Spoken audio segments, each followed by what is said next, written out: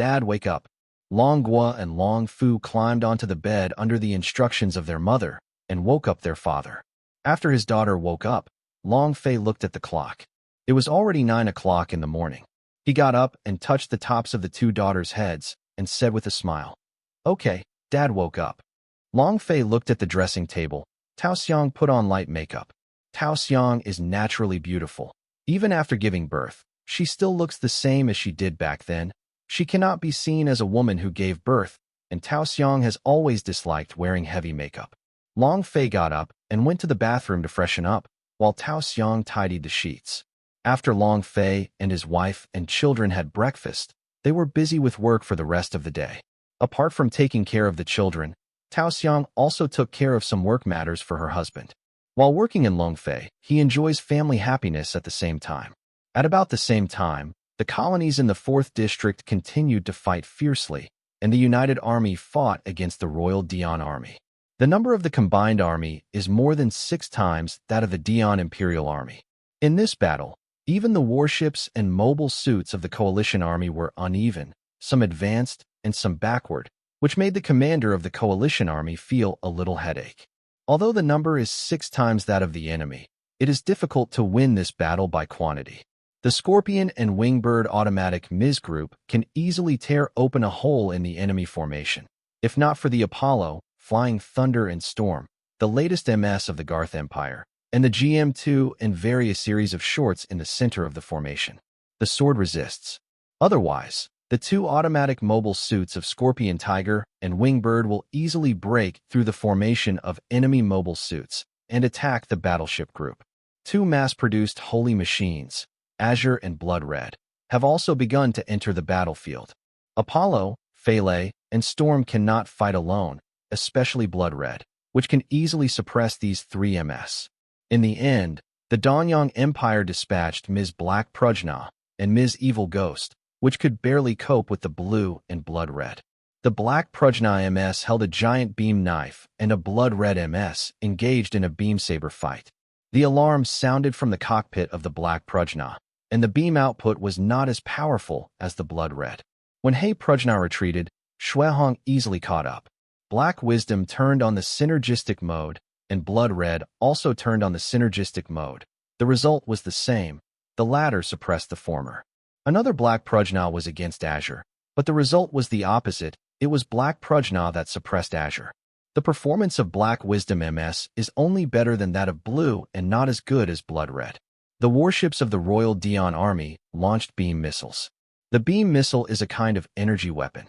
The special point is that the attack method is like a missile, and it can be bombed like a drop. Before the beam missile is launched, the location of the launch must also be prepared, and the effective range is within 400 kilometers. A wave of beam missiles was projected just 380 kilometers away. A wave of beam missile projectile bombing. The backward mobile suits were basically smashed, and some of the more advanced mobile suits were also shot down. The warships of the coalition army were also in disbelief, sending out 2 waves of guided missiles. There were no men of particles on the battlefield. A wave of guided missiles bombarded the enemy MIS group, and another wave of guided missiles attacked the battleship group of the Royal Dian Army. It's a pity that the MS of the Dian Royal Army has an advanced anti-missile system and uses energy weapons to shoot down guided missiles. Only a small number of guided missiles destroyed the Manticore and Wingbird. Most of the guided missiles attacking the battleships of the Dian Royal Army were shot down by the energy weapons of the battleships, and a small part could not penetrate the energy shield at all. The mobile fortresses of the 2 sides, the weapons equipped by Fenrir of the Royal Dian Army, can completely restrain the mobile fortresses of the coalition army. The commander of the joint army looked at the data and found that the ratio of battle damage to the enemy troops had reached 8-1. The commander smiled wryly. This strategy of relying on quantity to win is really not feasible. Most of his weapons and equipment here are relatively backward. The proportion of the 3 MS of Apollo, Pele, and Storm in the entire army add up to less than 20%. The radar soldiers also told him that these 3 MS were almost completely wiped out, and there were only a few of the Black Prajna and Shigue left. And he himself is not a soldier of those superpowers. Their combined army can be said to be composed of motley troops, below the first-class national strength. The Apollo, Pele, and Storm 3MS were donated from these three countries. General, the battleships in the opponent's battleship group suddenly switched to another place. Could it be that they? Before the general could finish speaking, he saw the two skyrocket battleships of the Dion Royal Army from the remote camera screen, and the skyrocket launched successively the enemy's support battleship group 700 kilometers away from them. The continuous bombardment by skyrockets. Even though the support warships of the coalition army fired beams to intercept them, the skyrockets hit by the beams would directly explode into fireworks like artillery shells. However, some skyrockets still broke through the interception of the enemy's light beams, and when they hit the warship, they spread sideways like cluster bombs, directly destroying more than half of the warships in just a few tens of seconds. As more warships are destroyed, the less the beam intercepts, the easier it is for the rockets to break through. This support battleship group was also composed of motley crews, and within a short while, it was wiped out by skyrockets and turned into a pile of wreckage. The commander of the joint army looked at the companions who came to support, and they were wiped out in this short time. The commander also knew that if the fight continued, his side would be completely wiped out, so he had no choice but to issue a retreat order. The Allied army fleet retreated, and the war reporters who were in charge of filming the battlefield knew that the Allied army was bound to lose in this battle without any suspense. It's just that they didn't expect that it would be defeated in less than 3 hours, and the reinforcements who rushed over would be wiped out in less than a few minutes. The reinforcements were wiped out in less than a few minutes, mainly due to the misconduct of the reinforcement commander, who did not launch wave after wave of long-range missile groups when they rushed to support. Such an attack could prevent the skyrocket battleships from firing their strongest weapons. The United Army and the Royal Dion Army have fought so many times, and they have discovered the weakness of the strongest weapon of the skyrocket battleship. If the skyrocket is hit by an energy weapon, it will turn into a ball of fireworks. If the skyrocket hits an entity, it will spread like a cluster bomb. So if the missile group bombing is launched, the Dion Royal Army will not dare to launch skyrockets. And then the battleship group can rely on wave after wave of missile group bombing to bully the opponent, and then send MIS troops to attack the Dion Royal Army. The improper command of the commander of the reinforcement army caused the troops fighting on the front line to lose a little chance to come back. The reporters who were reporting on the live broadcast began to explain that the Allied Army's strategy of exchanging space for time may be very difficult to succeed. The reporters who watched the retreat of the United Army were full of grief and helplessness. As long as the Dion Imperial Army continues to win on the battlefield, they will continue to press forward step by step. The United Army wants to use this time to delay as much as possible. The purpose is to allow more time for the advanced MS, mobile fortresses and battleships in their United Army to be built, and then they can be distributed to other troops. In that case, it would be possible to fight a protracted war of attrition with the Imperial Army of Dion.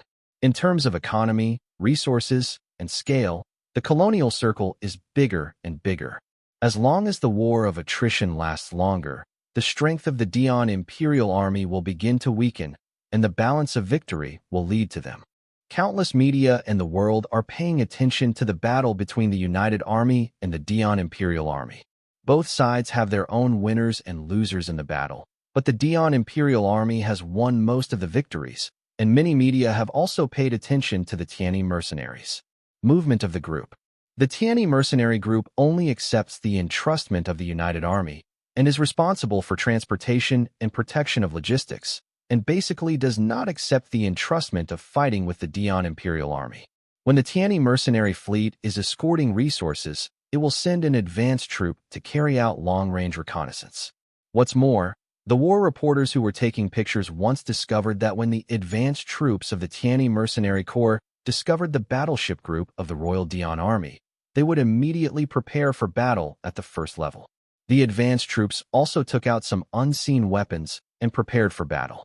The Dion Imperial Army also seemed to be a little apprehensive and afraid to do anything.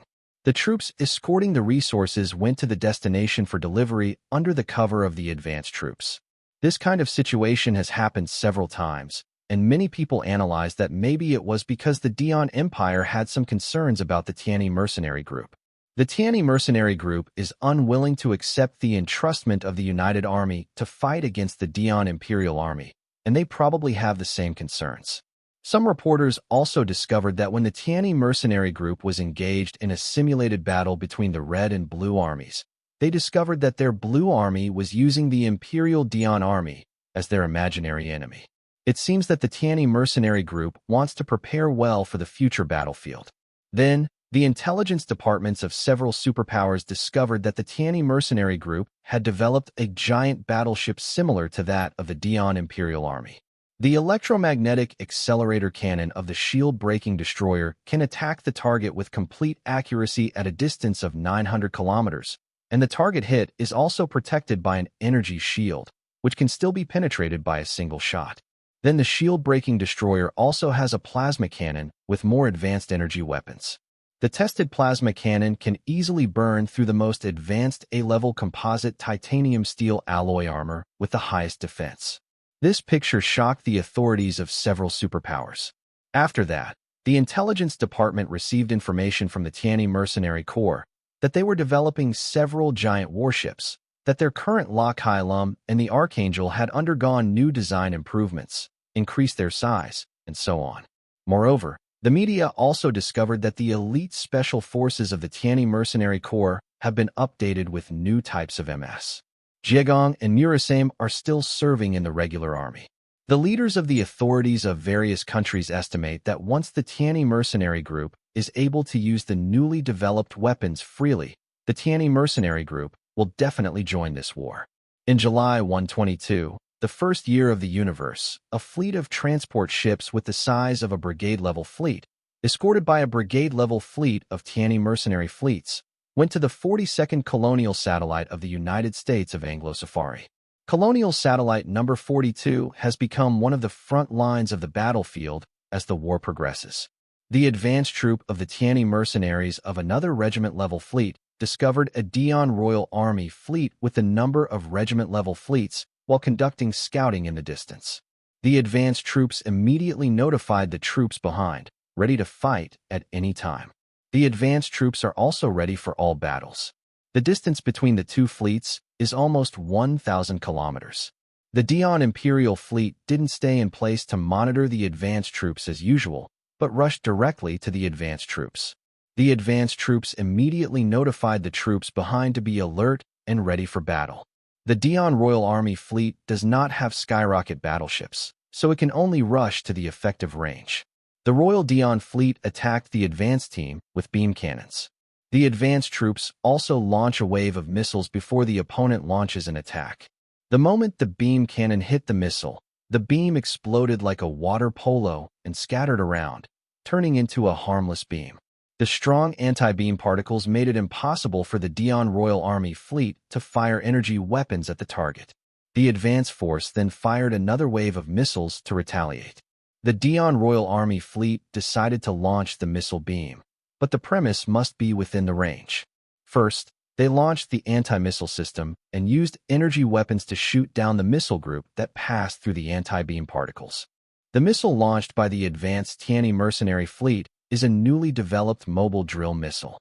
It will automatically float, maneuver, or move during the flight, changing the position of the flight trajectory so that those anti-missile energy weapon systems can reduce the locking rate. The mobile drill missile is not a guided missile, but a relatively low-end AI chip control. After the target command is issued, it will lock the attack target, use its own maneuverability to dodge all attacks, and judge and change the flight trajectory by itself. The Dian Imperial Army immediately launched the anti-missile energy system and must shoot down all the mobile drill missile groups. The mobile drill missile has been adopting floating maneuvers and positioning during the flight, which greatly reduces the hit rate of the anti-missile energy system. Although the hit rate of the defense energy system has decreased, it is still at a distance of about 300 kilometers, and nearly 1,000 mobile drill missiles have been shot down by 40%. At a distance of about 200 kilometers, more than half of the remaining 600 mobile drill missiles were shot down. At a distance of about 100 kilometers, there are 150 mobile drill missiles left. The warhead is separated from the body. The warhead looks like an auger and rotates at an extremely high speed, rushing to the target group at a speed of more than Mach 30. This extremely fast speed caused the anti-missile energy system to reduce the hit rate for a while, and 120 mobile drill missiles attacked the Dion Royal Army fleet 50 kilometers away. All warships of the Dion Royal Army immediately activated their energy shield systems when they were less than 30 kilometers away from the missiles. On average, for mobile drill missiles attack a target warship, the 4 mobile drill missiles just exceeded the threshold of the energy shield system, directly causing the energy shield to collapse. In order for the energy shield to return to normal, it must be charged for 10 minutes before it can be turned on again. Soon after the advanced troops launched the first wave of mobile drill missiles, they immediately launched the second wave of mobile drill missiles. The results obtained by the first wave of mobile drill missiles were similar to those obtained in countless simulated battles, so the second wave of mobile drill missiles was launched, and the second wave of mobile drill missiles was better than the first wave. The number of waves has nearly doubled. The fleet commander of the Dion Imperial Army looked at the second wave of mobile drill missiles attacking them, but the target fleet had not yet entered the effective range of the beam missiles. The commander immediately dispatched Ms. troops to shoot down the missiles along with the battleship group. Although this time, Ms. troops helped to improve the defense capability, but the second wave of missiles was more than the first wave of missiles. More than a dozen mobile drill missiles still broke through the line of defense and hit several giant frigates. Although the mobile drill missile could not completely penetrate the target warship, it also caused great damage to the giant frigate. There was also a huge frigate that was seriously damaged, and the entire battleship was paralyzed, and it was basically possible to abandon the ship. Colonel, the target fleet retreats. The commander of the Dion Royal Army fleet colonel frowned. From the screen captured by the remote camera, he found that the target fleet's hull did not turn around, but only retreated. The colonel commander had already anticipated the opponent's purpose. He estimated that the opponent must have grasped the weakness of the fleet under his command, or the weakness of the beam missile. The opponent deliberately kept a distance of 500 kilometers away from them. The colonel commander immediately ordered the troops to pursue. Commander, they launched the third wave of missiles again. Send all the MS out. Be sure to shoot down all the enemy's missiles. In order to shoot down the third wave of missiles, the whole army had to stop. When the third wave of missiles was shot down, the colonel commander realized that they had been fooled. The third wave of missiles is not a mobile drill missile at all, but an anti-beam missile. When the fourth wave of missiles came, the advanced troops dispatched MS troops to attack. Because of the third wave of missiles, the energy weapons of the Dion Royal Army can only launch energy weapons to shoot down the fourth wave after the fourth wave of missiles passes through the anti-beam particle position left by the third wave of missiles missile group. When the last missile of the fourth wave was shot down, it was less than 5 kilometers away from the Dion Royal Fleet. The colonel commander immediately ordered all troops to dispatch, and the enemy must be brought closer. Colonel, it's not good. Our radar and communication equipment were suddenly severely interfered, and some of the radar and communication equipment were even paralyzed. What? Find out what's going on right away.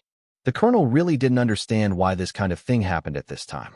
In fact, the fourth wave of missiles is actually min of particle missiles.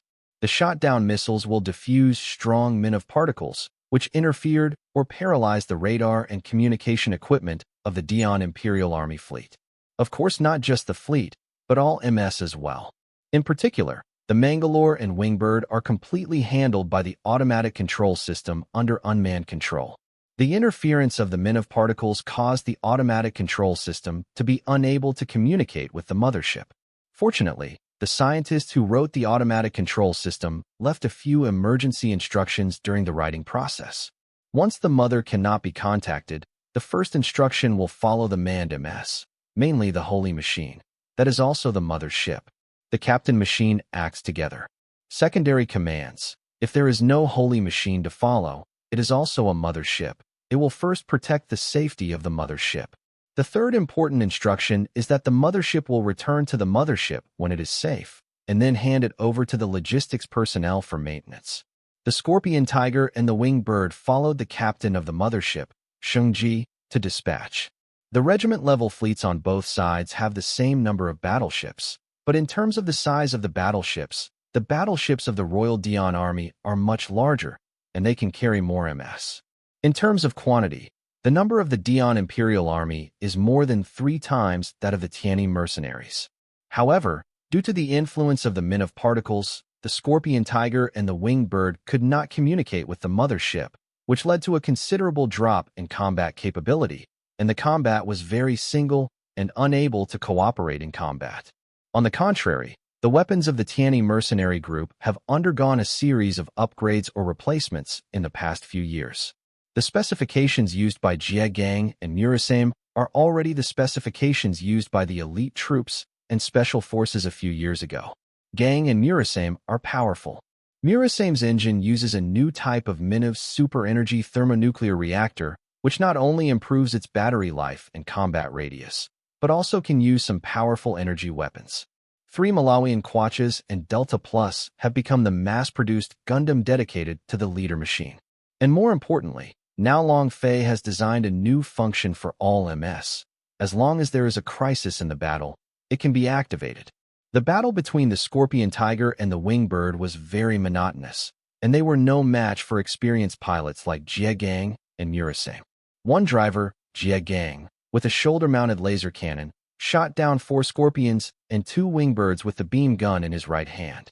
With a left-handed pulse beam gun and a left-handed beam gun, Murasame took down 2 Scorpions and 3 Winged Birds one after another. The performance of the blue mass-produced Holy Machine is not as good as 3 Malawian Quatches and Delta Plus, and it is basically completely suppressed. A pair of beam cannons on the shoulders of a 3 Malawian Quatches even destroyed a blue Holy Machine. A Delta Plus fought back and forth with Blood Red. Basically, the performance of the Blood Red mass-produced Holy Machine is comparable to that of 3 Malawian Quatches and Delta Plus. Compared with 3 Malawian Quatches and Delta Plus, the number of Blood Red is more than that of any one, but the number of the latter two combined is more than that of Blood Red. If the Scorpion and Winged Bird were not affected by the Min of Particles, even if their performance was not as good as that of Jiegong and Murasame, they could close the distance with the enemy by relying on the remote control personnel of the mothership to form an effective coordinated operation. The performance of Jieza and Murasame with high-spec parts is better than that of Yuanso series, GP01, GP02, 2 Grand Malawian Quatches, and Hayakushi. They can not only suppress Manicore and Winged Bird, but also suppress Azure by a slight advantage. The Imperial Army of Dion encountered some unfavorable factors. Even if it was more numerous than the enemy, it was also suppressed. All the remaining MS on the Dion Imperial Army's side have turned on the synergistic mode. In the eyes of all the heads of the Tianyi mercenary group, the blue light turned into purple light. This is a function designed by Long Fei for all MS, and it is a function designed with the efficiency mode function as a reference, and the name is amplification. The function of boost mode is the same as the function of boost mode, which can increase the performance of the machine body by 20%, 30%, but without the latter, the performance of the machine body will drop to 70% of the original for a period of time. Both of them can be restarted in about 3 minutes between the end and the start. Amplified mode functions will be better than augmented mode functions. In addition to Long Fei's design of better engineering and procedures, the most important thing is the second type of Minov's super energy thermonuclear reactor developed by Long Fei. Some modifications have been made to form the Minov's super energy thermonuclear reactor 2. The type modification is equivalent to the Minov's super energy thermonuclear reactor type 2 power generation thrust, and so on. The main reason is that Minov's super energy thermonuclear reactor type 2 modified Long Fei has made a series of modifications in terms of coordinated conduction, and Long Fei also designed a special storage tank inside. When the thermal reactor is running, some energy is channeled into the storage tank. Therefore, turning on the boost mode function depends on the supply from the storage tank, so that after the boost mode function ends, the performance of the machine will not decrease. In an instant, the MS on both sides formed countless beautiful trajectories. The trajectories of the 3 colors of red, white, and blue are unrestrained and square like fireworks, and they will meet and cross from time to time. People who don't know why think it's someone who set off such gorgeous fireworks in the universe. But those who understand that this is a battlefield know that this is a fight that all drivers are fighting with their own lives. Corky, a Delta Plus driver, watched from the screen that the MK driven by his comrade was split in half by the enemy's blood red with a beam saber and turned into a ball of fireworks. The Delta Plus driver roared, "I'm going to kill you," vowing to avenge his comrades. Delta Plus rushed towards the opponent, firing beam guns one after another, and the Blood Red's desperate dodge also counterattacked. Delta Plus rushed straight to the opponent with a completely desperate style of play. His right arm and left foot were destroyed by the beam. Cut off.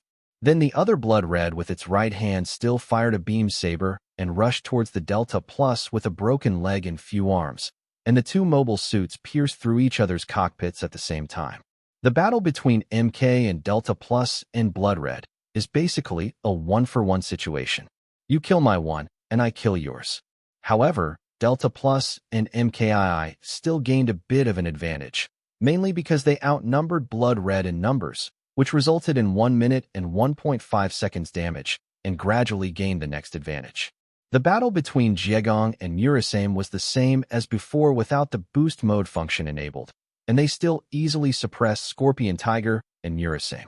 Weilon was also suppressed by Jiegang and Murasame. There are two modes of efficiency and increase, and at the same time, the function is automatically turned off after 3 minutes. This also caused the Dian Imperial Army's MS troops to further expand their disadvantages. Although the Dian Imperial Army's efficiency mode function is stronger than that of the Donyang Empire, although after the function ends, the weakening of the machine's performance is not as serious as that of the Donyang Empire. But the performance of the body can barely maintain 80% of the original. Originally, the Blood Red performance and MK3 were comparable to Delta Plus, but after the boost mode function ended, the weakening of performance was directly suppressed by these two mass-produced Gundams. Blood Red must last for 1 minute and 30 seconds to restore its original performance. 1 minute and 30 seconds is very long for the Blood Red pilots at this moment. This period of time is enough for them to survive, and a small mistake is enough for them to pay the price of their lives. Suddenly, the Dian Royal Army fleet suddenly sent out a retreat signal flare, and the MS troops immediately returned to the mothership to retreat. The MIS troop of the Tianyi Mercenary Corps was cleaning the battlefield. The transportation team of the United Army has already recorded the battle between the two sides remotely, and the video recorded by this battle was immediately sent back to the headquarters of the United Army, the #1 colonial satellite in the capital of the United States of America. On the other side, the colonel of the Dian Imperial Legion-class fleet was being scolded by his superiors at the moment. "Colonel, who told you to attack the Tianyi mercenary group?" A bald brigadier general glared at the colonel with anger. The colonel lowered his head and explained to the furious superior on the screen, "Master General, this is a task given to me by the central government. I have a document order from the central government. Please have a look at it." After the colonel finished speaking, he passed the document information to the general. The general frowned and looked at the order in the document, and took a deep breath to calm his inner anger. "Forget it, it turned out to be an order from the central government. So I have nothing to say. Colonel, you immediately take your troops back to your unit." "Yes, General."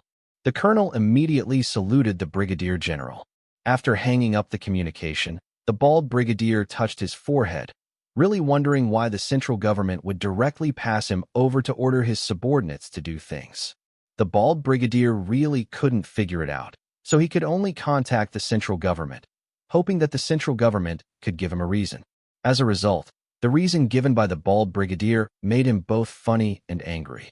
The reason given to him by the central government turned out to be that their staff made a mistake in the process of conveying the order.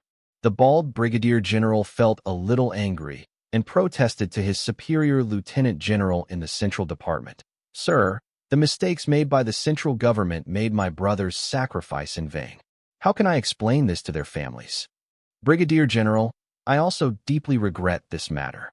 In addition to punishing the staff who made mistakes in their work, the Central Committee also awarded the First-Class Medal of Honor to the brothers who died. Their families and the country will take care of them. The bald brigadier listened to his superiors saying that the country would award the first-level Medal of Honor to the dead brothers. The first-level Medal of Honor was given to soldiers who died in battle. The salary of the post, the family beneficiary designated by the soldier before his death, will give the family a 10-year salary compensation. If the soldier who died in the war has children, their schooling and medical expenses will be fully funded by the state until they graduate from high school. The dead brothers can get the first-class Medal of Honor, and the bald brigadier can only suppress the injustice and anger of this matter. He also knows that this is the biggest compensation given by the central government. I pinched my nose and admitted. As for the lieutenant general and the central government, he is actually very clear that the order issued by the central government was not a mistake of the staff, but an order secretly issued by their third prince. The lieutenant general is not clear about why the third prince made such a move. On the other side, in the headquarters building temporarily built by the United Army, the generals and staff officers of several superpowers were frowning watching the battle between the Dion Imperial Army and the Tianyi mercenary group. The ship-to-ship and MS-to-MS battles of the two parties gave these generals and staff officers a lot of inspiration and surprise. Especially the Tianyi mercenary group took out weapons they didn't know, such as mobile drill missiles. 4 or 5 were enough to collapse the energy shield of the giant battleship of the Royal Dion Army. This made the generals and staff officers of the coalition army feel very exclaimed, because even if more than 10 of their missiles hit the energy shield of the same giant battleship, they will not collapse. Tomato-free reading. The missiles of the Tianyi mercenary group only need 4 to 5 missiles, enough to cause the target's energy shield to collapse. What's more important is that the missiles developed by the Tianyi mercenary group actually have such advanced maneuverability. Although most of the missiles were shot down, in terms of quantity ratio, the missiles launched by the Tianyi mercenary group are even less than their joint army. If the same target group is used as an example, even if the first wave of missiles of the United Army is all anti-beam particle missiles, and then the second wave of missiles launched must be at least 6,000 or more, and it is possible to have more than 100 missiles. Go through the line of defense. Even the generals and staff officers of the Joint Army knew that no matter compared with the Dion Imperial Army or the Tianyi mercenary group, their own technology lagged behind these two forces. Although generals and staff officers from different superpowers feel that military technology is far inferior to these two forces, they feel aggrieved. But at this moment, there was a hint of joy in their hearts, because the Dion Imperial Army took the initiative to attack the Tianyi mercenary group. The Tianyi Mercenary Regiment is a well-known organization that seeks vengeance and will definitely bite off the forces that offend them. At this moment, these generals immediately conveyed the news to the politicians in their country. Let these politicians make a big publicity, and then let the media amplify this matter. Then even if the Tianyi Mercenary Group didn't want to make a move, they would have to. Otherwise, the image that the Tianyi Mercenary Group had built up with great difficulty before would collapse.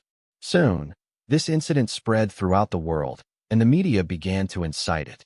For 3 consecutive days, the entire international media has been reporting the conflict between the Dion Imperial Army and the Tianyi Mercenary Group.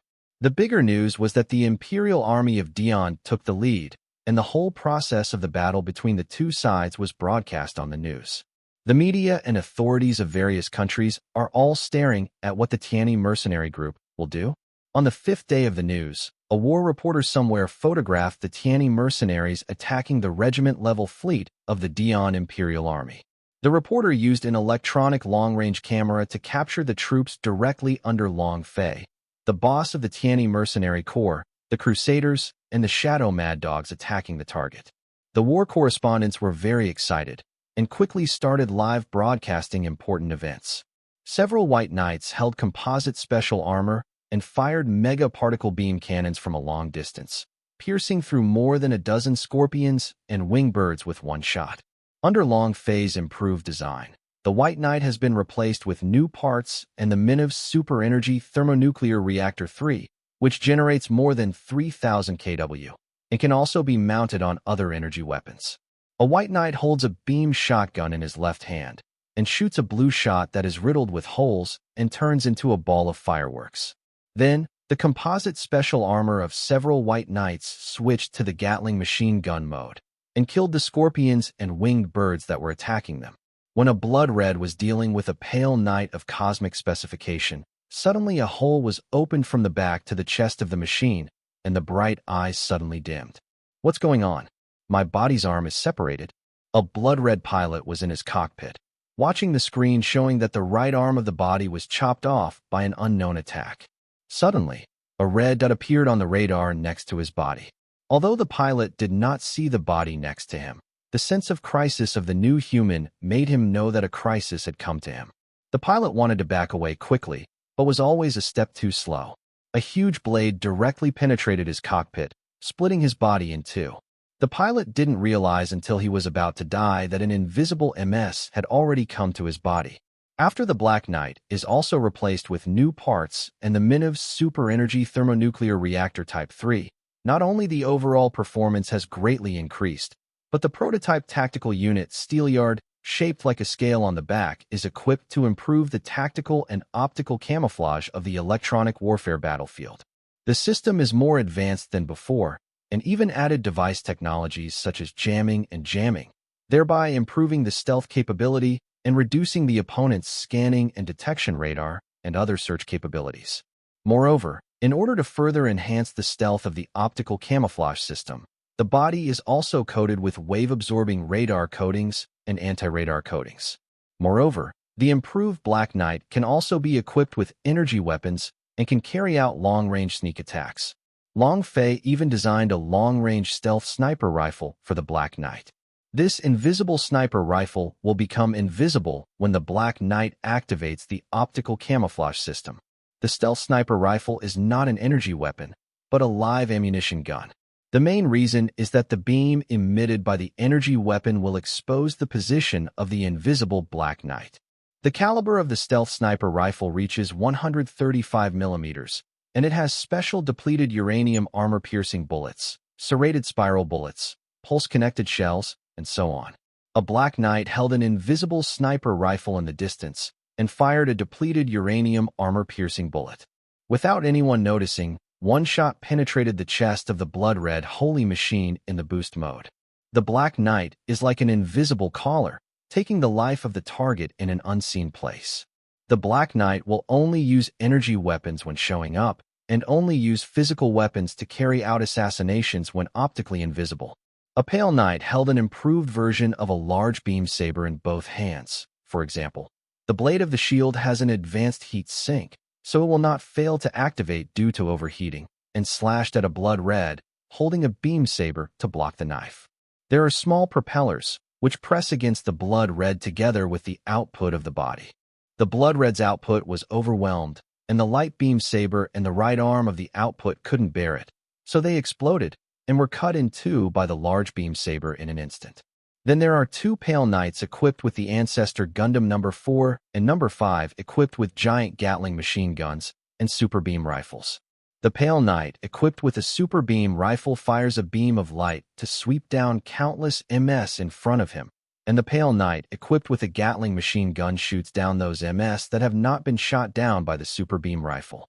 The Pale Knight D2, Captain Machine, is armed with a composite special weapon Shekinah, and uses the Mega Particle Beam Cannon to attack distant targets, then uses the Gatling under the Mega Barrel to shoot at long-distance targets riddled with holes, and then uses the Howitzer to attack the target close-range target.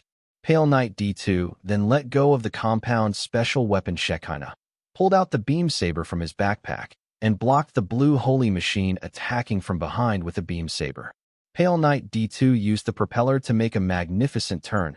The Azure Holy Machine staggered and moved forward. Pale Knight D2 cut the Azure Holy Machine in half with a sword. The Death Knight was also replaced with a Minev's Super Energy Thermonuclear Reactor Type 3 under long phase improvement. The output of the generator exceeded 4,200 kW, and the speed and responsiveness were greatly improved. The armor was replaced with a Gundamium Alloy Type 3. Wired Control Gun X6 makes the target hard to defend. The high-energy beam saber is controlled by the mechanical arm on the shoulder, which makes the target unable to resist different beam sabers during melee combat. The MS of the Imperial Army of Dion was completely suppressed by the Knight series. Even if the enhancement mode function is turned on, the exam system turned on by the Knight series directly suppresses them even worse, and it can even be said that they are pressed to the ground and beaten. The exam system can not only improve the performance of the airframe, but also improve the driver's skills, and even allow ordinary drivers to have the premonition ability of new humans, allowing the driver to respond immediately and take countermeasures. The new human pilots of the Dion Imperial Army were stunned. The opponents in the original battle sensed that they were just ordinary humans, and they just suppressed them by relying on their superior airframe performance. Why did the other party activate a special function that they didn't know after activating the enhancement mode function? Originally, they still sensed that the opponent was clearly an ordinary human being, but why did they have the reaction speed and premonition ability of a new human being? What's worse is that the opponent's special function is more powerful than their synergy mode function, making their situation even more unfavorable. Colonel Dion Royal Army Fleet Commander, why didn't he launch fire support at this moment? Because at this moment their rear was under attack. Moreover, the mobile suits attacking them have a different style from the enemy mobile suits fighting on the front line, and these attack mobile suits are smaller in size. Commanded by F-90O, A, B, D, G, L, and S have a total of 56 units to attack the Royal Dion Fleet. The Dion Royal Army Fleet was attacked back and forth, especially the rear was attacked at close range by the opponent. Thanks to Dion Royal Army Fleet, every battleship has MS as escort. There are a total of 500 units of Lacerda, Wingbird, Azure, and Blood Red as the MS troops. The Crusaders did not only send 56 F-90S, but also 16 Flint mass-produced Gundams, as well as Corsair Gundam X-123 and Gundam Darkhound. The Joya sisters drove the Corsair Gundam X-1 and X-2 to attack. The performance of the two pirates was far superior to that of the Blood Red. With the tacit cooperation of the two sisters, in just 1 minute, the two sisters jointly shot down 4 Blood Reds. Rebecca drives the Corsair Gundam with a long-range beam rifle in her left hand and kills distant targets with 1 shot. With her right hand, she turns on the fuse of the Muramasa Crazy Sword and then cuts the enemy target in half with ease. The Darkhound easily pierced through a blood-red body with the Knight's Javelin. Sister, the strength of these troops is not inferior to that of ordinary troops of our Tiani Mercenary Regiment. That's right. It seems that our Tiani Mercenary Group has met an opponent, but I don't know if other troops can fight as easily as we do. Corsair Gundam X-1 and X-2 flew crosswise and shot down several MS-1 after another. Colonel Marisat looked at the battlefield situation in the distance, and the enemy didn't know their exact location at all, because their entire fleet had activated the Mirage system. Colonel Marisat felt that it was a sledgehammer to kill chickens. He only needed to send more F-90S and Flints to easily suppress the MS troops of the Dion Royal Army. The colonel of the Dion Imperial Army couldn't believe that the invincible Dion Imperial Army would be suppressed. Isn't it the case that they suppressed the enemy? How come they were suppressed in turn? This is no ordinary script. The colonel was puzzled that the country's radar, which was suddenly attacked in the rear, did not find it. Colonel, the enemy fleet ahead is projecting drill missiles towards us. Intercept with all your strength. The battleship group of the Shadow Mad Dog team launched a total of 1,000 mobile drill missiles to attack the target in a projective manner. At this moment, the rear of the Dion Royal Army fleet was under attack, and it was impossible to intercept the projected mobile drill missile with all its strength. More than 300 mobile drill missiles broke through the target's beam defense line, and each Dion Royal warship was hit by at least 10 mobile drill missiles.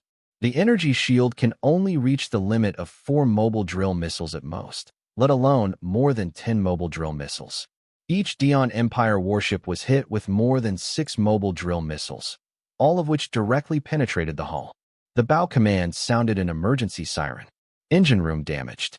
The power furnace is broken. The energy shield supply cannot. The damaged part, the emergency valve has been closed.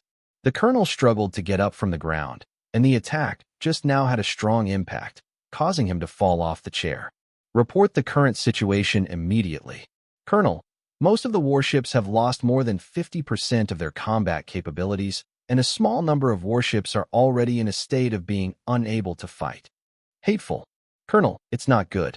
Some battleships were suddenly attacked by unknown attacks. What? The colonel looked shocked. What's the current situation of MS troops? More than 70% of the MS troops on the front line have been shot down, and more than 50% of the MS troops responsible for escorting the battleships have been shot down. The colonel couldn't believe it, but he had to admit that they were defeated, and this battle was indeed a defeat for the Dion Imperial Army. Although the colonel was not reconciled, he knew that the losses would continue to expand if the fight continued, so he could only order an announcement of surrender. The Royal Dion fleet fired a surrender signal. The fighting between the two sides officially stopped. The scene was widely reported by war reporters filmed remotely, and it spread across the world in less than a few hours. This defeat of the Dion Royal Army was not a tactical retreat in the previous apparent defeat, but a real defeat, a direct surrender. Then there were battles between the Tianyi mercenary group and the Dion Imperial Army in several places, and the Tianyi mercenary group won every battle. The Crusaders and the Shadow Mad Dogs teamed up to defeat the Dion Royal Army, and the loss did not exceed 5%. These victories are minor victories. The victories in these games were all after the Tianyi mercenary group paid a certain price, either repelling the Dion Imperial Army or defeating the Dion Imperial Army to surrender. In these few small victories, the Tianyi mercenary corps paid almost 30% to 50% of the losses to win the victory. Crusaders and Shadow Mad Dogs were able to win such a beautiful victory, mainly because they were the personal guards of the boss of the Tianyi mercenary group. This is equivalent to the Emperor's directly subordinate knights, and it can be said to be an elite force. The big victory in that game can be said to be an elite army fighting an ordinary army, and such a result is quite normal. Many military experts, generals, and staff officers have analyzed these few battles. In terms of the right time, place, and people, neither side has any advantage. Only in terms of location, the Tianyi mercenary group has an advantage. Apart from the fact that the Tianyi mercenary group is fighting in the local area, the most important thing is that the Tianyi mercenary group also understands some of the local environment. For example, in a few small victories, the meteorite field not far away was used as an ambush point on the battlefield. A round of long-range sniping, and then cover the MS troops to attack the opponent's troops. If the situation were reversed, and the Tianyi mercenary group fought near the Dion Imperial Army's mainland, then the Tianyi mercenary group would suffer a defeat. From the perspective of the military technology possessed by the two sides in the battle, both sides have their own merits, so the two sides can be said to be in five waves. In addition to relying on the right time, place, and environmental factors, it also depends on the commander's deployment, command scheduling, and other related capabilities. However, the several defeats of Dion's Imperial Army stopped his progress. Let the coalition army get a chance to breathe. Moreover, many important generals of the United Army saw that when the Tianyi mercenary corps was cleaning up after the victory, they recovered the damaged blue and blood-red Holy Plains. It is estimated that the Tianyi mercenary corps will definitely conduct research. The United Army also recovered these two mass-produced holy machines that were damaged on the battlefield. Redisassembled the damaged holy machine, assembled it, and conducted a series of research. After research by the research teams of all the superpowers, it was found that, in addition to being far superior to their national technology, the psychosensory device is currently the superpower. The research team is in the stage of exploration. Although all the current research teams of the psychic sensing device are like blind men feeling an elephant, the research teams from various countries can still conduct certain research and exploration on the frame structure, power device, reactor, etc. of the holy machine, and can use these technologies as a reference or reverse development. On the other hand, the United Army now hopes that the Tianyi mercenary group and the Dion Royal Army will continue to fight, so that the United Army will have more time to breathe. But soon, the Dion Imperial Army made a move that made the United Army feel astonished. The Dion Empire issued an official statement. It was the first time that it took the initiative to attack the Tianyi mercenary group. The Dion Empire did not want to continue to have trouble with the Tianyi mercenary group, and the Dion Empire made relevant compensation to the Tianyi mercenary group, hoping that there would be a ceasefire between them. The official statement of the Dion Empire made the United Army and the countries in the colonial circle feel very astonished. Countries that have experienced the attitude and style of the Dion Empire understand very well that the Dion Empire is a very domineering country. If you can decide on you, you will definitely not talk to you. If you can let him take the initiative to negotiate with you at the negotiating table, you must have the ability to make him feel apprehensive. At this moment, the Dion Empire actually took the initiative to compensate the Tianyi mercenary group. It was the strength of the Tianyi mercenary group to challenge him, which made him lower his figure. The Tianyi mercenary group also accepted the Dion Empire's compensation statement, which also made the countries in the colonial circle stunned for a while. Of course, experts from various countries also saw that the Tianyi mercenary group also had concerns about the Dion Empire. The two parties can't eat each other, so it's better to take a step back from each other than this. In order to show its sincerity, the Dion Empire chose the venue for the negotiations by the Tianyi mercenary group. The Tianyi mercenary group first discussed with Thrace, king of the Kingdom of Mycone, whether they could negotiate with representatives of the Kingdom of Dion in the capital of the country. Thrace readily agreed. On the third day after the Dion Kingdom issued a statement, the Tianyi mercenary group announced that they would hold negotiations in the capital of the Mycone Kingdom. On the seventh day, international media from all over the world flocked to the capital of the Kingdom of Mycone, and the King of Thrace was the witness of the negotiation. A spaceship with a total length of 400 meters, escorted by 2 frigates Lelik, came to the colonial satellite of the capital of the Kingdom of Mycone. The negotiator of the Dion Kingdom is Foreign Minister Sigmund, who brought the negotiating team to the most luxurious hotel in the area. The negotiating team of the Tianyi mercenary group met with the Deputy Commander-in-Chief Fisk. The two parties shook hands and greeted each other, and then the King of Thracian led them into the negotiating conference room. The two sides had a friendly conversation in front of media reporters. Foreign Minister Sigmund first expressed their attitude. They were willing to compensate the Tianyi mercenary corps for a series of losses, but the condition was that the captured Dion royal army should be returned to our side. Fix said that all the battles caused the loss of the Tianyi corps, and he stated the amount of compensation they wanted and the ransom for the captured Dion royal army. The total amount of everything is 5 trillion colonial coins directly from Fix. This asking price directly caused an uproar among the media reporters at the scene. The next scene made more reporters even more uproarious. Minister of Foreign Affairs Sigmund actually readily agreed to the Tianyi mercenary group's asking price for compensation. Fix and his delegation were stunned for a while. They thought that the other party would ask for a price reduction, but they didn't expect the other party to be so forthright, which caught them off guard. The next negotiation was a closed-door meeting. The reporters were all invited out, and the King of Thrace also left the scene. After the negotiations between the two parties were completed, he would watch the two parties sign the contract as a witness. Both parties negotiated for 3 days. On the 4th day, it was time for both parties to produce results. It can be said that both parties had obtained the conditions that each other wanted. On the 5th day, under the witness of the King of Thrace, both parties signed the contract and shook hands. The Dion Empire brought back their soldiers, and the Tianyi mercenary group received a large sum of compensation and resources. The United Army and the leaders of the colonial countries are starting to have a headache at this moment. After accepting the other party's conditions for the Tianyi mercenary group, it means that the two sides have ceased fighting with each other. As long as the Dion Empire does not take the initiative to attack the Tianyi mercenaries' regiment, then the Tianyi mercenary group will not launch a fierce counterattack. Then, in the live broadcast of many reporters, the negotiators of the two parties stood together for a group photo. Sigmund suddenly said to Fix under many cameras, "Deputy Commander Fix, please bring a message to your boss. Our Majesty still appreciates your boss very much, and he is very sincere. I would like to invite the boss of your company, Long Fei, to become a member of the Dion Empire. His Majesty appreciates and respects Boss Long Fei very much.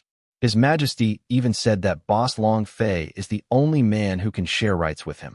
Long Fei the boss is willing to become a part of the Dion Empire, and His Majesty is willing to share his rights with Boss Long Fei." Sigmund's words not only shocked the audience watching the live broadcast, but Fix's expression was very astonished. This was the first time he encountered such a thing. Fix quickly brought himself back to his senses, calmed down, nodded calmly, and said, "I will take your words to my boss." Sigmund's words directly made the authorities of various countries tense up. Once Long Fei is willing to join the Dion Empire, The technology mastered by the two forces will undergo a great fusion. The technology of either party is enough to make them overwhelmed. If the advanced technology of the two parties is integrated, even if the colonial circle joins forces with the Earth circle, no one can stop the joint efforts of the two parties. On the other side, Long Fei also watched the live broadcast, and Sigmund frowned tightly, thinking, what the isfadis this guy trying to do?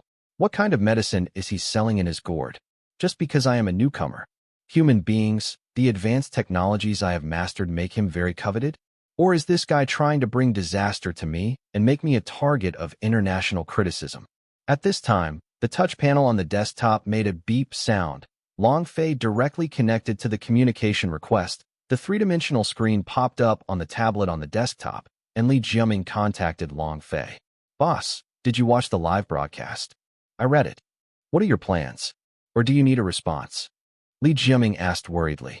Long Fei smiled, knowing what Li Jiaming was worried about, and said, Commander-in-Chief, don't worry, I will never join that country, and I don't agree with the new humanism of the Emperor Fadis at all, and I even dislike it very much. Boss, do you want to declare your attitude to the outside world immediately? Yes, I will declare my position immediately. Less than half an hour after Sigmund's message, the official website of the Tianyi mercenary group responded, and it was Long Fei himself who announced the statement. I never thought about joining the Dian Empire. The main reason is that I strongly disagree with the new humanism of Emperor Fadis. In my concept, everyone is equal. No new human is superior to ordinary human. New human, a just people, ordinary people. Everyone has only one life, and every life is equal, and neo-humanism is another kind of racism to me. Long Fei's statement made the leaders of many countries relax more than half of their hearts. Media from various countries also invited relevant experts to study and discuss Long Fei's statement. Many experts believe that Long Fei's statement not only expresses his reluctance to join the Dian Imperial Army's camp and does not want to cause misunderstandings from other countries, but also expresses his aversion to new humanism. Both Fardis and Long Fei can be called the representatives of the new human beings. Both of them have different ideas and views, which makes it difficult for them to stand together. The two may stand on opposite sides. After Long Fei issued the statement, he started a series of work. Earlier, in the battle between the Tianyi mercenary group and the Dian Imperial Army, strictly speaking, the scale or number of each battle of the Tianyi mercenary group was only about 50% of that of the Dian Imperial Army. Jie Gang and Murasame can easily suppress the Scorpion and Wingbird. Delta Plus and MKII are on equal footing with Blood Red, which has led to several battles where they are all 1-for-1 as long as the numbers are equal. Long Fei and many generals decided to hold a meeting to discuss whether to let the Delta Plus and MK of ordinary troops change the Minev's super energy thermonuclear reactor type 2 to type 3 standard and replace some parts with more new type of parts. Many generals felt that a round of upgrades should indeed be carried out. It has been discovered in several battles that the pilots of Jiegong and Murasame have such a high survival rate in several battles, mainly because the performance surpasses that of the opponent's mobile suit. Therefore, Delta Plus and MKII must undergo a round of upgrades. Then, a new type of giant frigate was developed, with a total length of 550 meters, a width of 235 meters, and a height of 185 meters. It looks like a herringbone when viewed from above, and the rear half of the ship looks like a split. It can usually carry 40 ms. Wartime can carry 60 milliseconds. There are a pair of huge floating cannons on each side of the hull. In addition to being able to carry out long-range attacks from different angles, the two pairs of huge floating cannons can also form a powerful protective layer. The name of the frigate is Armor. Currently, only one armored frigate has been built for multi-party testing. The main function of the armored frigate is to use it for defense, and its effective attack range is only about 200 kilometers. The main task of the armor is to cover and protect the shield destroyer and other types of warships.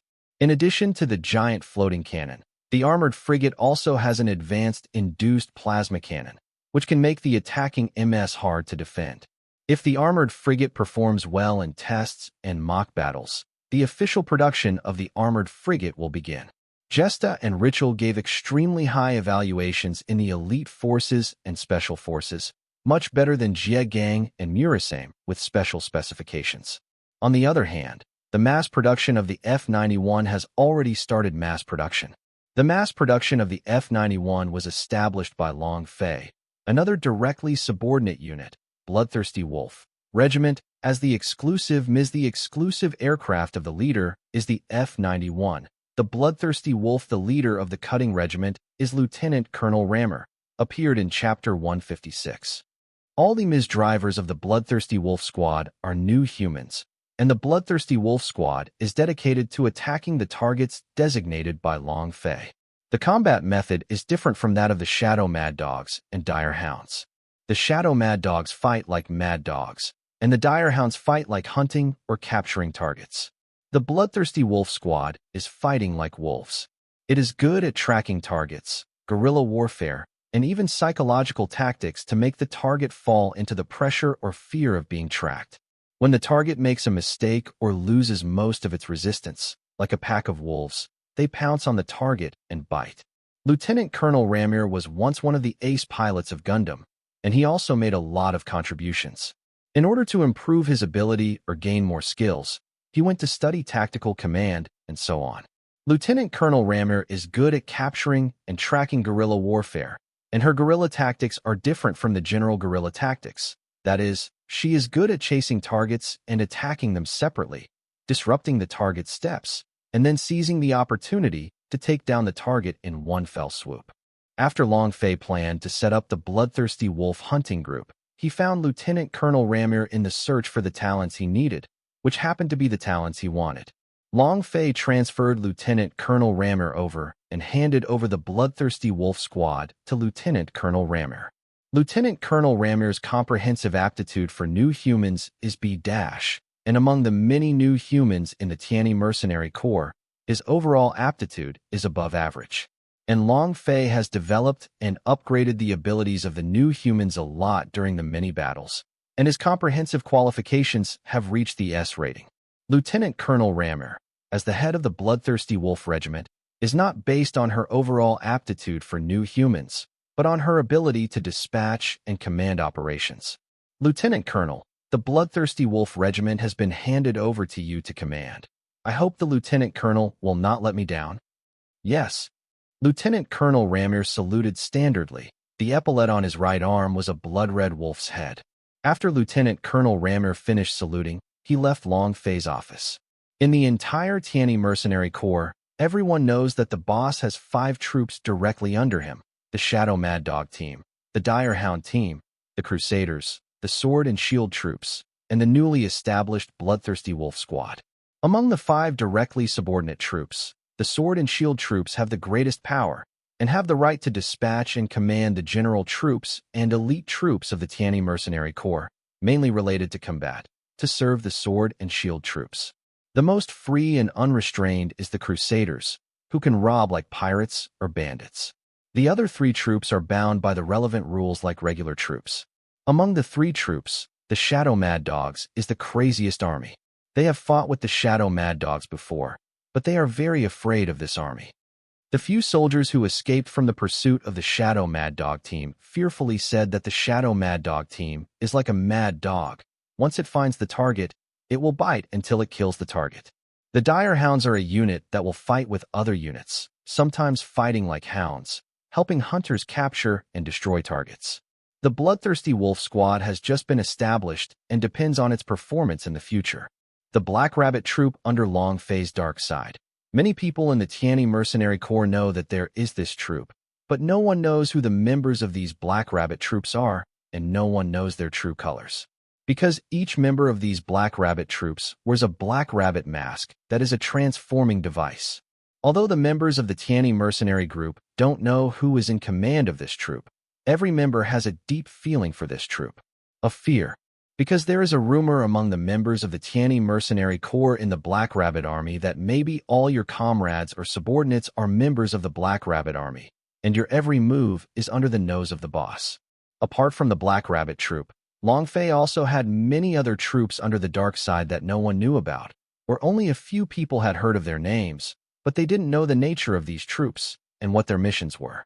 Long Fei has other organizations or troops under the dark side. Yinying. This is an organization composed entirely of women. All female members are lowly type, mature type, and royal sister type.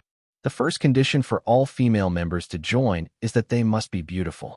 Yinying's work is like a spy infiltrating, not only secretly monitoring important members in the Tianyi mercenary group, but also infiltrating into all Tianyi group's companies, and even infiltrating into other companies and forces in other countries. In addition to collecting intelligence and instigating rebellion, their work will also carry out tasks such as assassination when necessary. Apart from Long Fei, only Tao Xiang knew about this special force, and Long Fei had completely handed over this special force to Tao Xiang's control. Another, Shadow Knife. This is an anti-espionage force under the dark side. It is more decisive than the anti-espionage department on the bright side. It will not only eliminate the dangerous spies inside the Tianyi mercenary group, including those superiors will also be dealt with jointly. At this time, a man wearing a Spartan battle uniform type 2 covered helmet with a dark scale-like knife-shaped figure appeared in front of Long Fei, holding 2 black square boxes in his hands. 2 black square boxes are opened, and there is a human head in each box, one of which is Hamdada, appearing in Chapter 156, and the other is the head of a middle-aged man with graying hair and a frightened face. Long Fei glanced at the heads of the 2 people and said in a cold tone, "Send their heads back to their power organization." "Yes, boss." After closing the black box, the mysterious man saluted Long Fei and disappeared before Long Fei's eyes with 2 black boxes. A secret compartment in the office opened and closed after a few seconds. Long Fei snorted coldly. If Hamdada was obedient and reported insignificant or trivial things to his superiors behind him, Long Fei could ignore it in front of him. It is unbearable for Hamdada to hit his 2 daughters. Long Fei not only wants his life, but also the head of his superior. Then, under Tao Xiang's instruction, Yinying, who was in charge of Tao Xiang, reported the collected information to Long Fei. Looking at the information, Long Fei sneered, and then issued an assassination order to the Black Rabbit troop, and if necessary, all those involved would be eliminated. Then Long Fei looked at the next intelligence document, which was the colonial satellite of the former United Nations of the Angris Democratic Peoples that was occupied by the Dian Royal Army. Many members of Yinying also pretended to join the local government to work in important departments. Some members also acted as assistants to the colonial satellite commander appointed by the central government of the Dian Empire and took advantage of their positions to obtain some central intelligence of the other party. Many of the appointed colony satellite leaders are the dandies of those nobles. Apart from having fun, they are full of warmth and life, which led to the members of Yinying taking advantage of some central intelligence of the Dian Empire. At present, Yinying continues to for information about the Dian Empire. Moreover, the kingdom of Dian is closed to the outside world at this moment, rejecting all contacts with foreigners. Then another army under the dark side is called Black Hand. This army specializes in kidnapping, intimidation, threats, etc., and of course it also has operations to eliminate targets. Of course, the targets of the mafia are not the Tianyi mercenary group and the companies of the Tianyi group, but mostly outsiders, such as some criminal organizations or colleagues, and even members of the underworld. The establishment of the Black Hand Force was a Black Hand Force formed by Long Fei secretly a few months after the establishment of the Sword and Shield Force. Long Fei will set up a Black Hand Force, mainly the Sword and Shield Force. After a long period of investigation, he found serious drug abuse and drug trafficking incidents within the Tianyi mercenary group. So Long Fei set up a Black Hand Force. In the beginning, the work of the Black Hand Force was to deal with some gangsters or criminal organizations who had infiltrated into the Tianyi mercenary group. The purpose of these people joining the Tianyi mercenary group was to encourage some Tianyi mercenaries to take drugs and sell drugs. The task of the Black Hand at the beginning was to wipe out the cancer of the Tianyi mercenary team and then deal with those gangsters and criminal organizations. It can be said that there are basically no gangsters or criminal organizations hovering around all the subbases of the Tianyi mercenary group at this moment, because these people will be kidnapped by the Black Hand forces at first, and then they will serve those kidnapped people with horrific lynchings and take them from them. Organization membership information. Then, the Black Hand will remove these organization members one by one. Dark Brocade. This is the most special organization among Long Fei's dark forces. These members are members of all organizations on Long Fei's bright and dark sides, including the Tianyi mercenary group, of course. They are present in every base, including all Tianyi group's companies. They may be some ordinary employees, or they may be high-level personnel. This is the dark side team that Long Fei first set up, which is also Long Fei's eyeliner. So on the surface, Long Fei doesn't care about anything and puts on an attitude of trusting employees. But in fact, Long Fei is full of suspicion to many people. It's just that Long Fei won't write doubts and suspicions on his face. Dark Brocade. The commander of the army is Li Xiuqing, and Li Xiuqing is one of the few people Long Fei can trust. So tight that no word will be revealed. Li Jiaming didn't know that his nephew Li Xiuqing was the commander of the Dark Brocade army. And of course, Li Jiaming didn't know about the organization of the Dark Brocade army either. It can even be said that the friends, colleagues, superiors, and subordinates of all employees of Tianyi Group may be members of the Dark Brocade army. Of course, Long Fei also had other organizations of dark forces. Basically speaking, there are very few MIS troops or warships like the Black Rabbit troops that have their own exclusive troops. Most of the dark forces do not have their own MS or warships, but most of them know how to drive MS tanks, aircraft, warships, etc., but their main job is to assassinate, kidnap, collect intelligence, etc., and there is no combat aspect. Not their job. Therefore, in terms of driving MS, it may not be as good as ordinary MS drivers of Tianyi mercenaries. After Long Fei read the report sent by his dark side organization, then Long Fei looked at the information he got from the troops captured by the Dian Imperial Army. Looking at the uploaded materials, Long Fei was surprised. The new humans mentioned by the Dian Empire were somewhat different from the new humans he knew. Even the Dian Empire has many divisions for new humans, such as the combat system, the spiritual system, the brain quantum system, and the wild system. Long Fei rubbed his chin with his right hand and said in his heart, "The brain quantum system and the wild system. How do you feel like the reformers and X-rounders of 00 and AG?" Long Fei continued to look at the information, and from the description in the information, Long Fei felt that it was somewhat different from the reformer and X-rounder he knew. Looking at the spiritual devices obtained from the Dian Imperial Army, Long Fei decided to study them. After studying the mental device of the Dian Imperial Army for about 5 days, Long Fei could confirm one thing, that some of the new humans in this world have very similar abilities to the X-rounders and the reformers of 00 and AG. The new human beings of the brain quantum wave system distinguished by the Dian Empire, they have a kind of brain quantum wave coherence device, which is a special device for the new human beings of the brain quantum wave system, can sense and communicate with each other. Moreover, the new humans of the brain quantum wave system can also remotely control the computer and the body. For example, the scorpion tiger and the winged bird can be remotely operated by the brain quantum wave system new humans.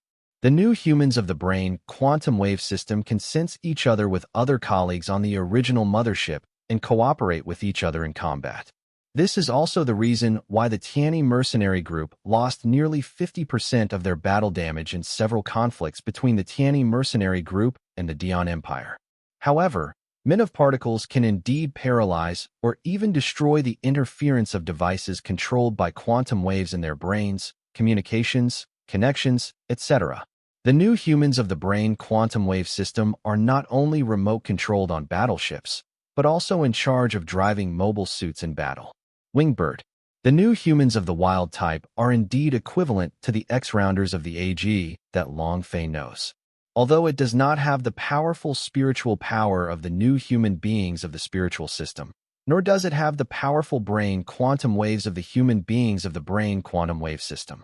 But it has a special ability, which is to liberate the brain and form a huge combat field. The wild new humans in the battlefield can sense the possibility of reading the opponent's next move first. 2 wild new humans or more, the liberated battlefield can generate resonance, and the resonance can continue to expand the entire battlefield. And the companion wild new humans in the battlefield can not only produce telepathy, but also share their opponent's battles together, the possibility of attempting and sensing the opponent's next move.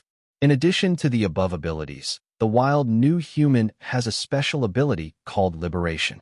Once the wild new human releases the special ability, it will fight like a purely wild beast. The mobile fortress Fenrir of the Royal Dion army, in the form of a shape-shifting beast, developed a device, Pure Battle, to utilize the liberating ability of wild new humans.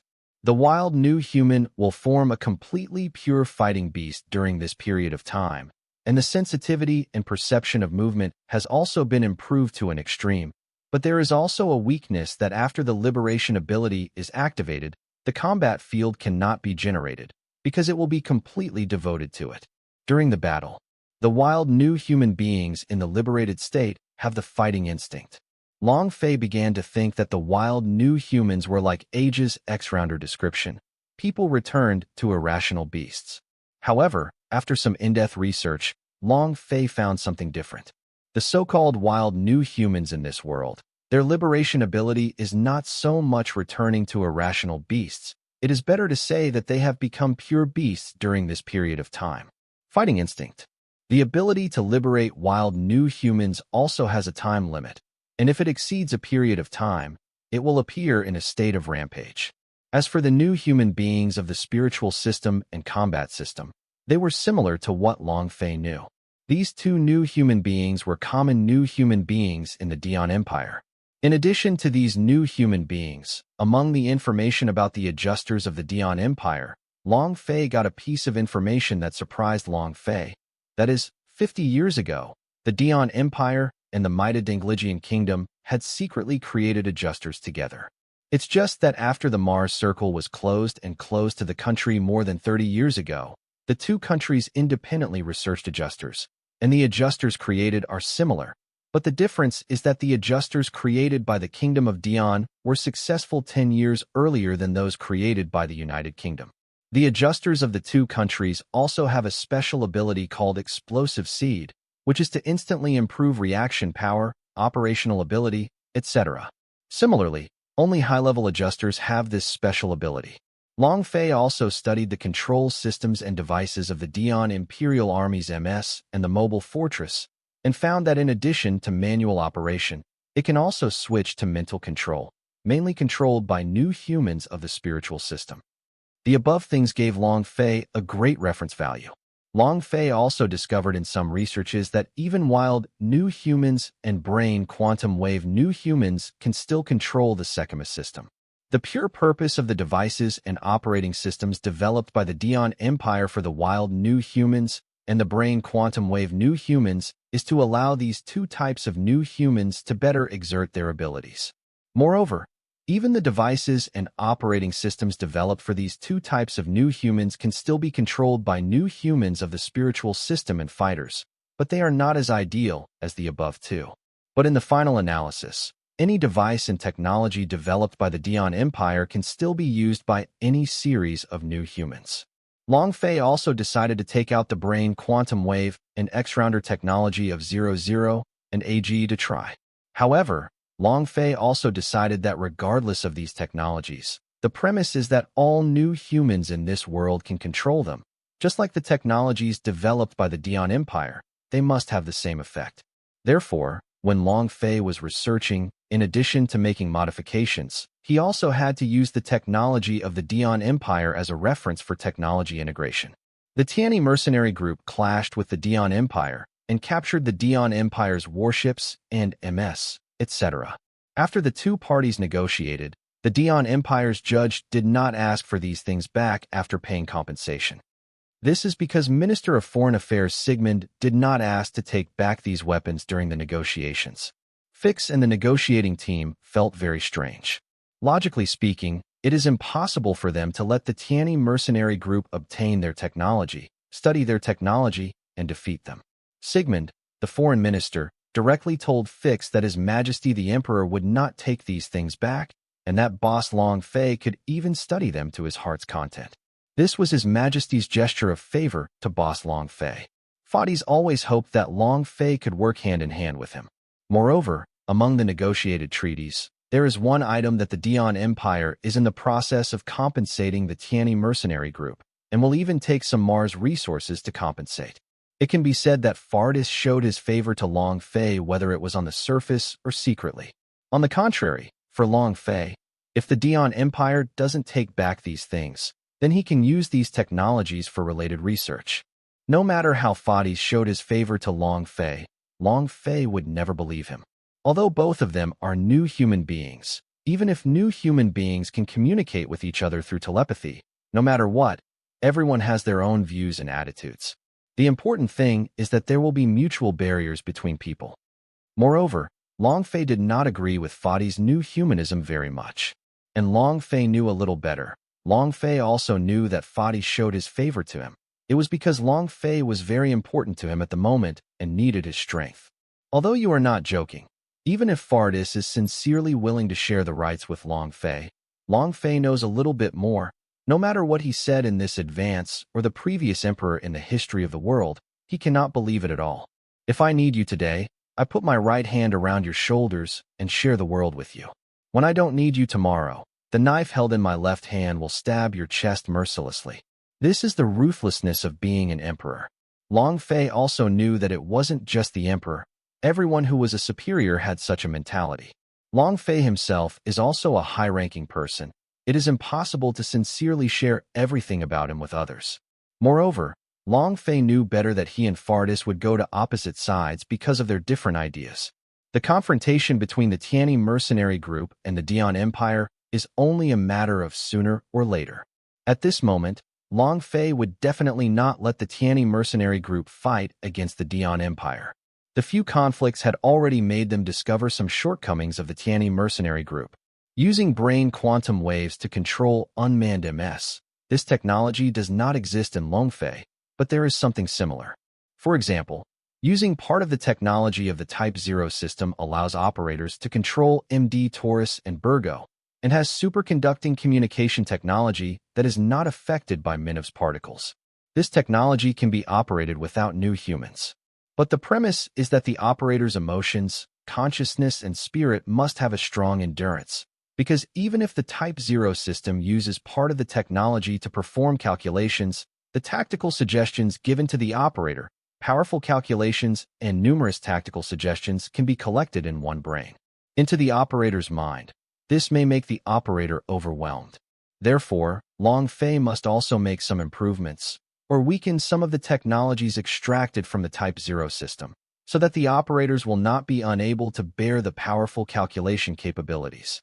Moreover, Long Fei also planned to remotely operate Taurus, and Bilge could be divided into combat teams of dozens or hundreds of units. Long Fei could have used this technology in the early days. The main reason he didn't use it at that time was because he didn't think it was necessary. Now that he met an opponent, he had to make some improvements when he used the technology, or he decided to weaken it. Of course, Taurus and Virgo can allow new humans to control MS while fighting. The technology for controlling Taurus and Virgo is mainly mental control devices, similar to controlling floating cannons. This is also the tactic of manipulating the scorpion tiger and wingbird of the new human beings of the brain quantum wave system, which gave Long Fei some inspiration. Even Long Fei decided to design a set of programs set with a mental control device, allowing the new humans to drive their own MS, control Taurus and Bilge with mental power, and give them combat orders with mental power. Fenrir's mobile fortress, the device, pure combat.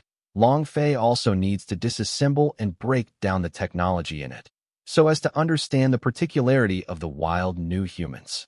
No mistake. Long Fei now also needs to conduct some investigations to see if the new humans in his Tianyi mercenary group also have these two special types of new humans. On the other hand, Long Fei also asked his research team to dismantle and study the battleships of the Dion Imperial Army to understand their power devices, sensors, energy shield technology, and so on. In terms of battleship technology, Long Fei also has to admit that the technology of the Dion Empire is indeed better than the technology he currently masters. Although Long Fei still has more advanced battleship technology in his mind, these technologies have so far been beyond the reach of Long Fei.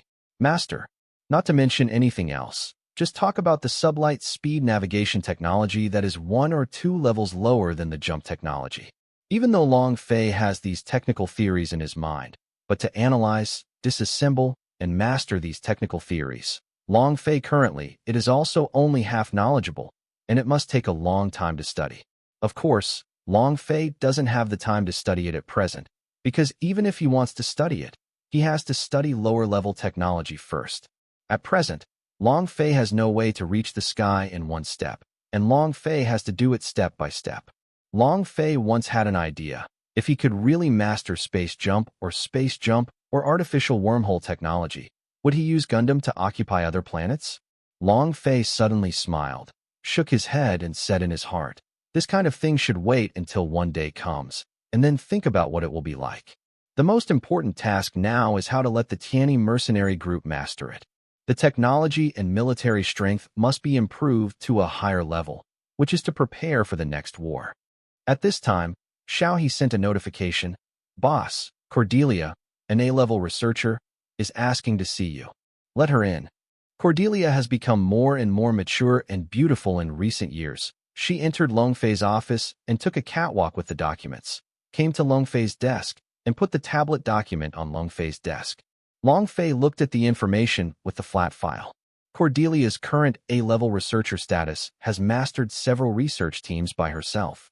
In addition to continuing to study the TR series so far, she also has a group of research teams working with other research teams on giant battleships. Competition research.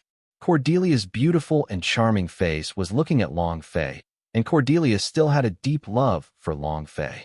Broken Shield Destroyer. Cordelia didn't expect that the boss Long Fei directly took out the design drawings, and he didn't even expect that the technologies in it didn't use the technology of the Dian Empire. All the technologies were independently designed by Long Fei ability. From the corner of Cordelia's eyes, she saw the three-dimensional image file of the sublight speed navigation technology. Cordelia's eyes widened, and there were sublight speed navigation devices and related technical theories, and so on. Cordelia couldn't believe that all these technical theories were beyond this century's technology. When Long Fei looked at the screensaver file, he looked up at Cordelia and looked at the three-dimensional map of the sublight speed navigation technology. Long Fei immediately turned off the three-dimensional map.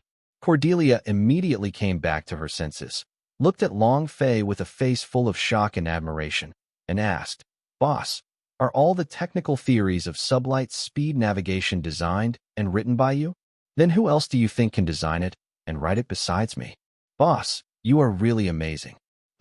Sublight travel is no big deal.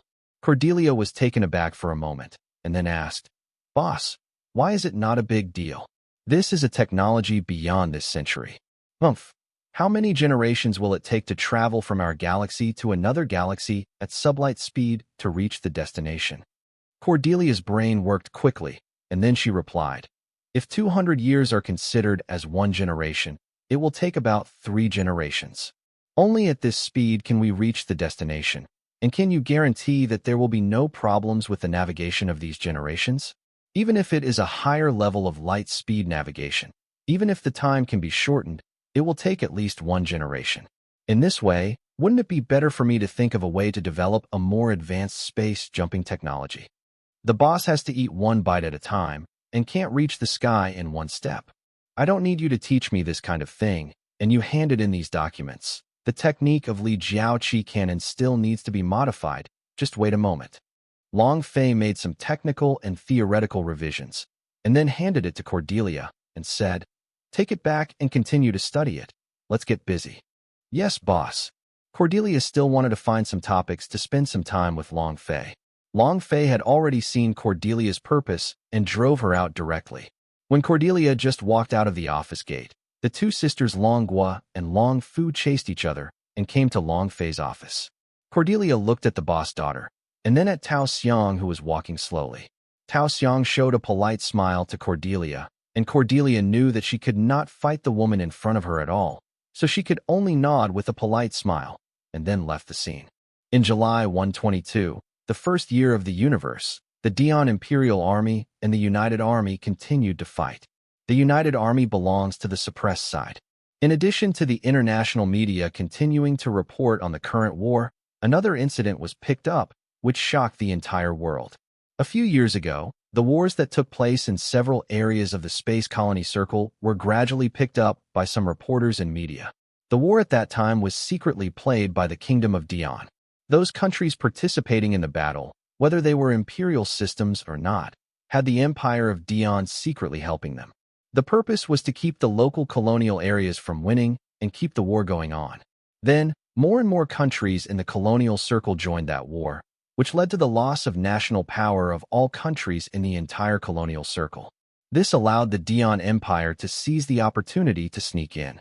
It can be said that if there was no such war in the colonial circle, the Kingdom of Dion would not have dared to launch a challenge to the colonial circle. At the moment, many experts in the world are analyzing that the Earth Circle is now watching the war between the two sides with the attitude of a bystander. Either there will be a crane and clam fighting for the fisherman's benefit, or they will just ignore it and watch the two sides fight. But no matter how you look at it, the Earth's sphere just stays out. On the other side, the Dion Empire sent a transport ship with a total length of 1,200 meters to the Tianyi mercenary group. The ship was filled with many resources from the Martian sphere. Long Fei asked Salamanda and his companions who came out of the Martian circle to conduct an investigation and explain the use of these resources from the Martian circle by the way. After several days of investigation and recording, Salamanda handed over the tablet data to Long Fei for review. Long Fei looked at the use of these resource documents and materials from the Martian circle. Long Fei discovered that there are several metals in the resources of the Martian circle, such as black steel, rhenium copper, etc., and the monster-level super megaparticle turret to be simulated by Yagama can be made of these metals. Why did Yagama only manufacture two? That is, the resource metal obtained from the Jupiter spacecraft at the beginning can only manufacture two monster-level super megaparticle cannons, and it is not that there are no other metal materials that can be replaced. The problem is that other metal materials simply cannot allow the super megaparticle cannon to fire multiple times, and it will be scrapped if it fires no more than 5 times. On the contrary, the metal obtained from the Jupiter spacecraft did not have this problem. After the war between the two Allied forces, the first Yagama was tested for launch. The number of launches plus the number of battles between the two Allied forces is a total of 20 times. The super megaparticle turret has not been scrapped at all. As long as relevant maintenance is carried out, the super megaparticle turret will not have other problems. The metal obtained from the Martian circle can not only make 2 more Yagamas, but also other metals can make the Diva as high as AG, and the laser weapon Photon Blaster. Long Fei wanted to manufacture the Diva before. If it was only in cruise mode, he could manufacture as many units as he wanted. The problem is that Long Fei didn't want such a Diva. What he wanted was the Diva in the assault form. But the problem is that laser weapon, the photon burst cannon, not to mention the colonial circle or the metal of the Earth circle, even if it is barely manufactured, as long as it is fired once, the photon burst cannon will be melted immediately. At present, the metal resources obtained by the Jupiter spacecraft do not have any metals that can be manufactured, so Long Fei can only give up. Among the metal resources in the Martian circle obtained this time, there is exactly one kind of metal that can indeed be alloyed with other metals to create a photon burst cannon. Of course, only one photon burst cannon can be made, so Long Fei decided to build a Songji, but Long Fei abolished the transformation mode and directly produced the assault form of the Song machine, another special weapon of the Songji. Photon ring ray, there is currently no material to make it. It is hard to say which one is stronger, the photon burst cannon or the super megaparticle cannon. The former is photonics and the latter is particle science. Note: if the author remembers correctly, these two warship weapons have different technical theories. Demonstration in actual combat. Then, there is another special metal, bath-lead aluminum, which can produce a pseudo-solar furnace with better effects. Long Fei conducted some simulation tests. The pseudo-solar furnace made of bot lead and aluminum as the main material has red particles that are harmful to the human body. The damage is reduced by 30% compared with the original, and the conversion from electric energy to ions is more stable than the original pseudo-solar furnace, but it still needs to be equipped with energy storage equipment. However, Long Fei still needs to make some adjustments, such as debugging and changing the output of GN particles from red particles to orange particles, which eliminates the biological toxicity of GN particles. But Long Fei still adds more to the pseudo-solar furnace for safety reasons. A layer of filter. In fact, there is no need for the metal in the Martian circle, and Long Fei can still make a fake solar furnace. The main reason why Long Fei is not made into a sun is because of the Manhwa's super-energy thermonuclear reactor with better battery life, power, and durability.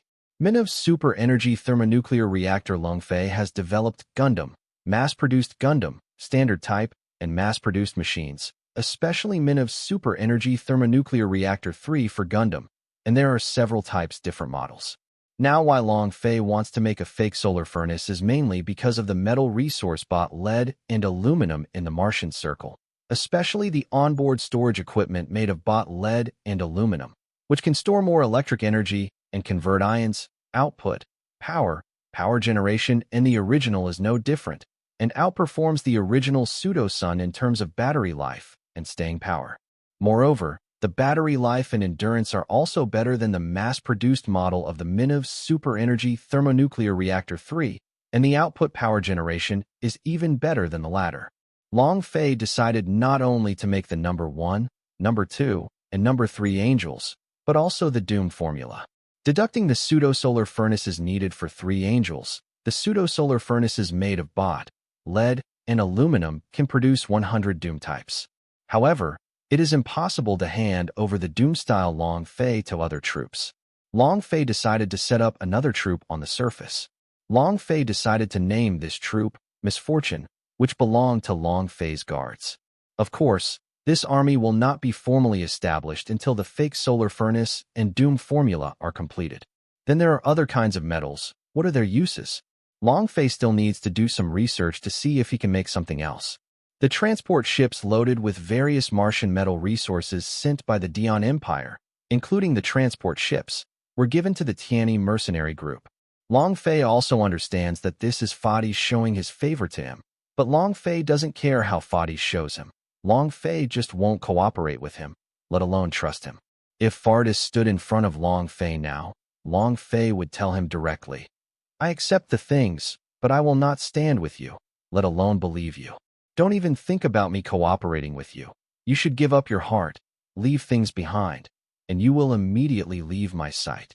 In the headquarters building of the United Army, the commanders-in-chief, marshals, and chiefs of staff of various countries are having a meeting. The meeting was presided over by the commander-in-chief of the United Anglo-Samoan Democratic Republic, General Trixie, a 5-star general. The huge three-dimensional map presents the current situation of the two armies. Trixie said to all the participants, "Everyone, although we are in a disadvantageous situation, I believe you have also seen an important point.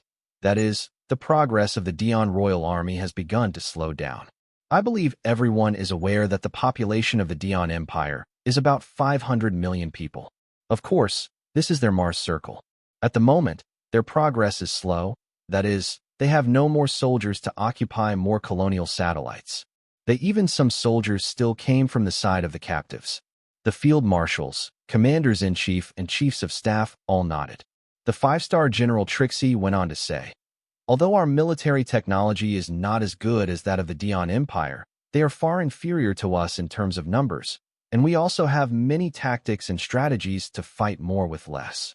The 5-star General Trixie then touched the tablet of the podium in front of him, and then a huge three-dimensional map popped up, showing the map of the Martian circle and the colony circle. I'm sure you all know that what I'm going to say about the tactics I propose next is that we should gather troops from both sides, feign attacking the occupied colonial satellites on the one hand, and attack the Mars circle on the other. The Wanghuang country will definitely transfer the troops occupying the colonial satellites back to protect the mainland. The task of the troops in charge of the feint is to contain these Dion Imperial troops who are about to be transferred back to the defense. When soldiers are at the gates, they can be forced to come to the negotiating table to negotiate. The commander-in-chief of the Wanluo Federation, Powell, raised his hand and said, "Your Excellency Trixie, your tactic is good, but what I want to ask is, do you understand all the military technology of the Dion Imperial Army?" Do you understand the so-called new humans? We among the captured new human beings, their intelligence is obtained, and they can use their mental power to control other mobile suits to fight together during the battle. So they invest much fewer combatants in each battle than us. What I worry about is that the new humans they put into the front line are not most of them, but only a part, and most of the new humans are still in their native land.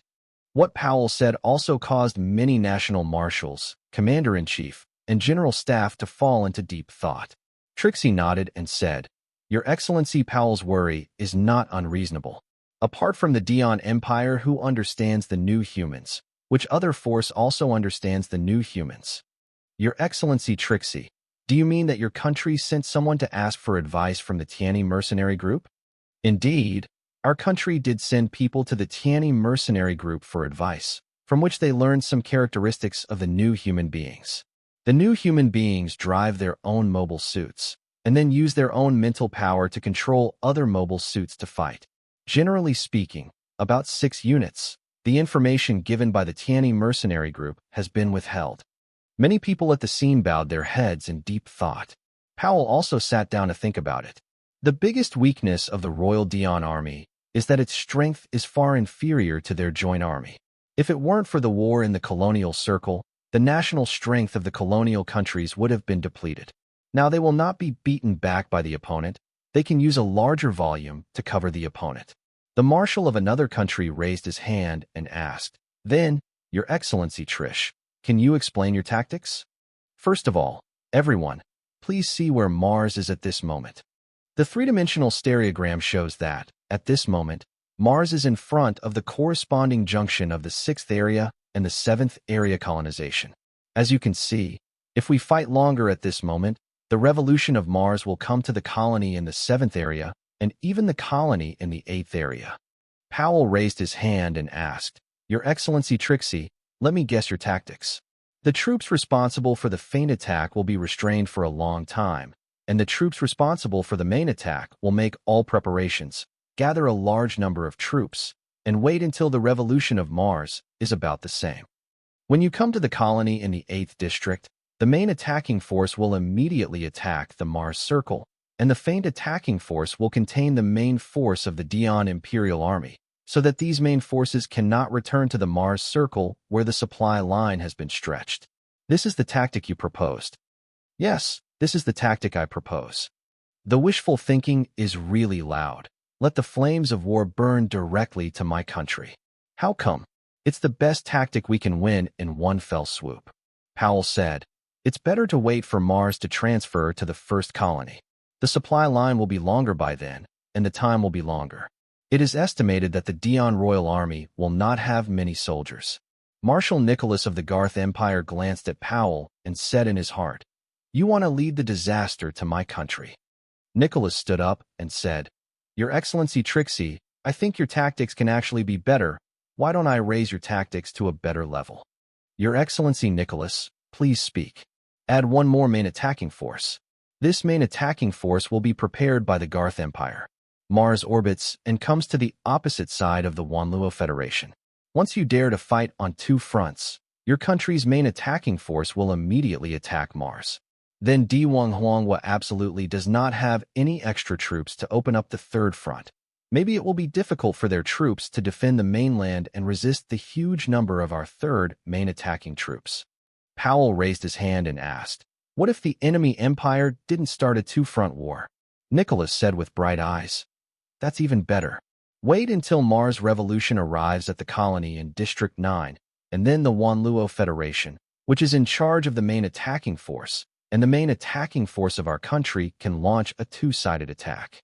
Trixie asked Nicholas, "The longer Nicholas fights, will it be more beneficial to us?" "This is of course beneficial. I believe that not only our few countries manufacture MS, other countries can also manufacture MS with our technical support. We are not as good as the other party in terms of technology, but in terms of human and material resources, money is what we occupy. Advantages: the longer we fight, the longer we delay, our production lines will increase. And when the time comes, whether the other party takes down one of our MS or a warship, we can immediately manufacture 2 MS to make 2 warships to supplement." Your Excellency Nicholas is right. This strategy is not very simple, but it is the most effective. Trixie stomped on Nicholas in his words. However, Trixie had to deny that this was the best and most stable strategy, and the Field Marshal, Commander-in-Chief, and General Staff all felt that this was a very feasible strategy. Gulas continued at this time. In addition to obtaining an endless supply of support troops, the feigned attacking troops must maintain an attitude of seeing death as home and the opponent's unending death after the battle begins. In addition, it is best to let the Dion Empire dispatch support troops to help. If they dispatch more, then the main attack troops we prepare will be more beneficial. Pa. Trixie applauded and said, Your Excellency Nicholas's proposal is very good, even better than yours. Your Excellency Trixie, I'm grateful. If you hadn't proposed the tactical suggestion just now, I would not have thought of the strategy just now. It can be said that I just raised your tactical suggestion to a higher level. Your Excellency Nicholas is too modest. The two compliment each other for their mutual politeness. Trixie, who presided over the meeting, asked everyone at this time, Your Excellency Nicholas has raised my strategy to a higher level. Do you think it's okay? All the people in the meeting looked at each other, and the expressions of most people felt that this strategy was indeed feasible. Then we'll vote in an hour, and the minority must obey the majority. Only the Marshal or Commander-in-Chief can vote, and their vote represents the country, and the Marshal or Commander-in-Chief negotiates with the Chief of Staff. When a vote was held an hour later, more than 70% were in favor of the strategy. Then we'll start making preparations, and I wish you all the best of luck. At the end of the meeting, except for Trish and his Chief of Staff, the rest of the people who participated in the meeting disappeared directly. It can be said that the marshals, commanders-in-chief, and chiefs of staff of various countries are all communicating remotely. This strategy can be said to be the wishful thinking of the United Army. In September 122, the first year of the universe, the war in the United States of the Anglo-Saxon people was still very fierce. The United Army has gathered more troops, and the number and scale of the support troops transferred from the mainland by the Royal Dion Army are not 1/30th of that of the United Army. This also led to the joint army winning by numbers on many battlefields. Moreover, during this period of time, the United Army has won 3 to 4 victories in 10 battles, which is a great improvement compared to the early 10 battles when it barely won 1 victory. But for now, the United Army has not regained the occupied colonial satellites. The United Army is currently doing a lot of active research on the Dion Imperial Army's Scorpio and Wingbird, 2 mobile suits that can be operated unmanned. At present, the OS, control system, automatic system, etc. of the Corporal and Wingbird, these technologies far surpass the Colonial Circle, and even the scientific research teams in the Colonial Circle cannot crack the software. AMS Mother Ship, Hercules, with a total length of 1,200 meters, several senior officers in the command room are watching the current battlefield situation. One of the silver-headed young majors said, These combined armies are really stupid. They always want to win by numbers, but they don't want to have some battlefields. Our defeat is a deliberate tactical retreat. The commander in the middle, a middle-aged colonel with a little wrinkle, said, Major Lay, a lion fights a rabbit with all its strength. You can't underestimate the enemy on any battlefield. This is a taboo for military strategists. The colonel then directed the troops to move. The colonel then ordered Major Ray to strike. Receive. Major Lay saluted, left the command room, changed into the pilot's suit, and then went to the hangar to drive the holy plane specially made for him. Major Lay's holy machine, the Hague, a full-body aqua blue MS, with a total height of 20 meters and a 15-meter-long laser rifle hanging on the right side of the back. Gun, with a high-power electromagnetic gun mounted on the right shoulder, a cluster beam shield in the left hand, a double-barreled rifle in the right hand, and a beam handle hanging on the skirt armor on the left and right sides of the waist. Major Lay passed through the cockpit of the holy plane in Hague and started the holy plane, stepping on the electromagnetic pedal with both legs. Major Lay, the Hague is dispatched. Hague is ejected out of the gate by an electromagnetic pedal. Under the control of Major Lay, the Hague holy machine moved very smoothly. The double-barreled rifle in the right hand fired beams up and down one after another. Under Major Lay's driving, it hit Apollo, Philae, and storm one after another. A bunch of rubbish, Major Lay said disdainfully, and suddenly felt a crisis coming from behind. Haig just dodged sideways and hit the Fele MS who had just attacked with a backhand shot. Then, Major Lay looked at the screen in the cockpit and locked on a bunch of enemy mobile suits in front of him. He had an energy Gatling gun on his left shoulder, a high-power electromagnetic gun on his right shoulder, a cluster beam shield, and a double-barreled rifle on his right hand. He had already locked on the target. Major Lay pressed the button, and the weapons of the Haig holy machine poured out, hitting the locked targets one after another, and a small number of targets barely dodged the attack. Oh, new humans. Major Lay sensed that the targets of his attacks were all new humans. Just play with you. The three Fele that dodged the attack of the holy plane of Haig were overwhelmingly suppressed by Haig at this moment. The new human pilot who was driving the Fele could barely dodge Haig's attack, but Haig easily avoided the counterattack of the three Fele. The driving skills are good, but it's a pity that the performance of your airframe is too poor. After Major Lay stepped on the pedal, the Haig thruster increased its output and rushed towards a Fele in an instant. Although Fele retreated back and pulled out the beam saber with his right hand, although he blocked Haig's beam saber, his output was far inferior to Haig's.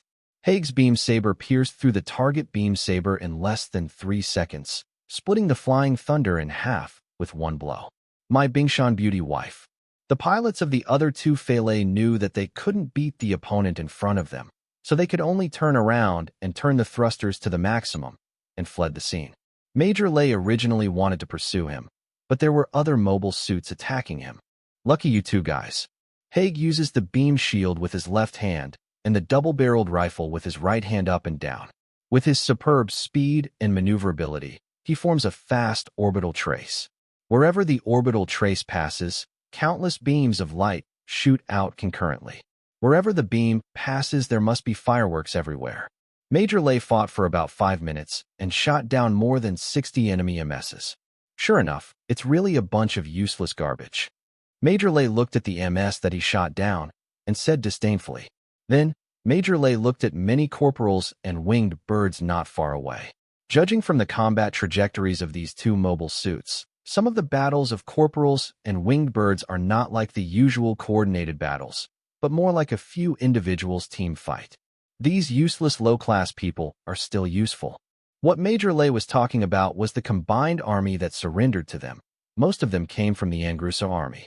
For these surrendered soldiers, the Dion Imperial Army directly arranged these soldiers to drive the Scorpio and the winged bird to fight. Once they found any wrongdoing, the humans of the Dion Imperial Army would use their mental power to control the Scorpion and the winged bird to make them follow. Former colleagues killed each other. Only a small number of people surrendered. The main family members from the Angruso army were held hostage and made a lot of credits to be able to drive the blue mass-produced holy machine. In nearly half a year of fighting, most of the soldiers who died on the Dion Imperial Army side were soldiers who had surrendered. The real Dion Imperial Army has accounted for less than 5% of the dead. Major Lay looked down on these surrendered Allied forces and even regarded them as consumables, and even regarded them as maggots. If they were new humans, he would look at them a little higher. Major Lay is a supporter of new humanism. To him, it is the greatest favor for ordinary human beings to keep them alive. The Haig Holy Machine puts the double-barreled rifle on the back waist, and the long laser rifle on the right side of the back comes out. The tube behind the gun body is connected to the backpack of the body, and the energy is supplied by the nuclear power furnace of the body. The gun barrel gathered red energy, and the moment Major Lay pressed the button, a huge red beam erupted, and countless fireworks burst out from where he set it. In an instant, countless United Army MS were destroyed by this red light beam.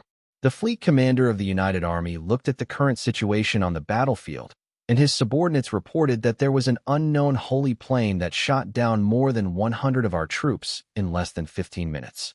The commander saw the holy machine of Haig from the three-dimensional screen and saw the powerful performance of Haig from the battle video. People from the Unrusa army have also seen the performance of Gundams before. The performance of this holy machine is no less than that of those specially made Gundams. The commander looked at the current battle situation and also received an order from his superiors, ordering the entire army to retreat. The Dion Royal Army, which occupied the colonial satellite of the United Nations of the Anglo-Saxon Democratic People's Republic, received far less support than the United Army. However, the Dion Royal Army was able to get sufficient supplements, mainly because the Dion Royal Army transformed part of the occupied colonial satellites into arsenals. Used these arsenals to manufacture the required mobile suits, warships, and required weapons. As for the resources required to manufacture these, in addition to the resources sent from the mainland, the wreckage cleaned from the battlefield is recycled and recycled. Resources to craft the weapons you need. The Dion Empire has similar decomposition and reduction metal furnaces, but the difference is that it is not as advanced as the Tianyi group, and the steps of the decomposition cycle are very complicated. It takes more than one time to decompose all the different metals. Although the complexity affected the time, it also allowed them to obtain sufficient resources to manufacture the weapons they needed. Moreover, the mobile suits manufactured are Lacerda and Wingbird. These two mobile suits, which can be operated unmanned, are mainly handed over to the descending army for driving. Regardless of whether the troops driving the Mangalore and Wingbird are actively fighting or not, they must fight against their former colleagues.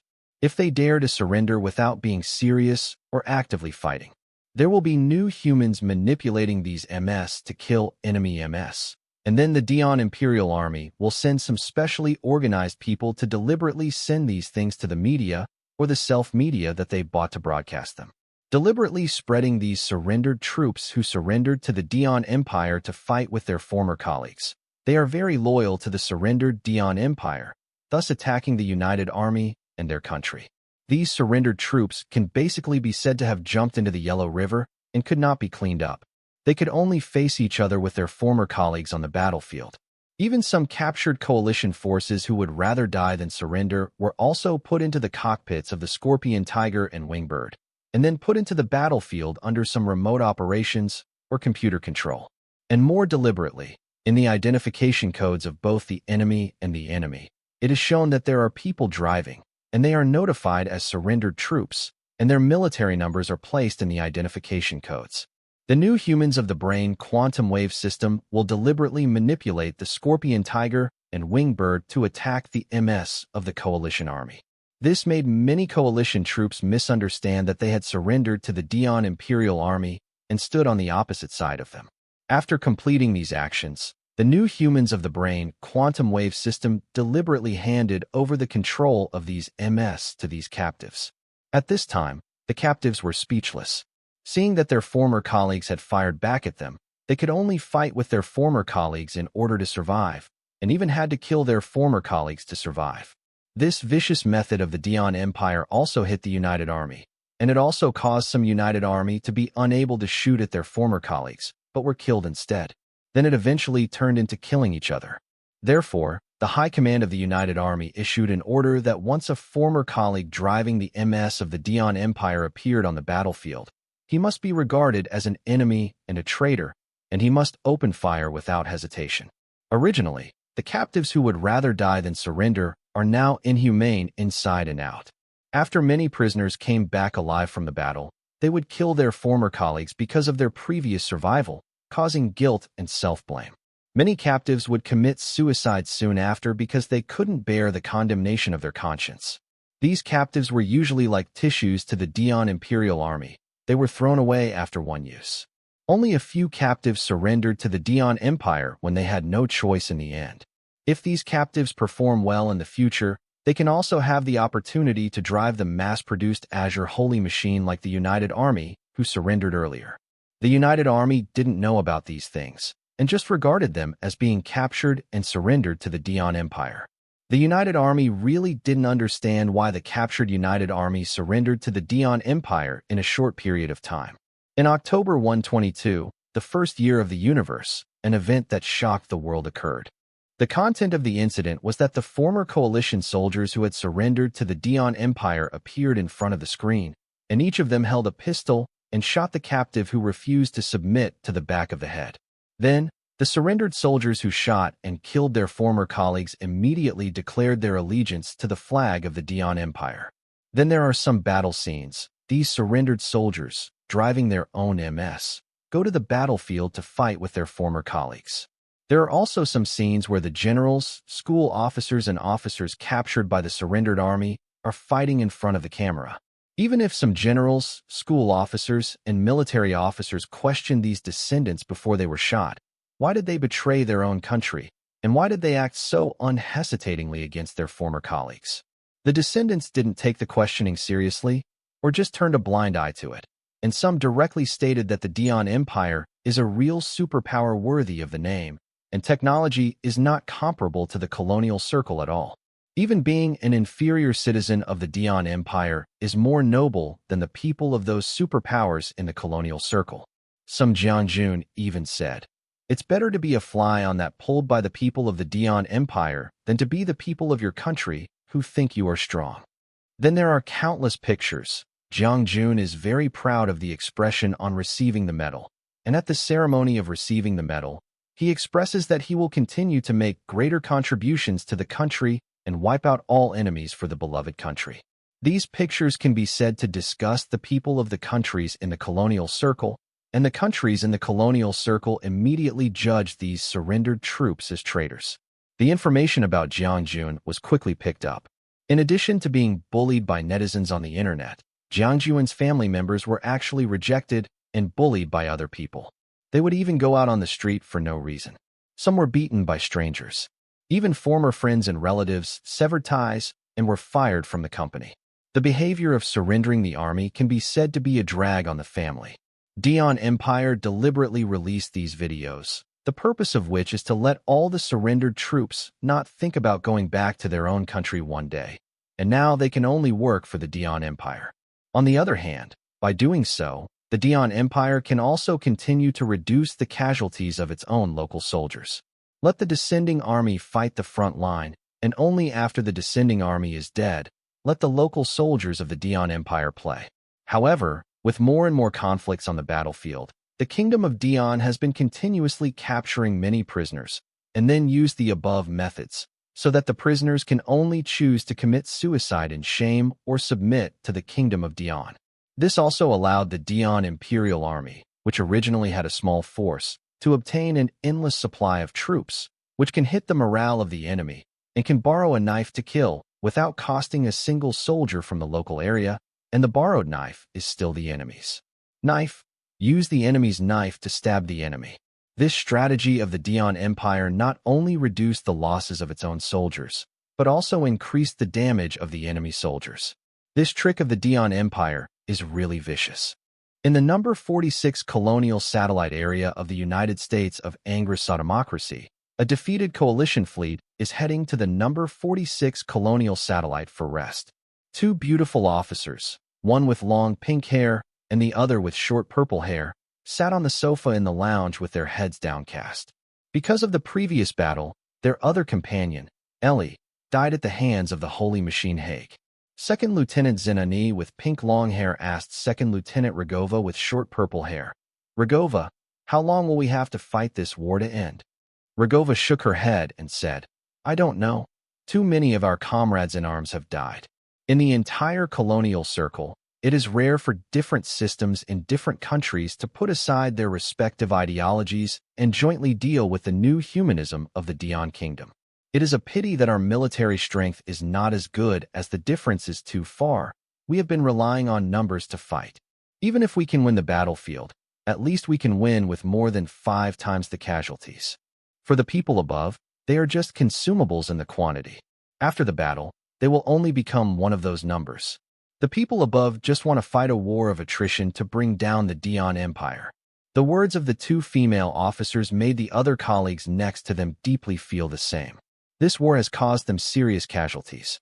In the past 6 months of the war, the coalition army has lost more than 300 million soldiers.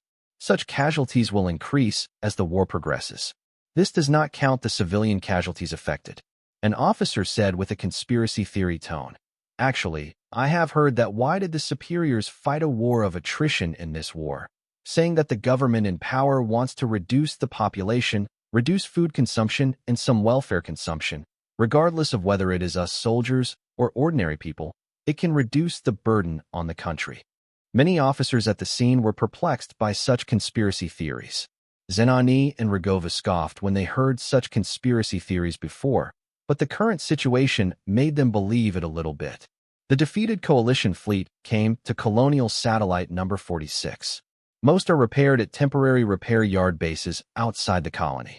Another huge coalition fleet passed by the defeated coalition fleet and headed to its destination to block the advance of the Dion Imperial Army.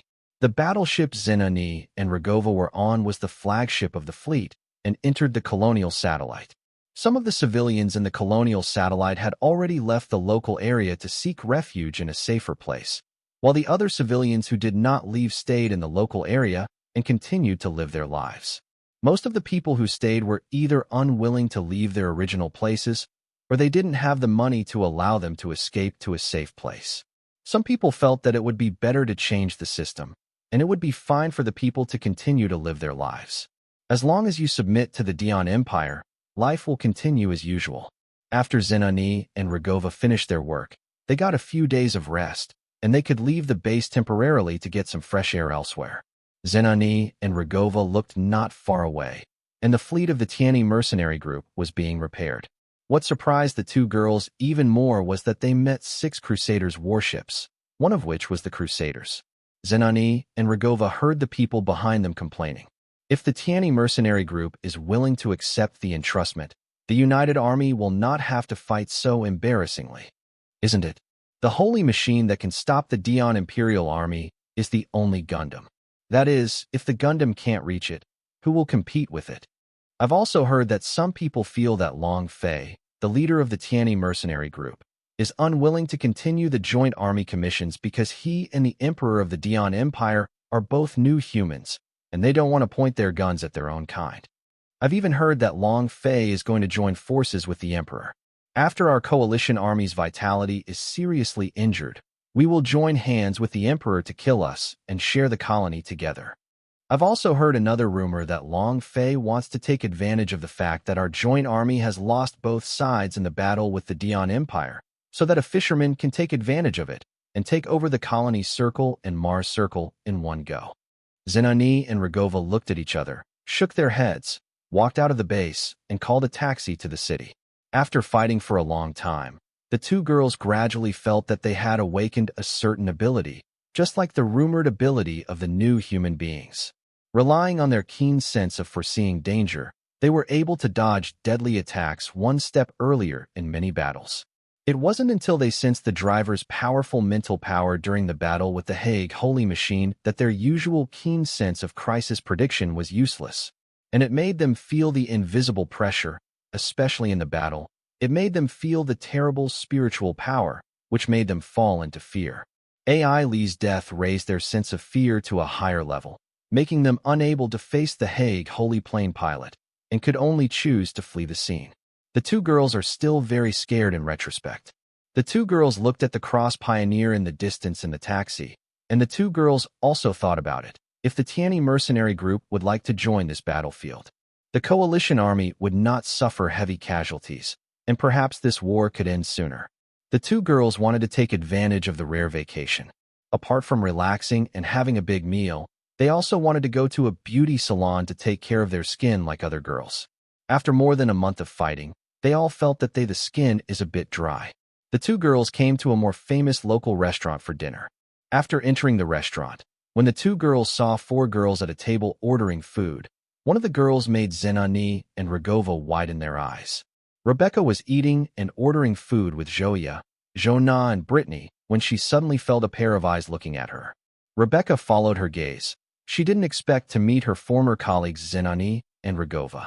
At that time, during the battle between the two allied armies, Rebecca was transferred to another army, and the next thing happened was that she was captured by the Tiani mercenary group after a battle. Zenani and Rogova couldn't believe that Rebecca was still alive. After checking the information before, the troops that Rebecca belonged to were all wiped out, and there were no survivors. Unexpectedly, Rebecca appeared alive in front of their eyes.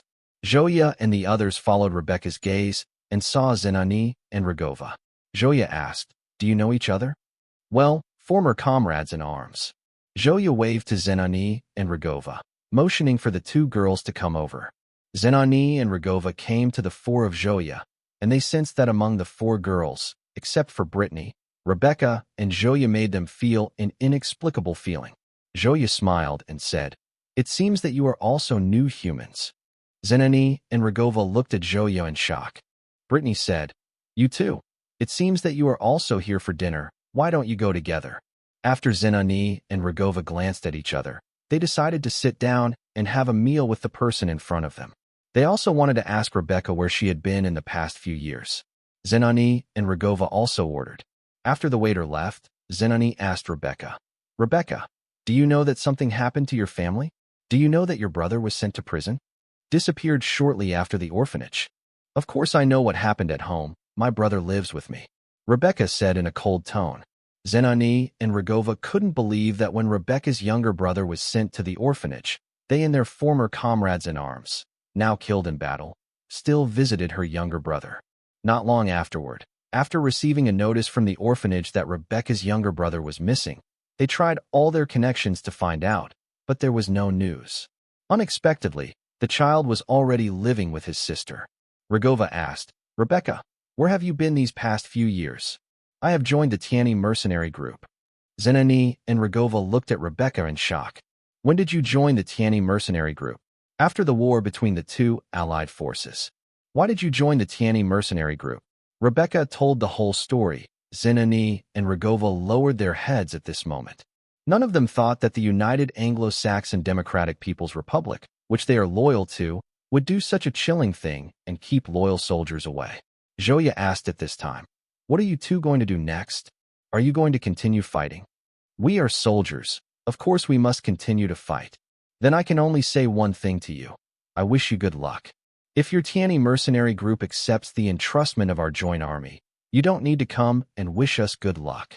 Jonah shrugged and said, "Who said that we did not accept the commission of your coalition army? Isn't it our responsibility to take care of your logistics? We escorted you here. If your backward battleship had been taken by Dion, the highly advanced warships of the Imperial Army have been blasted to pieces. On the contrary, our advanced technology can help your logistics, so you won't be unable to send your logistics to the front line, or your defeat will be even worse." Zenani and Rogova looked at Jonah with a bit of displeasure, but it cannot be denied that the military technology of the Tiani Mercenary Corps could spot the Dion Royal Army fleet at a very long distance, which made the Dion Royal Army worry.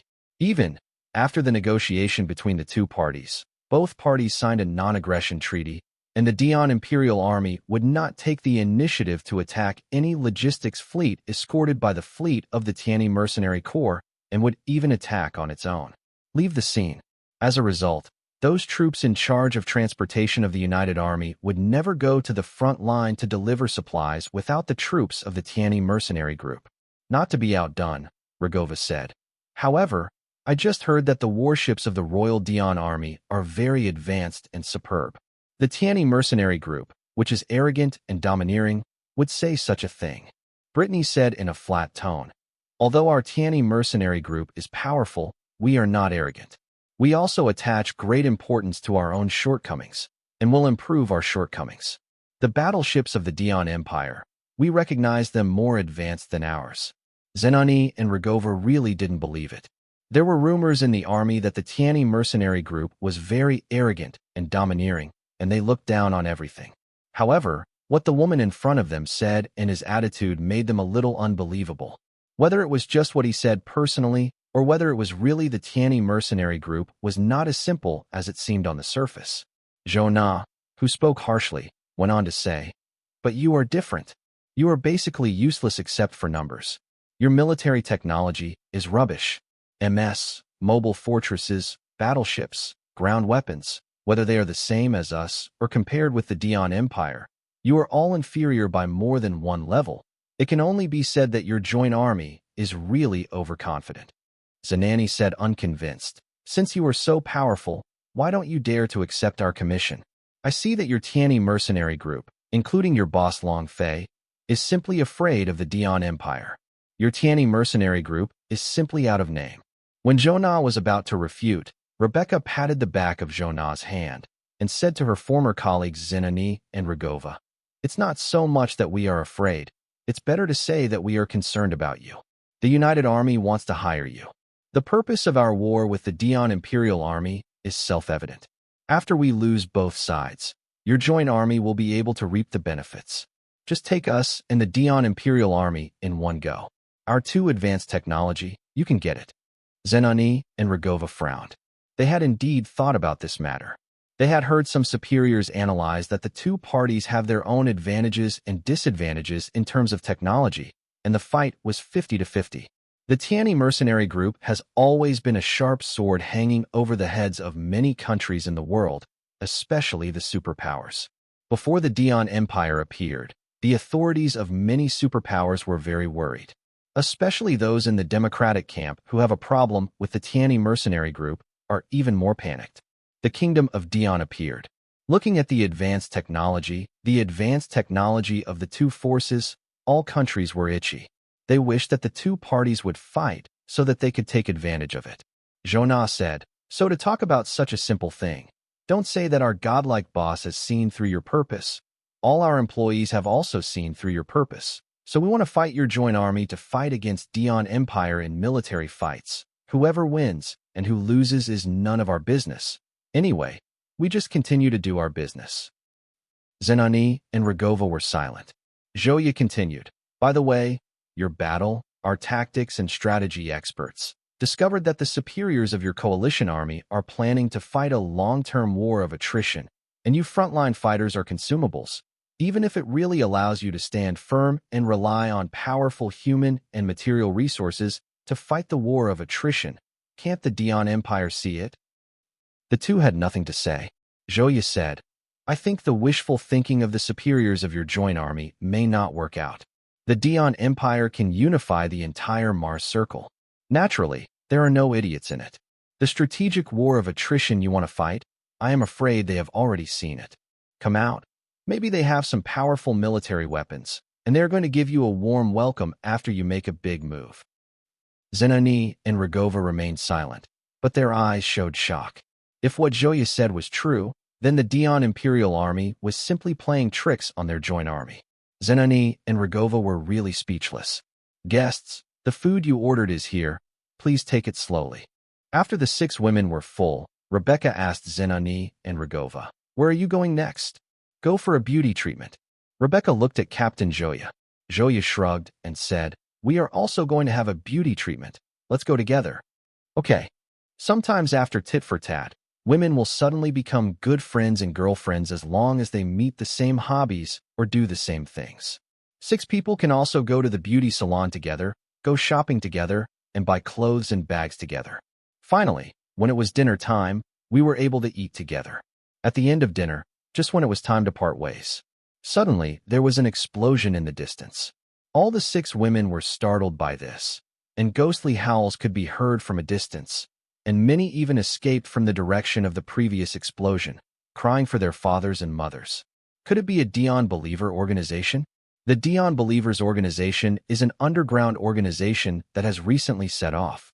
It is an organization founded by fanatics, believers, and extremists who believe in the Dion Empire. This organization believes that the Dion Empire is an indicator of the advancement of human civilization, and believes that only this empire can bring human civilization to a higher level. For the United Army and the forces, people and countries that oppose the Dion Empire or do not agree with the Dion Empire, they are all targets of attack or elimination by the Dion Believers organization. Both the Tiani group and the Tiani mercenary group have been attacked by this fanatic organization. The Dion Believer organization regards Long Fei as the #1 enemy.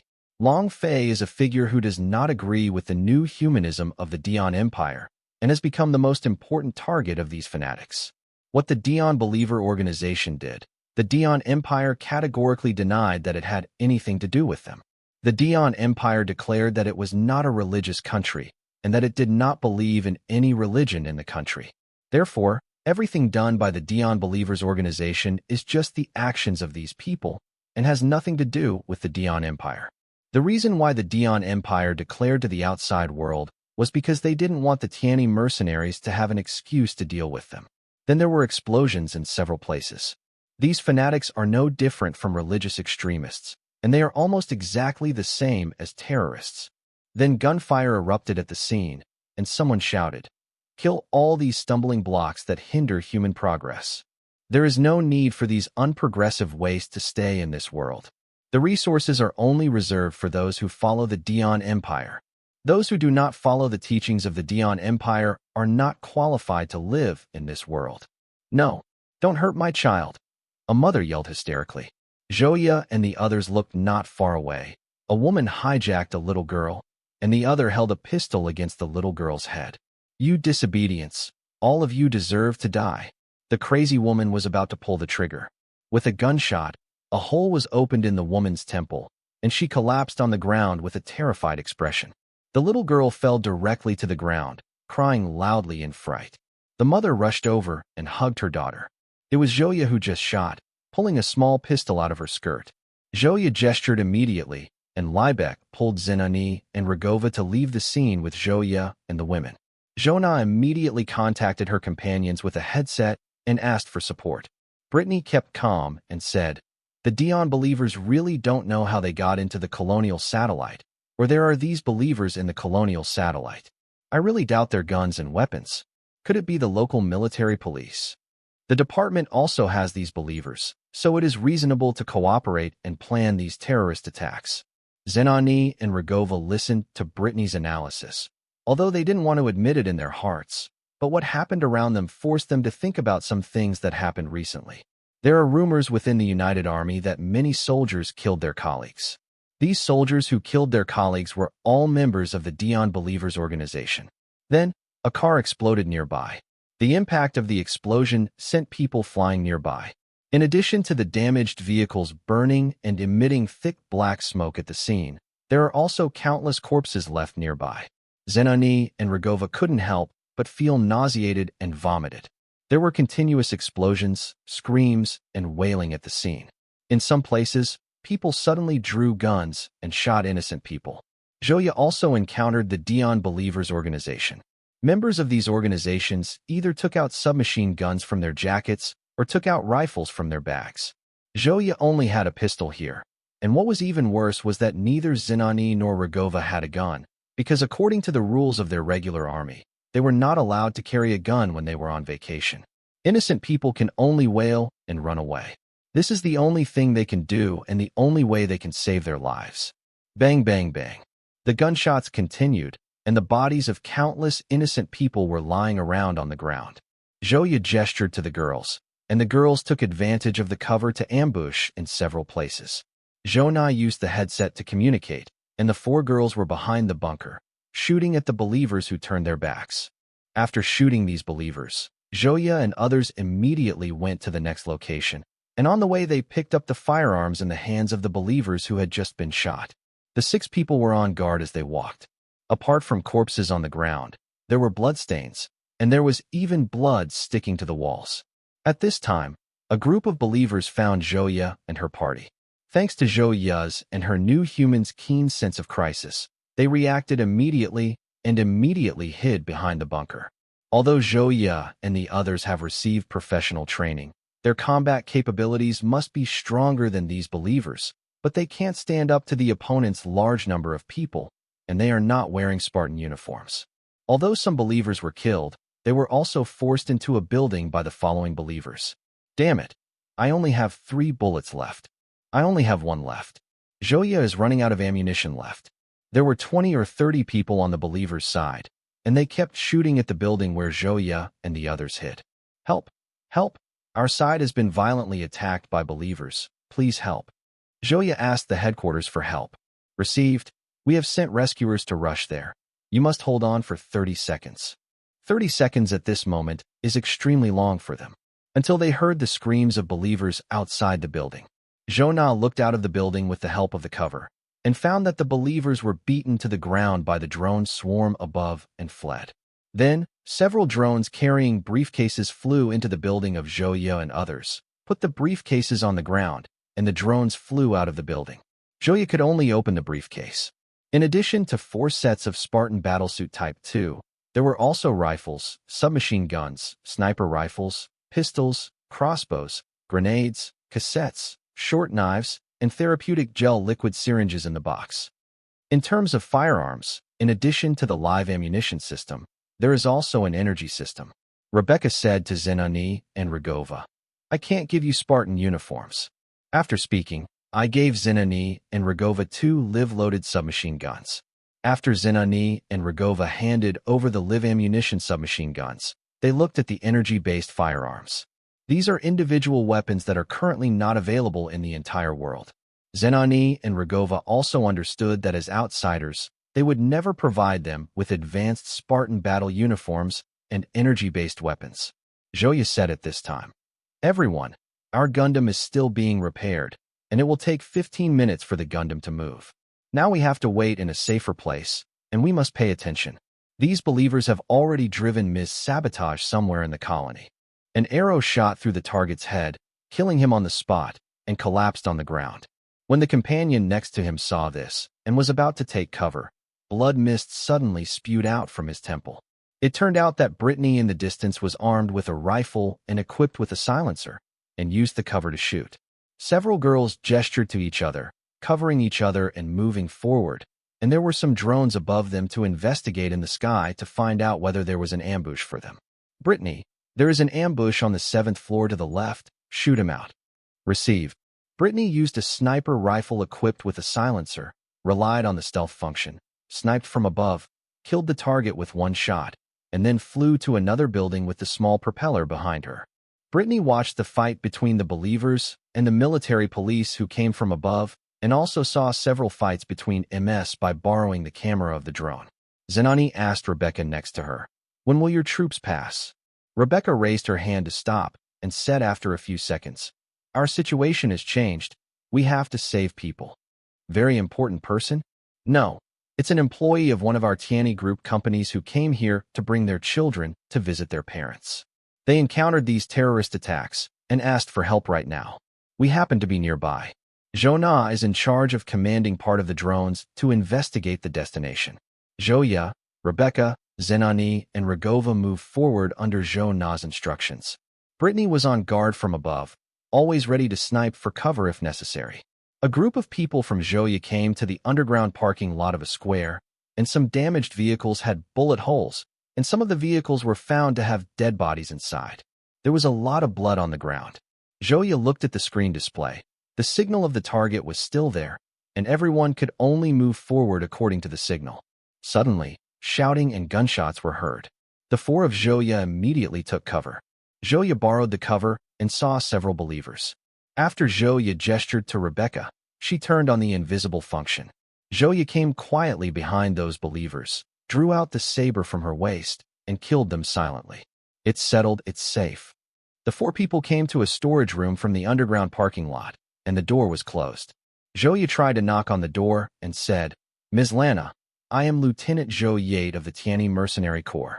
I am ordered by my superiors to rescue you and your family. Please open the door immediately. We will take you and your family to a safe place. The door opened slowly, and a security guard looked at Zhoya and the others with a vigilant and fearful look, holding a hammer. The 4 of Zhoya felt a headache. The previous superior's instruction was only to save Lana, her 2 daughters and parents. There are now a total of 20 people in the storage room. Zhoya only saved Lana's family at the moment, and it was unreasonable for the remaining 15 people to leave alone. Zhoya pointed to Zenani and said, You and I will lead the front together, and the other will be behind with Rebecca to protect the safety of these people. Zhoya and the others planned to go back according to the route they came from, but on the way, Zhona sent bad news. Sister, those believers came to the underground parking lot before you, and there are 30 people by visual inspection. Damn it, Zhoya planned to go back and let these people stay in the storage room first, and kill those believers first with the others. At this time, Brittany sent a message. Captain, I just killed one of the believers, and found that the map on his body is exactly the map of the square where you are now. Zhoya immediately informed Brittany of their location. Captain, you go to Passage B. Zhona will continue to be in charge of manipulating the drone above, conducting investigations, and helping the captain and the others retreat. Receive. Zhoya and his party entered the square from Passage B. Brittany took a picture of the map and passed it on to Zhoya and his party. The square was already full of dead bodies. Na controlled the invisible drone to investigate every part of the square. Brittany used the invisibility function to hunt and kill believers on the upper floor of the square, allowing Joya and her party to pass safely. Brittany eliminated all the believers on the upper floor of the square, and Joya and others finally took the ordinary people out of the square and prepared to go to a safe place. Jona's voice suddenly came. Not good. A group of believers are coming towards you. Take cover. Joya hurriedly let ordinary civilians hide behind the bunker, but unfortunately, they were still found. Although Brittany sniped from above, she was still sent a signal flare by the opponent. Believers from other places came towards Joya and the others. Although Jona hurriedly controlled the drone above to block it, even though dozens of drones went to several places to block it. Dozens of drones are scattered, which also affects the overall combat power of the drone group. Those believers also had anti-drone equipment in their hands, and many drone groups were shot down by anti-drone weapons. Brittany used the stealth function to snipe from above, but the number of opponents was too large, and there were 4 directions to attack Joya and others. There are as few as 30 people in each direction, and as many as 100 people. Joya, Rebecca, Zenani, and Rigova can only keep one direction each. Jona asked the headquarters for support. Command, request support. We are under siege here. We need rescue. Got it. Hold on for 3 minutes. There is a ground force coming towards you. Sister, hold on for 3 minutes. Rescue is coming soon. Receive. After Brittany has sniped a few targets, she will use the small propeller behind her to fly to another place, and then continue to snipe, mainly not to let the enemy know where she is. Zenani and Rigova could only shoot from cover, and they were basically unable to move in large movements. Joya and Rebecca used the Spartan Battlesuit Type 2 and the stealth function to move and shoot, so that the enemy didn't know where the attack came from, and they couldn't move forward for a while. Brittany sniped from above and found that Joya and Rebecca were in charge of the line of defense. After that, she helped Zenani and Rigova snipe to stop the believers from going any further. On the other side, after all the drones controlled by Jona were eliminated, Jona also shot from above, trying to help her companions on the ground. The main targets were Zenani and Rigova. Although many believers died under their guns, the gunshots caused believers from other places to come towards them.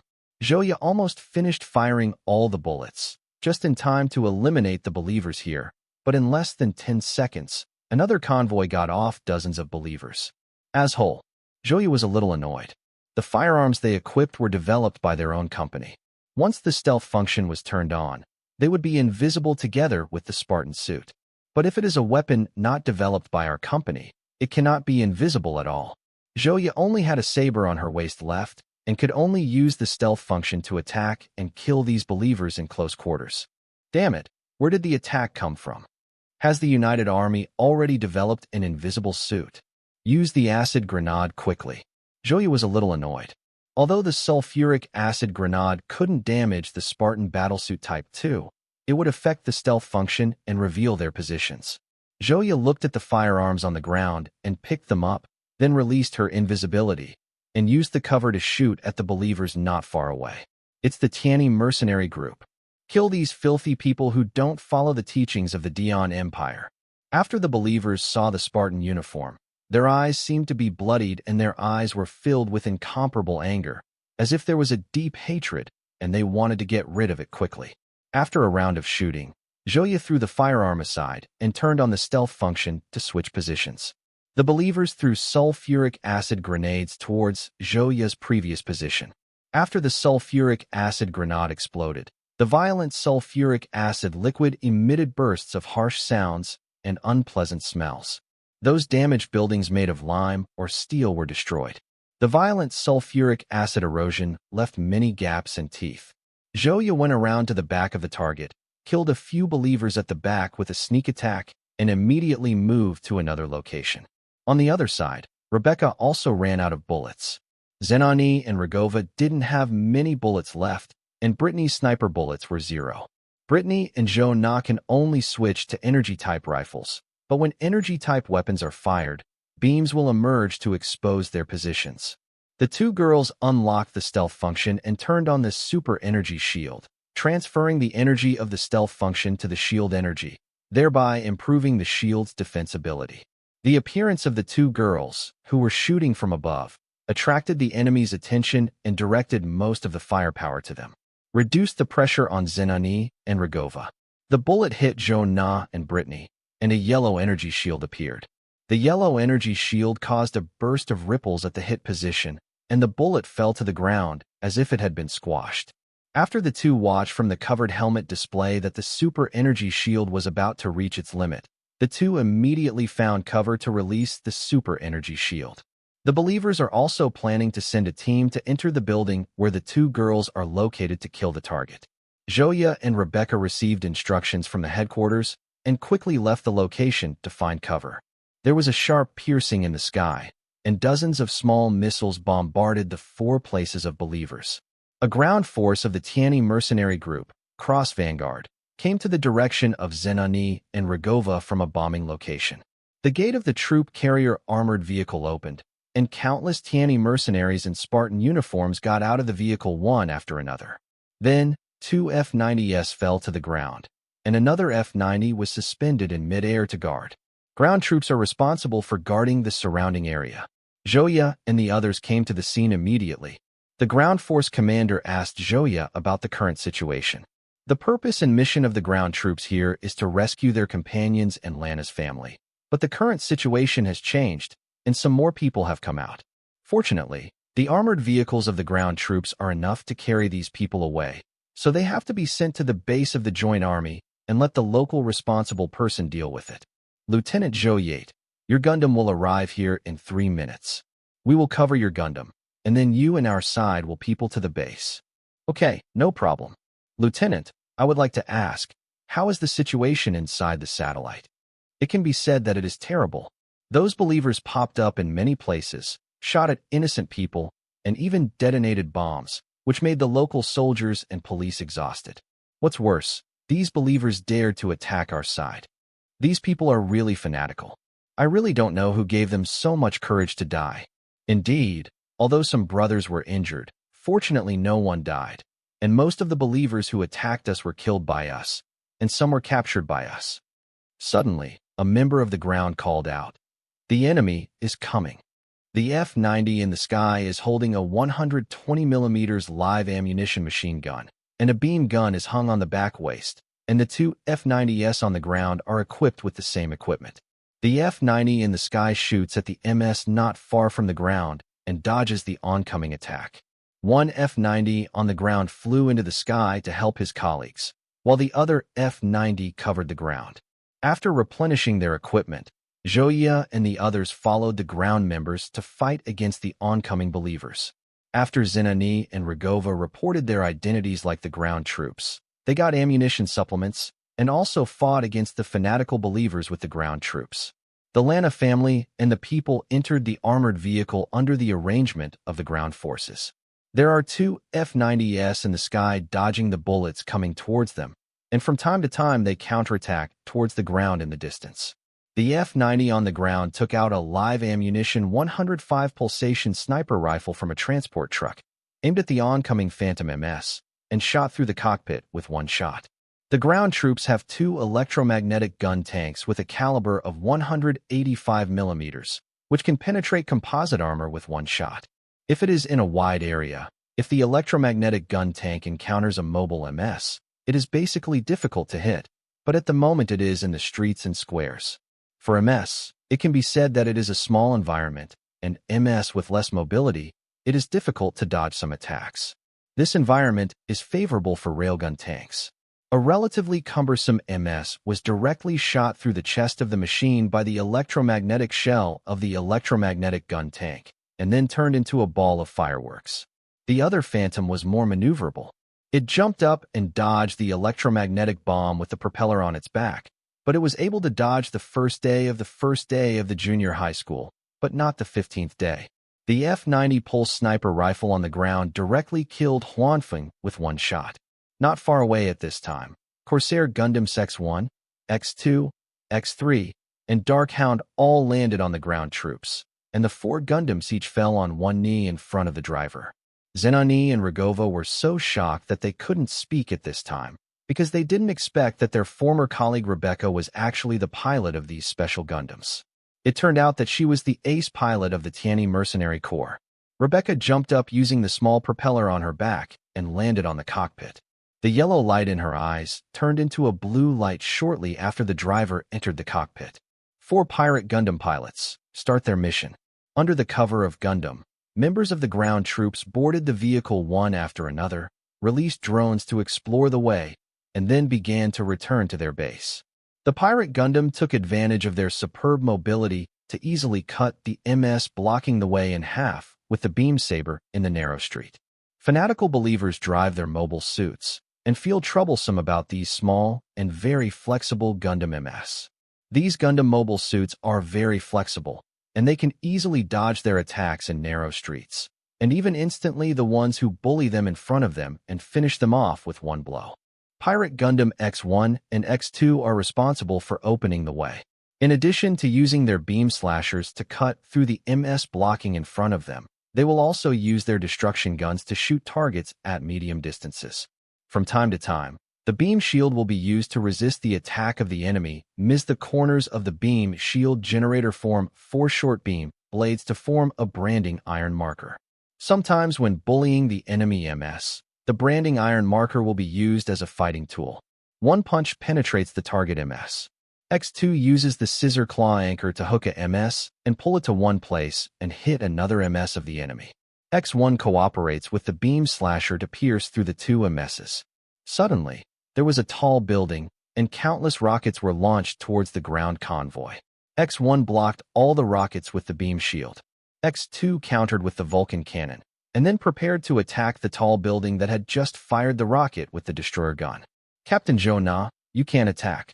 I found that ordinary people were held hostage on the lower floors of the tall buildings. Bastard, you threatened us with hostages and asked your superiors to carry out Operation Alpha.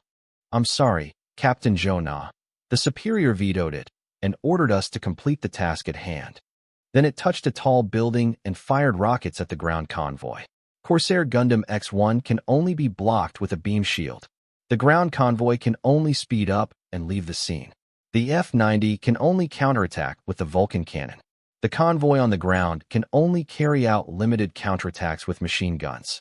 The drones in the sky are the believers who can be found armed with weapons in the tall buildings to open fire. The ground convoy ran to a location, and the scattered local civilians paralyzed the entire street. The ground convoy became unable to move an inch at this moment. The fleeing local civilians saw that the flag of the ground convoy was the Tianyi Mercenary Group, and flocked to request the protection of the Tianyi Mercenary Group. Here is the radio station of the media. At this moment, I am broadcasting the current situation of Colonial Satellite number 46. It has been attacked by a fanatical Dion believer organization. Now I am using my mobile suit to communicate live with my company. The location is very chaotic. I saw the Tianyi Mercenary Group's convoy from a distance. Everyone asked for help from the Tianyi Mercenary Group, and there are many Gundams on the scene. The female reporter pointed the camera of her mobile suit at the pirate Gundam. The ground commanders are having a headache at this moment. It is impossible for them to let the convoy drive directly, which will crush a bunch of civilians to death. Damn it! Our crusaders usually do robbery, but today we might have to do humanitarian aid. The commander rubbed his forehead and said, Zhou came to contact. Lieutenant, let the Lana family sit in the F-90 cockpit, and those F-90s will be sent to our Ms. mothership. We will contact the local military or police department, and these people to the designated safe place.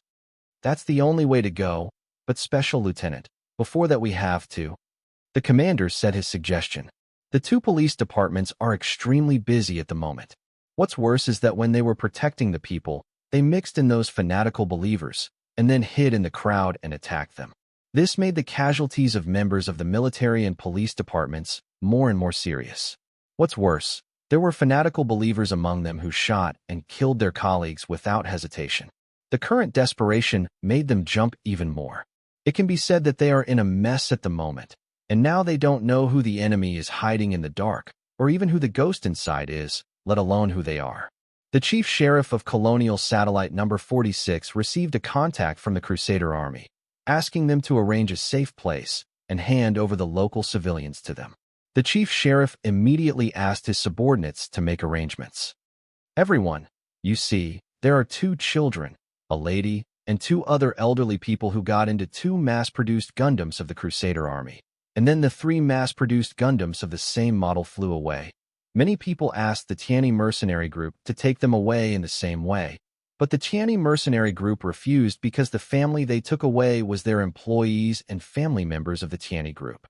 The troop carrying armored vehicles came down one after another, and the Tianyi mercenaries came down one after another, and the drones in the sky were also scanning and searching below to guard against fanatical believers among these civilians. The ground commander received intelligence from his superiors earlier that the local police and military were attacked by fanatics who mixed in with them while protecting civilians. The Tianyi mercenaries carried out a series of order maintenance, requiring the civilians to follow their instructions. With the cooperation of the drone and the Tianyi mercenaries on the ground, the fanatical believers who have mixed in have been discovered. In the troop carrier armored vehicle before, some Tianyi mercenaries with the stealth function turned on came to the target without a sound and immediately took action to restrain it. The civilians at the scene were very confused when they saw the ridiculous appearance of these restrained people. When the invisible Tianyi mercenaries appeared, many civilians guessed what was going on and immediately ran away. My God, Tianyi mercenaries suddenly restrained some people at the scene. The female reporter hurried to the people who were restrained on the ground. My God, there is a bomb on the person who is being restrained. The female reporter hurried away in fright and then continued to shoot while keeping a distance. The camera pointed at the bomb on the body of another person who was about to be restrained by Tianyi mercenaries disassemble it and then detain the other party with handcuffs and shackles. The female reporter then photographed the other restrained people with guns and bombs on them. These fanatical believers didn't care about anyone's eyes at all. Instead, they yelled at the Tianyi mercenary group, accusing them of being a group of sins that hinder the development of mankind, and accusing the Tianyi mercenary group of being selfish and unwilling to use superb technology work hand in hand with the Dian Empire to contribute to the development of mankind, and cursed the Tianyi mercenary group for their sinful crimes. The Tianyi mercenaries at the scene didn't care about the remarks of these fanatical believers. To them, these people were just a bunch of psychopaths. Then, the commander asked his subordinates to chain these psychopaths into a row and then fasten the iron chains to the rear of the armored vehicle at the rear. When preparing to move forward, drag these neuropaths along. If these neuropaths do not want to suffer pain if you are dragged, you have to run fast with both feet. For the civilians at the scene, the Tianyi mercenaries let the old and the weak, women and children get into the car, and the able-bodied people walked with the Tianyi mercenaries. Proceed to the location arranged by the chief sheriff's subordinate. In addition to Zhouya, who was escorting the local civilians, the fleet in the colonial satellite, and the Tianyi mercenary regiment of the Crusaders also sent troops to other places to send the local civilians to a safe place.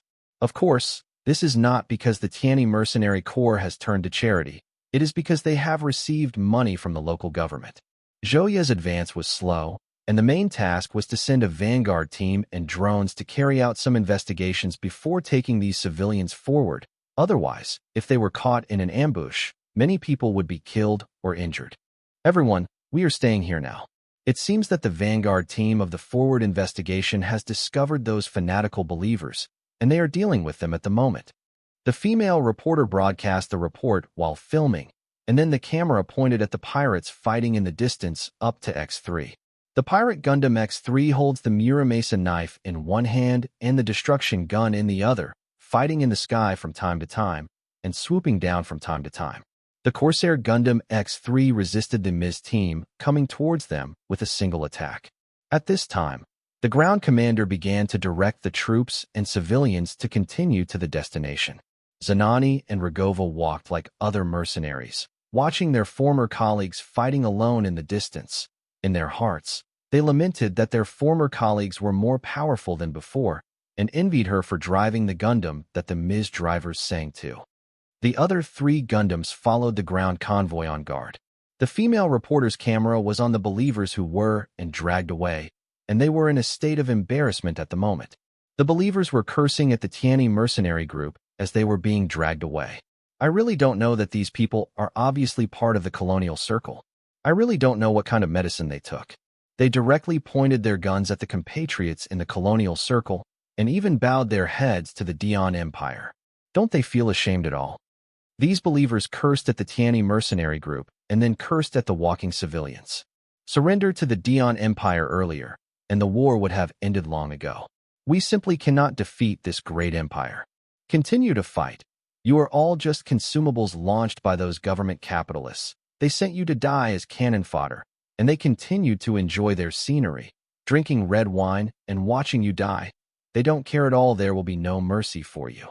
These capitalists, let me tell you, in the end they will also surrender to the Dion Empire and then continue to live their lives as rich people. You will only be judged as lowly slaves in the end. You are just used by them. After the use is over, you in the end, I will regret that the future will be worse than the current life because you are only used as a shield by those above. Suppress the dead. At this moment, Zenani and Rogova looked at the people being dragged along and found their former colleagues. Zenani walked up to a man with a beard and slapped him heavily on the face. Snapped. The female reporter pointed her camera at Zenani. Zenani yelled at the bearded man. Hawk, why did you join this extremist organization? Didn't you see their crazy behavior? Why did you want to hurt our own compatriots? Why? You are going to betray us. Hawk said disapprovingly. It's not us who hurt them, but you fools. You are just the accomplices of the upper echelons. After so many battles, you didn't realize that the Dion Empire didn't fight us with all its strength. Have you shown mercy? This is their hint that we will surrender as soon as possible, and if we continue to fight, once they get serious, people who continue to fight will only die worse. Zainani was so angry that she grabbed Hawk's collar and cursed. Did you lose your military spirit after only a few defeats? Why are you so weak? It's not that I'm weak, it's just that I don't want to die in a meaningless war. You let me down so much. Zenani pushed Hawk away. She was so disappointed that the officer she loved back then turned into this. Although Joya and Brittany drove a Gundam to guard the surroundings, they watched the live broadcast and the scene just now from time to time. The founders and members of the Dion Believers organization, according to the information obtained by the captives they captured during the torture, learned that the founders and some early members did not know their identities, but all of them what is known is that they are the defeated who came back alive from the battlefield and then left the barracks for unknown reasons and founded the Dion Believers organization. These people were terrified by the mighty military power of the Dion Empire. They were beaten to the point of bowing their heads, and even more extreme, they believed that the colonial circle could not beat the Dion Empire at all. If you fight any further, you will only increase the casualties. In the beginning, this Dion Believer organization was only demonstrating and asking the United Army to surrender at the beginning and stop fighting, causing unnecessary casualties. At the beginning, the United Army and the governments of various countries arrested, silenced, and suppressed the Dion Believer organization. But as the United Army lost most of the battlefields, the Dion Believers organization has more and more soldiers who have survived from the battlefield, either leaving the barracks to join or secretly joining this organization during their service, followed by more and more people joining the Dion Believers organization. The size of the organization, the momentum of the forces is getting bigger and bigger. The governments of various countries can only intensify their suppression, and violence and bloodshed also occurred during the suppression. The impact of the violent bloodshed was that the Dion Believers organization issued a strong backlash and resistance.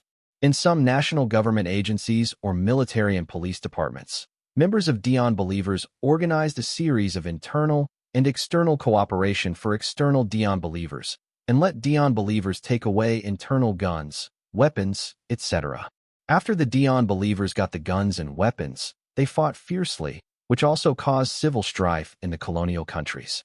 Government officials, soldiers, and police officers, including Chi Ching, have all become targets of their revenge.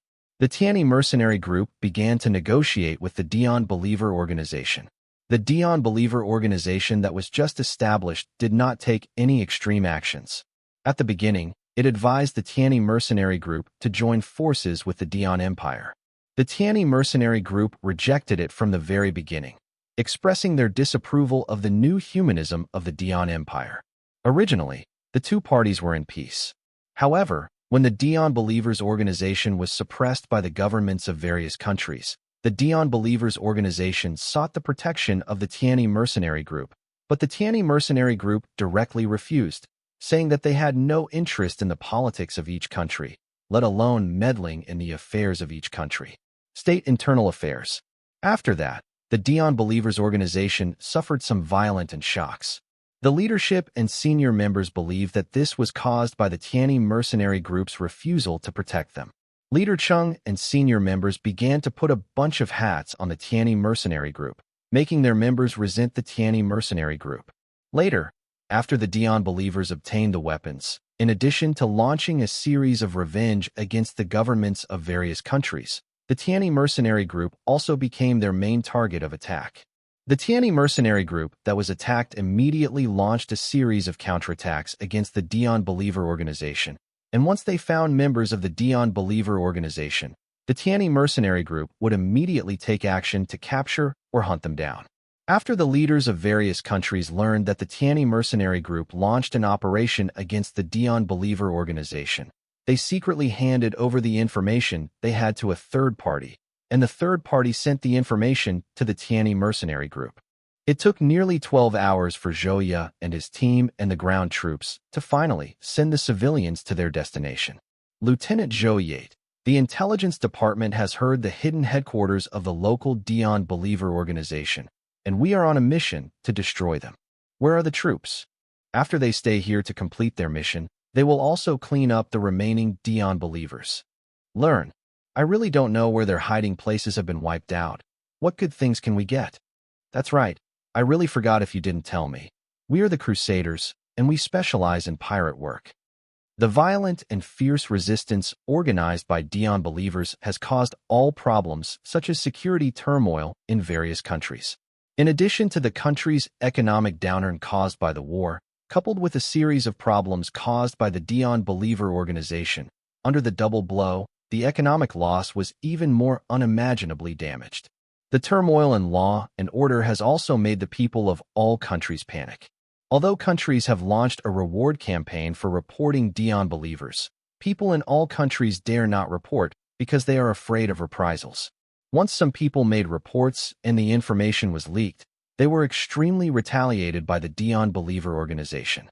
Not only the person concerned was shot, but his family members were also killed. This has caused many people to dare not report at all.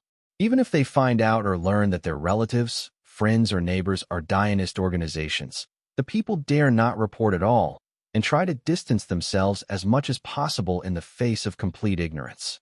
The Joint Army Command did not expect this series of problems to occur, although this series of events affected the Joint Army's strategic preparations, resulting in a somewhat slow progress. Fortunately, there was no serious impact, and the strategic goal is still feasible. As long as the supply of resources can be maintained and the factory does not cause much impact, the strategy can continue to be maintained. On the other side, Nang Tianyi's GN sword chopped off a Moffing MS with a sword, and Li Angel held a GN sniper rifle to snipe at the enemy plane in the distance, covering Nang Angel's advance. The German Angel used that powerful firepower to cover the main Angel in the form of a fighter plane. The Gesta and Ritual units fight with Gundams. The normal specifications of Jiegong and Urasame can suppress MS such as Magic Wind and Fierce Eagle, not to mention Gesta and Ritual are stronger than the special specifications of Jiegong and Urasame. Basically, it can be said to be rubbed against the ground. Yu Yangchun drove the Nung Angel and used the GN sword to open the bows of several old warships one after another. Then, watching a suppressing spaceship team invade an important location of the Dion Believer organization. The location here is a former abandoned meteorite or factory. Yu Yangchun didn't have any good feelings for the Dion Believers organization at all, and even felt extremely disgusted, thinking that all the members of this organization were soft bones. After a few battles, these members had no desire to resist. They even knelt down directly. Others were unwilling to kneel to the enemy like them, and directly attacked those people with backbone, and even accused them of being a stumbling block to the development of human society. Worse than a dog. It can be said that Yu Yangchun completely despises this group of people, and even thinks that this group of people doesn't even need to live, and keeping them alive is a waste of food and resources in this world. Yu Yanchun basically didn't hold back any hands during the battle. The hiding place has already been crushed. All MS drivers are notified by the command. For Gundam's return to Torres 2, Long Fei had already made Torres 2 one of his ships. Yu Yangchun walked out of the cockpit. Li Xiang held 2 glasses of drinks and handed one of them to Yu Yangchun. Thanks. Li Xiang is already 17 years old, and Tao Xiang doesn't interfere with her sister's behavior anymore. At present, Tao Xiang also knows that her younger sister is dating Yu Yangchun. Although Tao Xiang said that after her younger sister turns 18, she will no longer interfere in her younger sister's love affairs. In fact, Tao Xiang knows that Yu Yangchun is 18 years old, and her younger sister is 1 year younger than Yu Yangchun. In fact, the real age of the 2 sisters is actually over 70 or 80 years old. They are in a dormant state in the freezer, which leads to their age and appearance not growing. And the entire Tianyi, the people in the mercenary group, didn't care or pay attention to the actual age of the 2 sisters. In fact, it's not a big deal for the 2 to date now. It's just that Tao Xiang hopes that her younger sister will not have that level of relationship with Yu Yangchun before she turns 18. Alonso and Angelica are doing other things separately. Yu Yangchun asked Li Xiang, "Do you know what the boss is doing recently?" "I don't know. Brother-in-law never said what he was going to do. Even my sister didn't ask brother-in-law much." "Why do you want to ask brother-in-law?" "It's nothing. I just always feel that some people seem to have disappeared recently. I don't know if you still remember a person named Hamdada." "Hamadada, that big, strong guy?" "Yes, that's him. I heard that he might be a spy from another organization." "Spy? Do you mean that person may have been dealt with?" "It's possible. Ever since Yu Yangchun joined the Tianyi mercenary group, Yu Yangchun roughly guessed that Long Fei was not as simple as he appeared on the surface. Sometimes he chatted and laughed with his boss, but sometimes he felt that the boss was duplicity. Besides Hamdada, some people also disappeared, although I heard that those people were transferred to other sub-bases or units, and then over time the men were told they had died on mission. "Brother Yu, can you accompany me, my sister and my nieces to visit those orphans when we return to the mother's base?" "Sure." After Li Xiang kissed Yu Yangchun's face, she left the scene. Li Xiang didn't know that the action just now was actually filmed by someone, who passed the picture to Tao Xiang. When Tao Xiang looked at the photo, she shook her head, thinking that her younger sister was considered an adult now. If she just kissed her face and mouth, Tao Xiang could still accept her sister's behavior. On the other hand, besides the information collected by the governments of various countries, the secret hiding place of the Dion Believers organization also has spies sent by the Tianyi mercenary group to infiltrate the organization. It can be said that more than half of the secret storage places of the Dion Believers organization have been smashed. At present, the Tianyi mercenary group does not intend to let go of the Dion Believers, because this extreme organization even hurts others, even children. It can be said that it is no different from terrorists. Moreover, it was Long Fei who ordered the elimination of the Dion Believer organization, because the organization regarded Long Fei as the primary target of elimination, and even Long Fei's wife Tao Xiang. 2 daughters and 3 sisters were the targets they had to deal with. This can be said to have angered Long Fei. As far as Long Fei is concerned, if any grievances are directed at him, don't touch his family, otherwise don't blame him for killing him. Happy Paradise, Meteorite. This is the orphanage in the modified meteorite around the mother base. It takes in those orphans who are homeless and have lost their parents and have nowhere to go. Among the orphans, apart from Tao Xiang, who took in a group of Dio's children earlier, there are also some children found in the spoils obtained by the Tianyi mercenary group when they went out to destroy pirates or criminal organizations. Maybe children who lost their parents to pirates or criminal organizations. The Tianyi mercenary group finds their relatives for these children.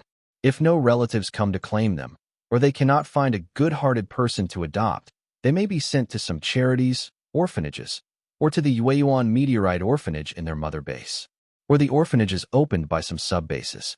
There are also some orphans who are either sent to orphanages or sent to some training places set up by the sub-base of Tianyi Mercenary Corps so that these children can receive a series of military training.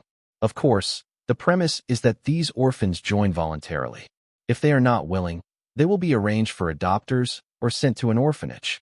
Although orphans voluntarily join the Tianyi Mercenary Corps, they only receive some basic training. Like other orphans, they have to go to school like ordinary children. Yueyuan Meteorite Orphanage has adopted more than 5,000 orphans. The orphans can arrange for them to go to school, have 3 meals a day, and arrange comfortable beds, warm hot baths, and children. Favorite candy, snacks, toys, and staff who know how to take care of children. Moreover, there is an amusement park in the Yueyuan Meteorite Orphanage. These are arranged by Taoxiang for the orphans. Taoxiang hopes that the orphans can have a warm and happy home, so that their hearts can have comfort. Of course, not all the children in the orphanage are children. Some orphans have gone to junior high school and high school. Orphans who have graduated from high school will leave the orphanage. Going to university is decided by the orphans who graduated from high school. The first 2 will be arranged immediately, and the latter 2 will be arranged to go to college. The expenses for going to college will still be paid by Yueyuan Meteorite Orphanage. Arrangements can also be made for a company in the group to go to work. Long Fei followed his wife and daughter, Li Xiang and Yu Yangchun, to Yueyuan Meteorite Orphanage. Taoxiang prepared toys, snacks, and so on for the children. The staff distributed the toys and treats that were brought in. "Hello, Aunt Taoxiang." "Hello, Sister Li Xiang." The children greeted Sister Taoxiang very warmly. The children liked the 2 sisters very much, and many children enthusiastically played with Sister Longhua. Long Fei came with his wife, mainly because of his wife's request. Of course, he also wanted to see how these children were doing.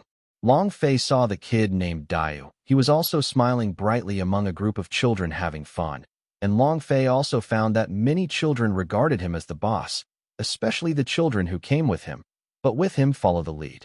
Yu Yangchun was pulled by Li Xiang to play with the children. Yu Yangchun also lost his parents when he was a child. He felt pity for the children who suffered from Yu Yangchun, and felt very sorry for the children who had the same experience. Long Fei watched his wife, daughter, and sister-in-law playing with the children with great joy. Long Fei decided to visit the orphanage and check the daily food of the orphans. The food for the orphans is mainly healthy. Although there are French fries and hamburgers that the orphans like to eat, these foods are only allowed to be eaten once a week. They are all mixed with vegetarian and meat. The meat is mainly chicken and eggs, mainly to allow children to take in protein. In addition to the 3 main meals for the children, the orphanage also prepares some desserts, snacks, and other plants as afternoon tea or supper for the orphans, mainly because they are afraid that the orphans will be hungry. Long Fei took a few radish cakes and mochi cakes to taste, and they tasted pretty good. At this time, Dio just ran into the cafeteria, wanting to drink a bowl of red bean soup and eat bean paste cakes. Dayu Huang was sat in front of Long Fei with his own snacks, and said to Long Fei, "Uncle Long Fei, can I join the Tianyi mercenary group?" "Okay, you can join after you graduate from high school." "No, I'm joining now. You are still a child now, and it will not be too late to join after you graduate from high school. But there are also many children like me who joined the Tianyi mercenary group for training. They also just received some basic training, generally speaking. Now they also have to live and go to school like ordinary children. But I just want to join the Tianyi mercenary group, just like those kids." "Why do you want to join the Tianyi mercenary group?" "I want to repay Uncle Long Fei and Uncle Tao Xiang's kindness." Long Fei reached out and touched the top of Dior's head and said, "My wife and I did not want you to join my Tianyi mercenary group when we took you in. We just hope that you can grow up like ordinary people. If you really want to join, if so, I can arrange for someone to teach you the basic training, and it is up to you to decide whether you want to join the Tianyi mercenary corps after you graduate from high school." "I see." After Long Fei and Dayu finished their snacks, Dayu followed Long Fei. Long Fei inspected and saw a relatively spacious music room with a piano inside. Long Fei entered the music room, checked the piano, and tried the tune. Which piece of music did Long Fei think about playing? "Uncle Long Fei, can you play the piano?" "I can." As a result, Dayu ran out of the music room directly. Long Fei didn't understand why Dayu ran out, but after thinking about it, I don't think so much. Just when Long Fei was thinking about which song to play, Tao Xiang brought her twin daughters and Dayu with a bunch of children, including Li Xiang and Yu Yangchun. "Honey, what song are you going to sing?" Tao Xiang asked expectantly. The song to be sung is called Tomorrow, Tomorrow, the episode of Gundam 00. Long Fei sang in Chinese and Xia when playing. If lost is to be found. Then parting is for meeting. After goodbye, we'll meet hello. How much I want to lie on that green lawn and have fun with the animals. Because there are many things that go well today. So pray that there will be many good things tomorrow. Father-in-law, the sun rises high and the sunset is extremely beautiful. Pray to the stars that tomorrow will come. Why do you want to leave? Let's go home together. The child cried because of the quarrel. I'm sorry can't be said. Even crying in my heart. It won't work if you don't say it yourself. Thank you, my friend. I want to meet all of you new friends. If hold your hand, those hands will become wings. If everyone holds each other's hands, then you can fly in the sky. Laugh, laugh, with a loud voice. Call favorite. Say, I'm back, after crossing the rainbow-colored flyover. Money can't buy friends even with money. Even if there is nothing, but everyone is with me. Let's listen to our dreams. Let's get to know us. How are you? But I'm still alive. How are you? And I'm still alive. At the end of the song, there was warm applause. The children at the scene wanted Long Fei to teach them to sing this song. Long Fei was also very happy to teach the children to sing, and Tao Xiang and the others also participated in it and sang the song Tomorrow together. In the process of Long Fei teaching the children, some staff also participated in it. A few hours later, Long Fei had a chorus with everyone, and there were staff members holding mobile suits to shoot the scene. The official website of the Tianyi Mercenary Corps uploaded the chorus, Tomorrow, with Long Fei's family and orphans, and it spread throughout the world. It has received countless likes and high praise. Especially the people in the colonial circle who are in a state of war at the moment have had great fluctuations and resonance. Some people even commented that the song that Long Fei sang with the children seemed to be sung for the children affected by the war, as if to soothe the hearts of the children who were devastated by the war. Some people even commented on the internet, listening to this song, listening to the tune and the song, tears flowed down my face. Some people are infected to say that this song makes people who have suffered from war long for peace. Saint Anna and Pope David are writing their online book, saying that when they heard this song, tears flowed down unconsciously. Listening to this song, I really want to create a peaceful environment for those children. Don't let children suffer from war. The most surprising thing on the internet is that the person who liked the song sung by Long Fei was actually Fates, the emperor of the Dian Empire. This song made him more determined to defeat all the evils in the colonial circle, unite the entire colonial circle, and create a peaceful environment for all children. Long Fei looked at Fates' remarks and directly gave Fates a meal. As long as your empire stops the war now, there will be no suffering children. The children who sang Tomorrow with me are all victims of the war. The hurt, the loss of parents, the children taken in by my wife's orphanage. If it weren't for the war you started, there wouldn't be so many orphans who lost their parents, and there wouldn't be orphans singing this song with me. Long Fei's outburst directly received overwhelming praise from the entire world, and countless people also praised you Long Fei, including people from the Dian Empire and Dian believers. But no matter what, the song Tomorrow has influenced the whole world. When Li Jiaming passed a room, there were two sword and shield members wearing Spartan suits too, standing in front of the door. Li Jiaming also roughly guessed what was going on inside. And in the past few weeks, Long Fei directly promoted his nephew to lieutenant colonel and transferred him to be the leader of the Shadow Mad Dog team. As far as he knows, the Shadow Mad Dog team and the Dire Hound team, he doesn't know who is the leader of these two troops. A few weeks ago, his nephew was directly transferred by Long Fei to be the leader of the Shadow Mad Dog team at that time. I was startled. Of course, Li Jiaming didn't ask Long Fei. Li Jiaming just glanced at the door and then went back to his office to deal with work. Inside the door, there is a round table with a 2-in-1 hot pot. In the middle is a Mandarin duck hot pot with spicy soup and clear soup. On the outside is a stone plate, which can be used for soup cooking and barbecue.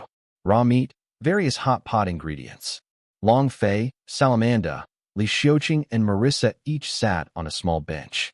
The three talents in Long Fei's hands were each in charge of a bright side troop and a dark side troop for Long Fei, and these three also understood each other's dark side troops. Hot pot and barbecue can be said to be Long Fei's favorite dishes in both his past life and his present life. Of course, the three people present also like to eat them. Especially Salamanda is the favorite among the four to eat hot pot and barbecue. What's more special is that when Salamander eats hot pot and barbecue, it likes to serve it with white rice. I don't know if readers have white rice when they eat hot pot. The four people did not simply eat hot pot and barbecue, but the four people talked about things while eating. Salamander, your former mother country, the Longsog Kingdom, which existed in name only, should be dealt with by their self-defense forces. Just put some of our people on the surface, and then put some of their people on the surface. They belong to us, monitoring that yo-yo and her government. Understood, boss. After Saramanda finished speaking, she picked up a piece of cooked mutton with her chopsticks, dipped it in some sauce, and put it in her mouth with white rice. Long Fei ate a skewer of grilled chicken and watched Salamander eat it with white rice like this, and asked curiously, Salamander, does it taste good with white rice like this? It's delicious. I like the white rice of the Hanxia Empire very much. It can be paired with many foods. Li Xiuqing said, usually, when I see you on missions, I don't see you eating so much when you eat. The task is done, the important work is done, the mood is relaxed, the stomach is particularly good, and the appetite is also very large. It is necessary to have a good meal, so that I feel very at ease. Yeah, it's a blessing to eat steadily. Long Fei picked up a piece of beef from the hot pot malatang, dipped some soy sauce into his mouth, and ate it. Xiuqing, now we are eating as friends. As friends, I have to persuade you that some of your relatives came to join our Tianyi mercenary group. It cannot be denied that those relatives of yours are indeed capable. But what are they? You know the purpose better than I do. I believe you will not be selfish and will deal with it impartially. What I am worried about is your uncle commander-in-chief. I agree with him in terms of his workability. I am very relieved that the regiment is well organized by him. But your uncle has a shortcoming, or he is not good. He is more or less close to his relatives, and he is in some things. If I find that he is more or less partial or taking care of his relatives, I can warn him as the boss at work, because he has worked for me for many years, and I have said that I don't want to interfere too much with the employees. I don't want to give him too bad a look at work, so I hope you, as a nephew and colleague, can persuade him a little bit and let him distinguish between public and private. No problem. Li Xiuqing heard the meaning of some of Long Fei's words, and he also understood the character of his uncle Li Jiaming. Long Fei's mouth was telling him to persuade his uncle, but in fact he was implying that he wanted to give his uncle a warning. By the way, what is the current size of the Shadow Mad Dog team? Do you think it needs to be expanded? Old Fei, at present, it really needs to be expanded. I think if possible, some members with good driving skills and physical fitness among ordinary humans will be selected from some sub-bases, and some members with good driving skills and physical fitness will be selected from some sub-bases to perform some enhanced operations, and then train mental resistance and control ability. The exam system does require mental resistance and strong consciousness. At this point, many ordinary humans will be fooled in the process. This is also the smallest team of the Shadow Mad Dogs except for the Sword and Shield troops. It's done.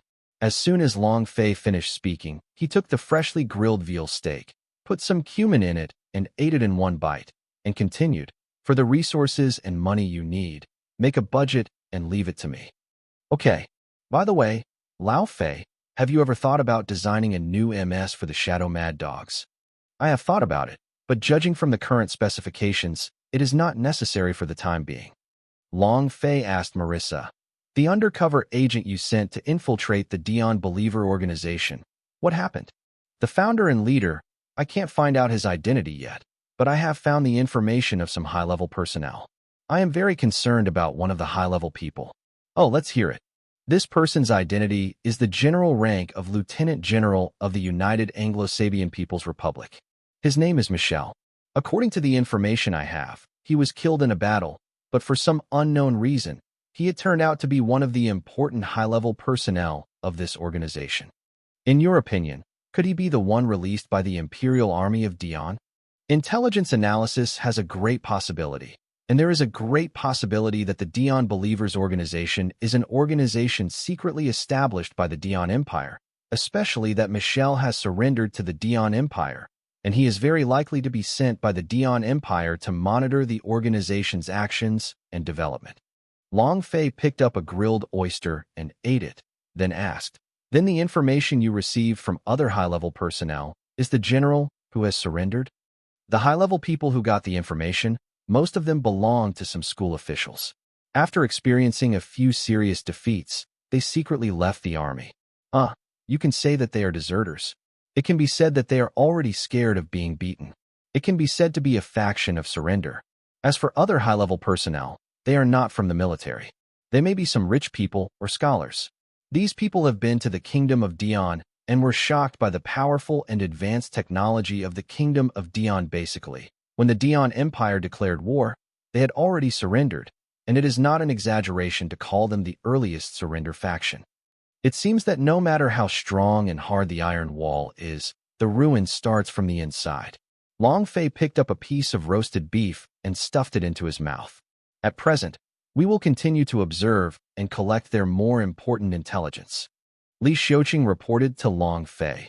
The presidents of some subsidiaries of Tianyi Group currently have close and secret contacts with some organizations or competitors, stealing dragons and turning phoenixes in materials, using higher-grade materials to buy lower-grade materials to make products. If it's the former, they have done something to be sorry for Tianyi Group. Long Fei shook his chopsticks in front of his throat, and then said, those forces that have dealings with them give a warning, and the latter is to use these materials handed over to the relevant departments of the company for processing, and handle it in accordance with local laws. Yes. The door opened, and members of Sword and Shield reported to Long Fei. Boss, your wife and ladies want to see you. Well, let them in. Long Guo and Long Fu ran directly in front of their father to hug.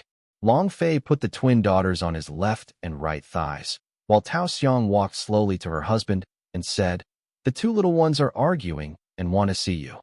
What are you looking for from Dad? Long Fei asked his two daughters in a gentle tone. The twin daughters said in unison, Dad, tell us a story today, okay? Sorry, babies. Dad has too many things to do today, so he doesn't have time to tell you stories. Why don't you let Mom tell stories with you? The two little ones looked disappointed. Tao Xiang said to the children, there are meatballs that you like to eat. Do you want to eat? Think. Long Fei picked up meatballs for the two children. After eating the meatballs, the disappointed children forgot the unhappiness just now. Tao Xiang looked at the kidneys that had just been roasted in her husband's bowl and frowned slightly. The child was eating a few meatballs. Tao Xiang said, children, it's getting late. It's time to brush your teeth and go to bed. Mom will tell you a story before going to bed. Oh. Tao Xiang took the child's hand and left the scene so as not to disturb her husband's work. After watching the two children leave, Marissa said, it's so cute. I want to have children. Salamanda said while eating. Then you just have to find someone quickly. Marissa rolled her eyes directly and said, I'm busy with my career, so I don't have time to find a partner. Besides, I have very high standards for choosing a mate. I don't want to find a man who is weaker than me. Li Xiuqing joked. Principal Mari sat. Then I think it may be difficult for you to find a partner. Maybe you will be an old maid in the future. What? Marissa looked at Li Xiuqing with an angry look. Li Xiuqing quickly raised his hands and said, just kidding. Just kidding. Major Marissa, if you really want to find someone, hook your fingers. Maybe there will be a whole row of men chasing you. At this time, Salamanda said, it's a pity that she doesn't like any of them. Her criteria for choosing a mate are so high that she might even look down on those who pursue her. My conditions are not that high. I am satisfied with 1/10 of our boss's ability. What? X2. Li Xiuqing said to Salamanda. If our boss only needs to find a spouse with 1/10 of the talent, it is estimated that 999% of the men in the entire universe will be dumped. Salamanda shrugged and said, if the standard is not lowered, maybe someone will really have no partner in the future, an old maid who will live a lifetime. Salamanda, who are you talking about? Marissa looked at Salamanda with a displeased face. I didn't name them, let alone you. Long Fei coughed dryly and said, everyone, don't get off topic. Several people continued to eat and chat. After everyone is full, before Long Fei returned to his room, he went to the room of the twin daughters to see the twin sisters. The two sisters were already fast asleep. The nanny in charge of taking care of the twins got up and saluted Long Fei. The nanny usually slept beside the twins. After watching the two daughters for a while, Long Fei left the room and went to his own room.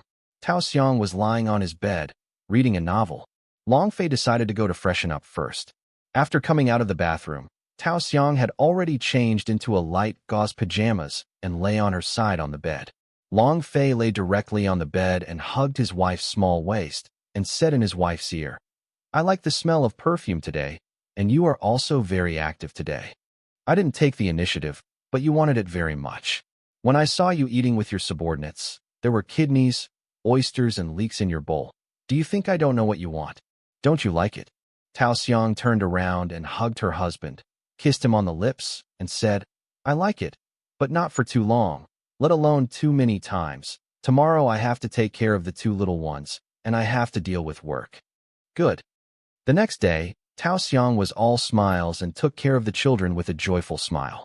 The two little ones didn't understand why their mother was in such a good mood today. Long Fei went to his office to research things after eating breakfast. Long Fei is currently researching Impulse Gundam. Of course, besides Impulse Gundam, there are also Chaos Gundam, Abyss Gundam, and Gaia Gundam. According to the original work, these 4 Gundams were originally developed by ZFT, with VPS armor and deuterium beam charging system. If it weren't for the plot, the 3 Gundams were taken away by the United Earth Army, and the 4 Gundams of Pulse Chaos Abyss Gaia, combined with the deuterium beam delivery system of the MS Minerva, can replenish energy. Of course, in addition to these 4 Gundams, Long Fei is also preparing to develop the Savior Gundam. That is, the armor of the Gundam is changed from PS armor to VPS armor. The MS Mothership Minerva has also been established as a development project. The purpose of the development is to use these 5 Gundams as their motherships. Improve the safety of commanders and technicians on the bow of the mothership. The 2 new types of warships, Broken Shield and Armor, have the technology of shielding the bow of the MS Mothership Minerva, allowing the bow of the ship to be shielded.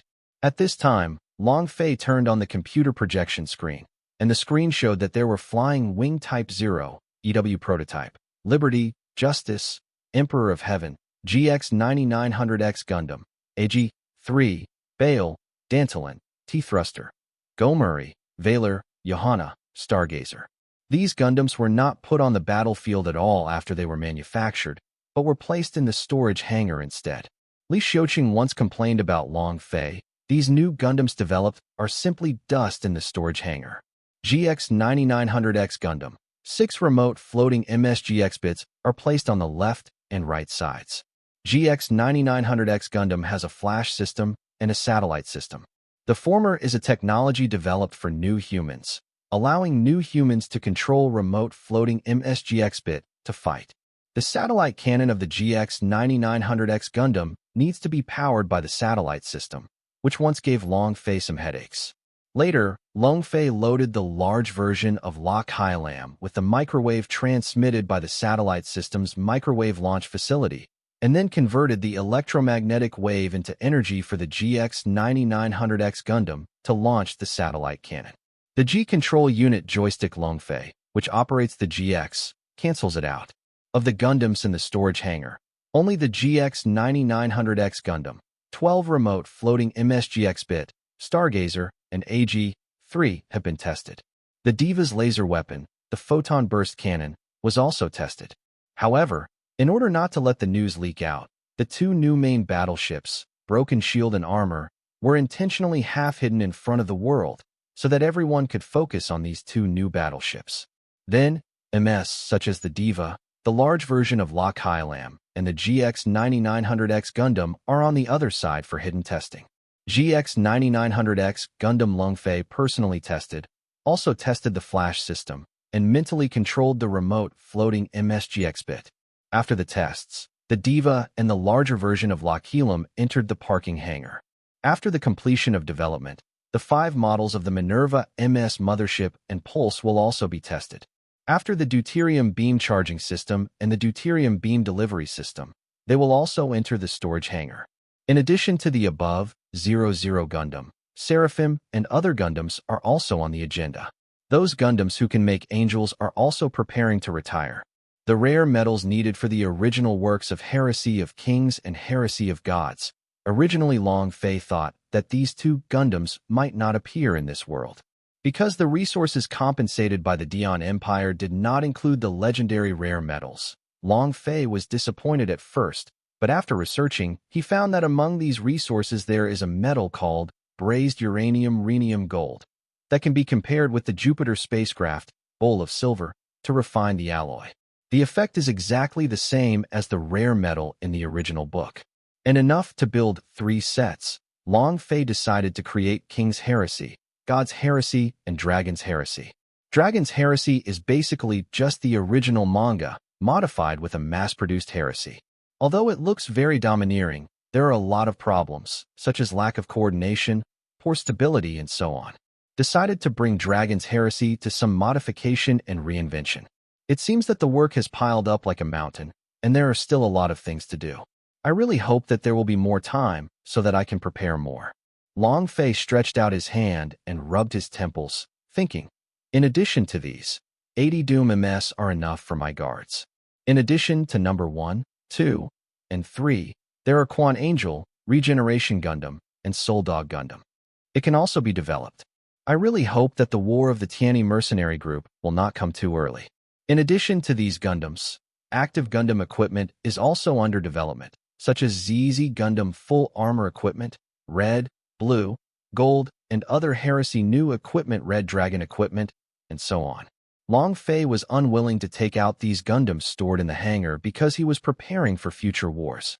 Long Fei had a feeling that there was bound to be a war between the Tianyi Mercenary Group and the Dian Empire, and Long Fei's feeling became more and more intense during this period of time.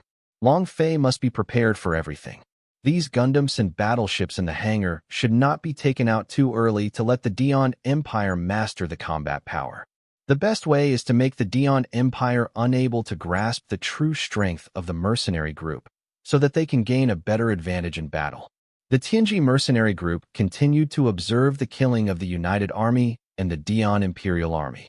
During this period of time, the Tianyi Mercenary Group also got hold of some specially made holy machines and some military weapons of the Imperial Army of Dian.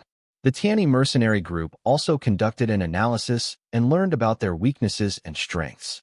Many research and development teams of the Tianyi Mercenary Corps are also developing new types of MS weapons, battleship weapons, individual weapons, ground weapons, and so on. On the other hand, all the members of the Tianyi Mercenary Group have a feeling that our Tianyi Mercenary Group will definitely fight against the Dian Empire because the various behaviors of their own bosses are completely different from those of Emperor Fardis of the Dian Empire. On the contrary, the boss sang against the Emperor completely. The two have different ideas, and there is bound to be a big battle. Moreover, the Tianyi Mercenary Group has been developing new types of weapons for testing recently. Every member of the Tianyi Mercenaries knows that this is a preparation for the future war, and every member is mentally prepared to fight this powerful empire. The simulated battle between the Red and Blue armies. The Blue Army has always been like the Dian Empire, and the Red Army has always been how the Tianyi Mercenaries try to defeat the imaginary enemy.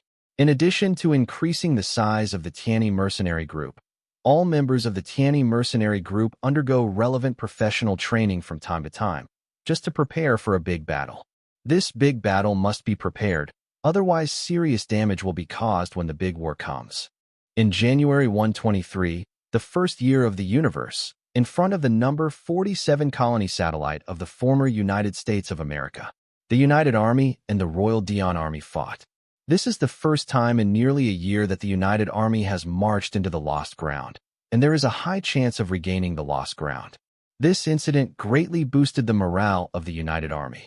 After many battles, Apollo, Pele, and Storm have improved their deficiencies as much as possible, and from the skeleton joints of MKG and the technology of Holy Machine as a research reference, some new technologies have been developed in reverse development. Using with these new technologies, the performance has improved a lot compared to the early days. Dealing with manticores and wingbirds is not as frantic as it was in the early days. Although mobile fortresses such as Gunhall and Sigia are still not as good as Fenrir in terms of performance, they can be suppressed by numbers.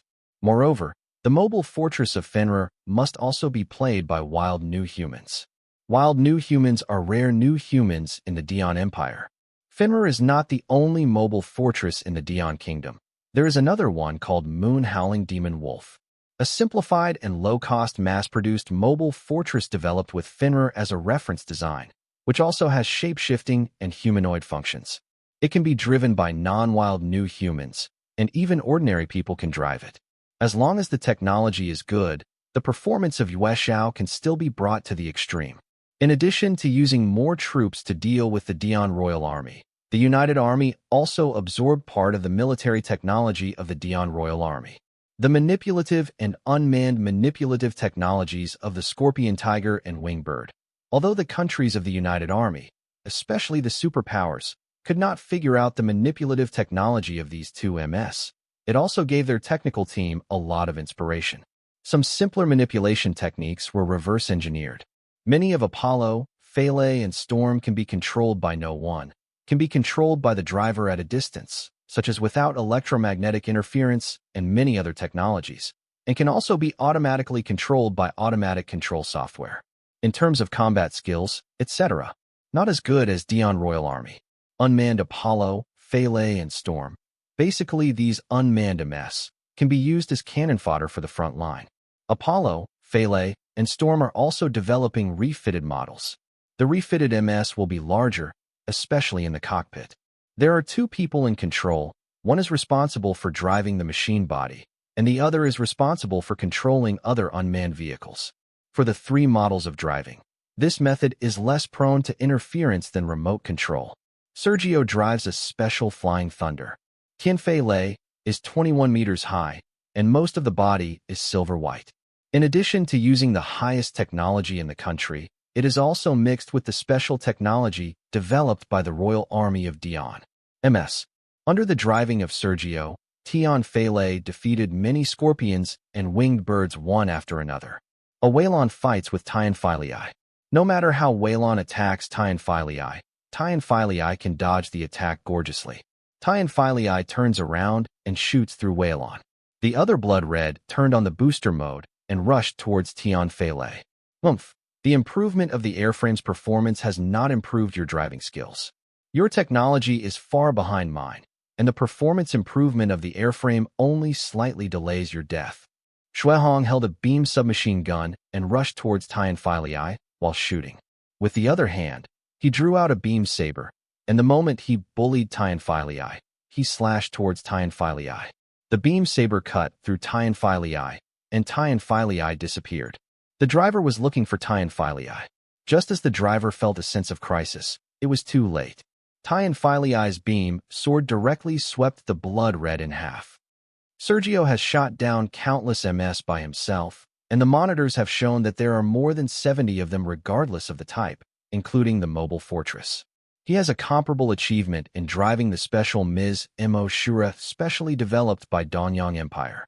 Mo Shura is 20 meters high, with a black body and a head that looks like a ferocious ghost face. The driver is one of the top 10 aces as famous as Sergio, Sagitaro. The most famous of Sagitaro is to drive a MS with a solid knife. One cut down more than 20 enemy MS, and the drivers are not ordinary drivers. They are all special drivers from special forces. This battle not only made Sagitaro famous, but in the next few battles, Sagitaro mostly used beam sabers or physical knives to kill some famous MS pilots. In these few battles, he has been recognized internationally, and he is regarded as one of the top 10 ace pilots, and the International also gave him the title of Knife King. Taro Sagi drives Mashura with a beam sword. The beam sword can not only cut off the target with a single blow, but also cut off the incoming beam and live ammunition.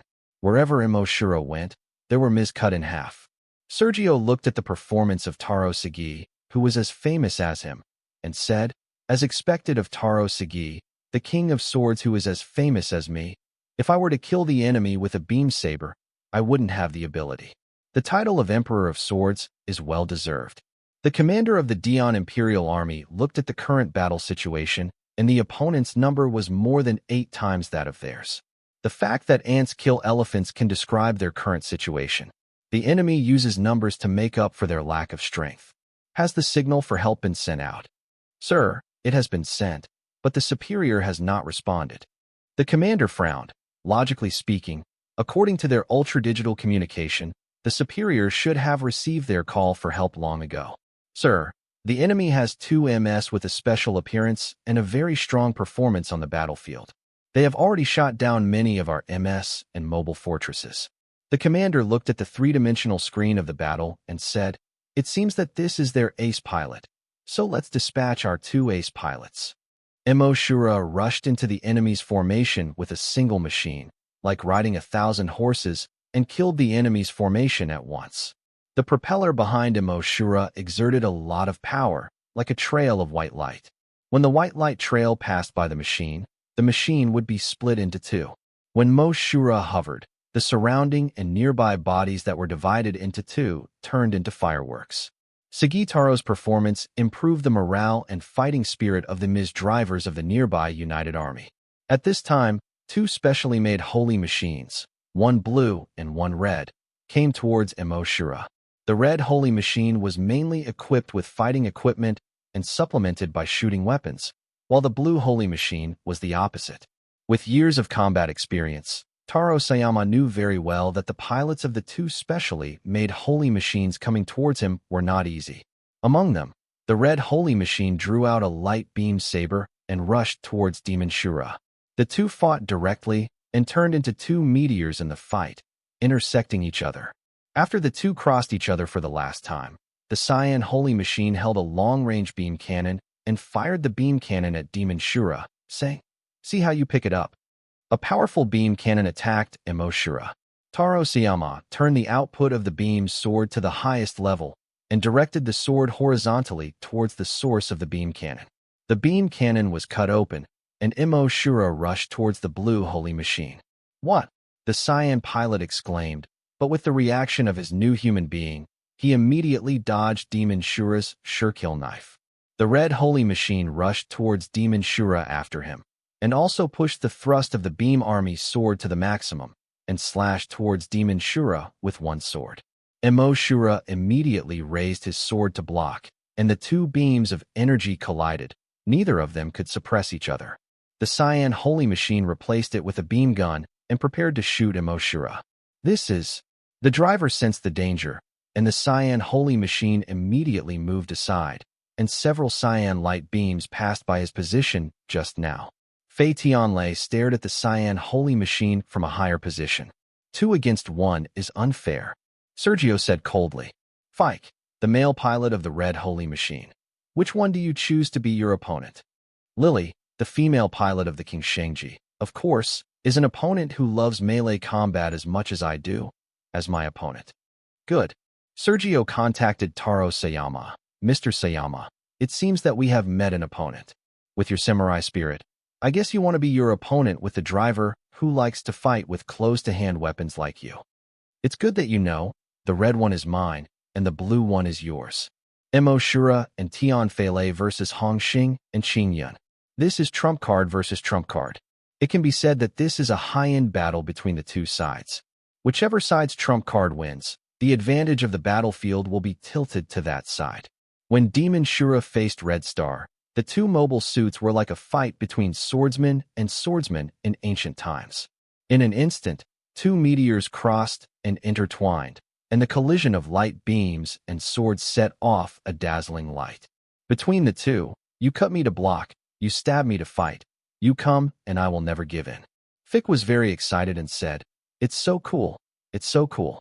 I didn't expect ordinary humans to have such superb skills. I really want this fun not to be so short-lived."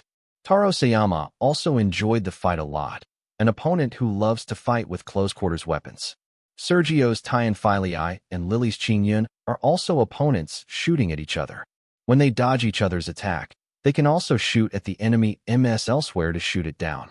The Ms troops from both sides left the battlefield of the 2 at the same time. The commanders on both sides are also paying attention to the battle between their trump cards. If any side's trump card is eaten, then the unfavorable situation will tilt on them. Especially the commanders of the joint army were even more nervous because this battle was so important, and this was their possible victory in the war they had fought for so long. The United Army really needs a victory to stimulate the morale and fighting spirit of the whole army, so that the whole army can understand that the Dian Imperial Army can be defeated. The United Army hopes that these 2 trump cards will not be defeated. The reputation of these 2 trump cards is too loud. Once they are defeated, it will affect the morale of the entire army, and even make many soldiers who are already low in morale unwilling to fight anymore. The behavior of combined army commanders can only pray that their trump cards must prevail. Although Taro Sayama has been fighting for several hours, he is a little tired, and his current condition is only 7 or 8 out of 10, and the performance of Mo Shura's body is not as good as that of Red Star. As soon as Fick came on the field, he went directly to Taro Sayama. Fick was not facing Taro Sayama in full condition.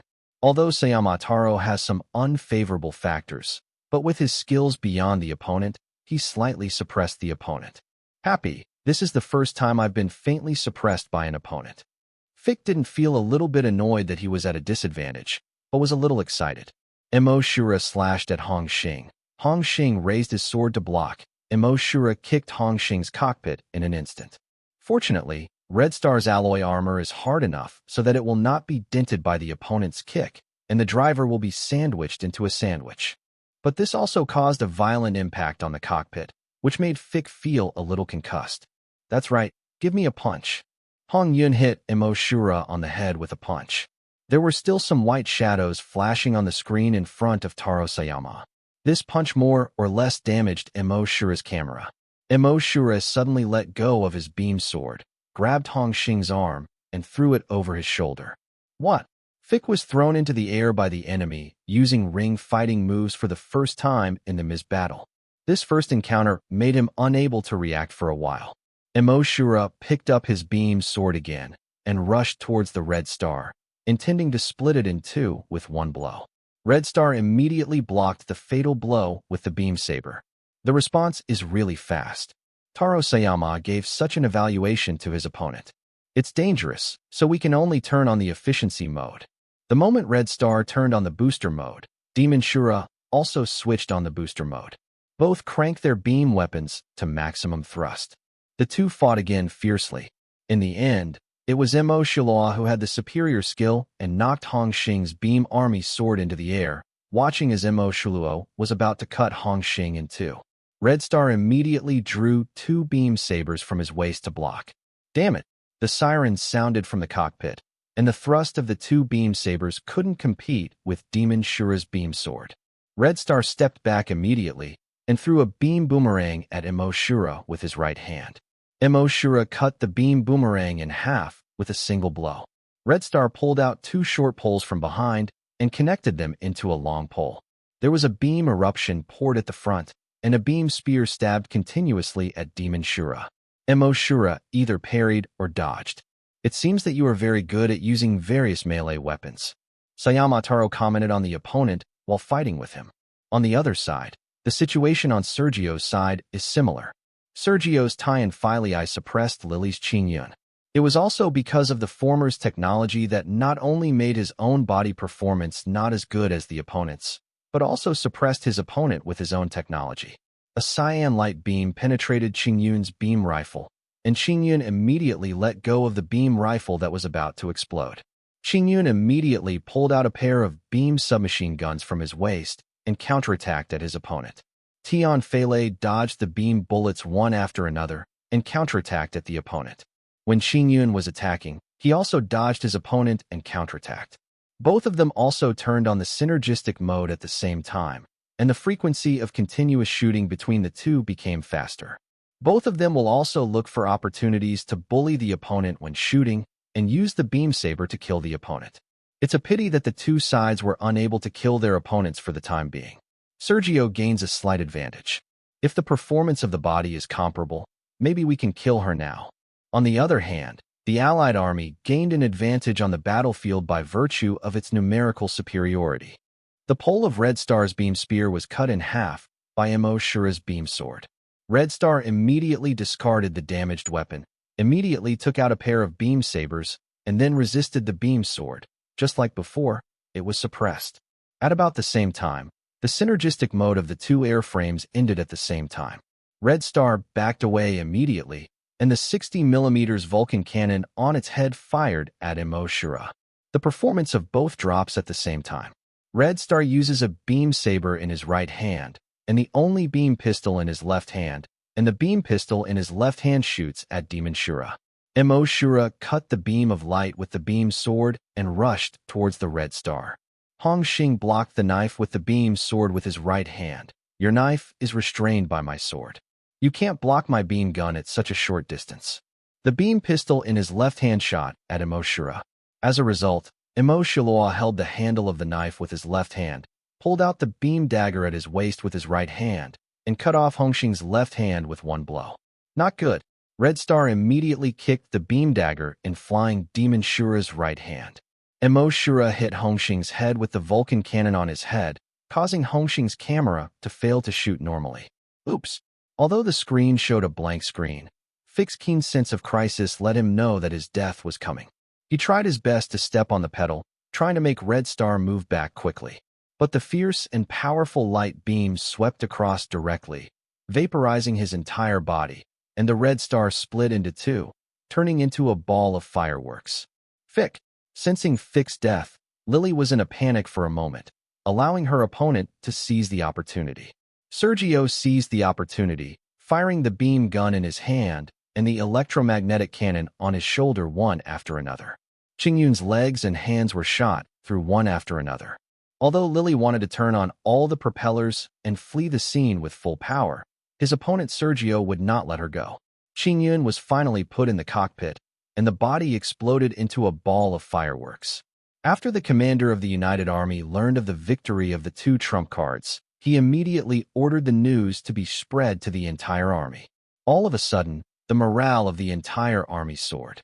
The commander of the Imperial Army of Dion, knowing that the two aces of the troops he led had been killed one after another, watched the enemy's advance on the battlefield begin to get closer and closer. The commander issued an order to retreat, announcing the abandonment of the former United Nations colonial satellite, number 47. After learning the order from the frontline commander, the troops of colonial satellite number 47 immediately packed up everything, left colonial satellite number 47, and took away the privileged and superior civilians before leaving. Some keen slave owners or rich people, after learning that the Dion Royal Army was defeated in the front line, quickly boarded their spaceships and followed the retreating troops to leave the number 47 colonial satellite. The ordinary civilians of colonial satellite number 47, especially those sentenced to slavery, were extremely excited and even attacked those slave owners who oppressed them or occupied the shops, mansions, etc. of those slave owners or rich people who left. Even anything of value is taken away. There are also many ordinary civilians or slaves waiting at the port to welcome the victorious Allied army. Reporters in the field or media reporters following the United Army are now making big reports, reporting that this is their first real victory, and it is also their first victory in regaining lost ground. Many reporters had smiles on their faces, because no matter what, this is something that the entire space colony circle should be happy about. At this moment, many generals in the Lianhe army building opened champagne to celebrate. Media outlets from various countries in the colonial circle carried out live broadcasts. Many reporters filmed the interaction between local civilians and the Allied army at the port. The civilians warmly welcomed the Allied army. There were even more civilians hugging the coalition army with tears in their eyes, telling how they had been bullied and wronged by the Dion Imperial Army during this period of time. Many reporters even photographed that some people were kidnapped and paraded to the public. The local civilians learned that these people were young people who bullied themselves by pleasing the Dion Imperial Army for a job or being a dog-leg compatriots. There were many civilians at the scene throwing rubbish, eggs, etc. on these 25 boys. The local police department building is surrounded by local civilians, and the police department building is guarded by a bunch of armed policemen. In order to prevent the accident from causing unimaginable casualties, the person in charge of the police department can only discuss with the commander of the Joint Army. In the end, they were assured by the commander of the Joint Army that as long as they were disarmed, their safety could be guaranteed. After the United Army entered the police department building, the head of the police department ordered all the police to disarm. The commander of the United Army began to evacuate the surrounded people and then investigated all the police. As long as they had not oppressed those who are members of the public will remain in their original positions. If they bully the public or have bad behavior, they will be fired directly. Many people in the colonial satellites celebrated wantonly in the past few days, especially those who were sentenced to slavery. They ate and drank happily because they could finally enjoy the so-called equality. Of course, there are also many people who are not very happy. For them, whether it is ruled by the Dian Empire or the Anglo-Saman People's Republic, the basic life has not changed, and they still have to eat and drink. There are also some civilians who are unhappy. They don't have a bunch of slaves like other slave owners, but they can feel like masters under the previous rule of the Dian Empire. The slaves they bought, because of the victory of the United Army, made them lose their efforts, and they themselves became ordinary civilians, and being a so-called ordinary person who is equal to everyone. This made them very uncomfortable. The joy of being a master. On the other hand, the commander of the Royal Dian Army who retreated from colony number 47 of the former United States of Anglo-Saman was now under the responsibility of his superiors. Ask him why he retreated, why he didn't call for help. The commander explained that he had asked for rescue, but his superiors did not give him any response. The retreat was because he could not get rescue. Seeing that the defeat was doomed, in order to prevent the loss from expanding, he had to retreat. The superiors informed the commander that they had not received his call for help. The commander uploaded the original information of the call for help to the superior, and the superior sent relevant experts to investigate and found that the commander's call for help had indeed been sent out. But the problem was that the headquarters had not received it. The higher command did not receive the commander's call for help, and the most likely reason was that it was intercepted. The superiors really couldn't believe that it was impossible for the coalition army's backward technology to intercept their advanced technology signals. The superiors sent relevant experts to investigate, and the commander was transferred to the rear, waiting for the relevant committee to investigate and clarify whether he should be punished. The Mother Base conference room is having a meeting, and the content of the meeting is to discuss the joint army's first victory in regaining lost ground. Lieutenant Colonel Salamander, what do you think of the Dian Imperial Army losing their territory for the first time? Lieutenant General Shrek asked. General, the Dian Imperial Army lost their territory. I think that instead of discussing this topic, I think it is more important to why the Dian Imperial Army lost. Why did they fight for so long? I think this is the key point. Long Fei asked. Lieutenant Colonel Salamander, it stands to reason that you have fought against this empire many times, and you know it better than everyone here. Can you express your personal opinion? No problem, boss. The Dian Royal Army and the others are absolutely impossible to fight to the end in a battle. If a war lasts for more than half a year, they will definitely change their strategy. It is absolutely impossible to invest too much resources in this battle, unless there is a great benefit in this battle. But after fighting with the United Army for so long, I really can't see what benefit makes the Dian Empire invest so much resources in this battle, unless he has something purpose. Lieutenant Colonel Salamander, according to what you mean, the Dian Empire has invested in this protracted war. He is actually prepared to be a follow-up, right? Yes, and the coalition army originally wanted to rely on the number of resources and so on to fight a protracted war. Fades is also a strategist no matter what. He can't fail to see the opponent's purpose. The longer he fights, yes, it's worse for them. Salamander requested to open the entire colony circle map. Then, Salamander pointed to several locations and said, as time progresses, the Wanluo Federation and the Garth Empire have gathered more and more troops, and the current position of Mars is almost corresponding to the colony in District 9. Once the revolution of Mars corresponds to the colony in District 9, the Wanluo Federation and the Garth Empire will definitely dispatch these two huge troops to attack Mars. Fades basically sees this problem, but he has no corresponding means. Instead, he continued to fight with the United Army to the end in the United States of Anglo-Saman. This is not his usual style. Let's talk. But it's absolutely impossible. I guess he must have left something behind. He wants to lure the snake out of the hole. He must have some way to deal with those two huge troops.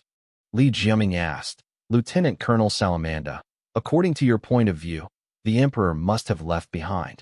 Will this backhand be a very powerful weapon, a strategic weapon?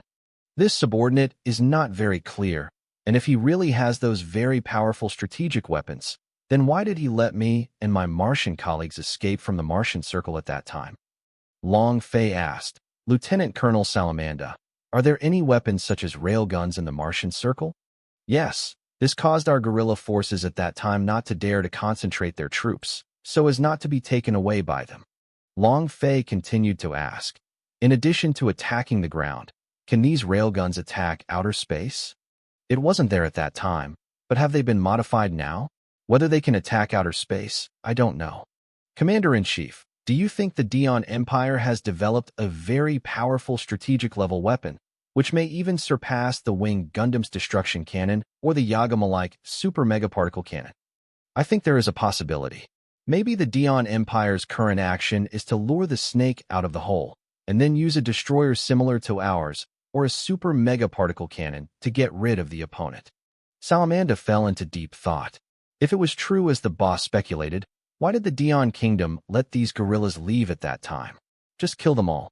Then, continue to develop, continue to close the country, let the Earth Circle and the Colonial Circle directly take down the Colonial Circle in a short period of time without knowing or preparing.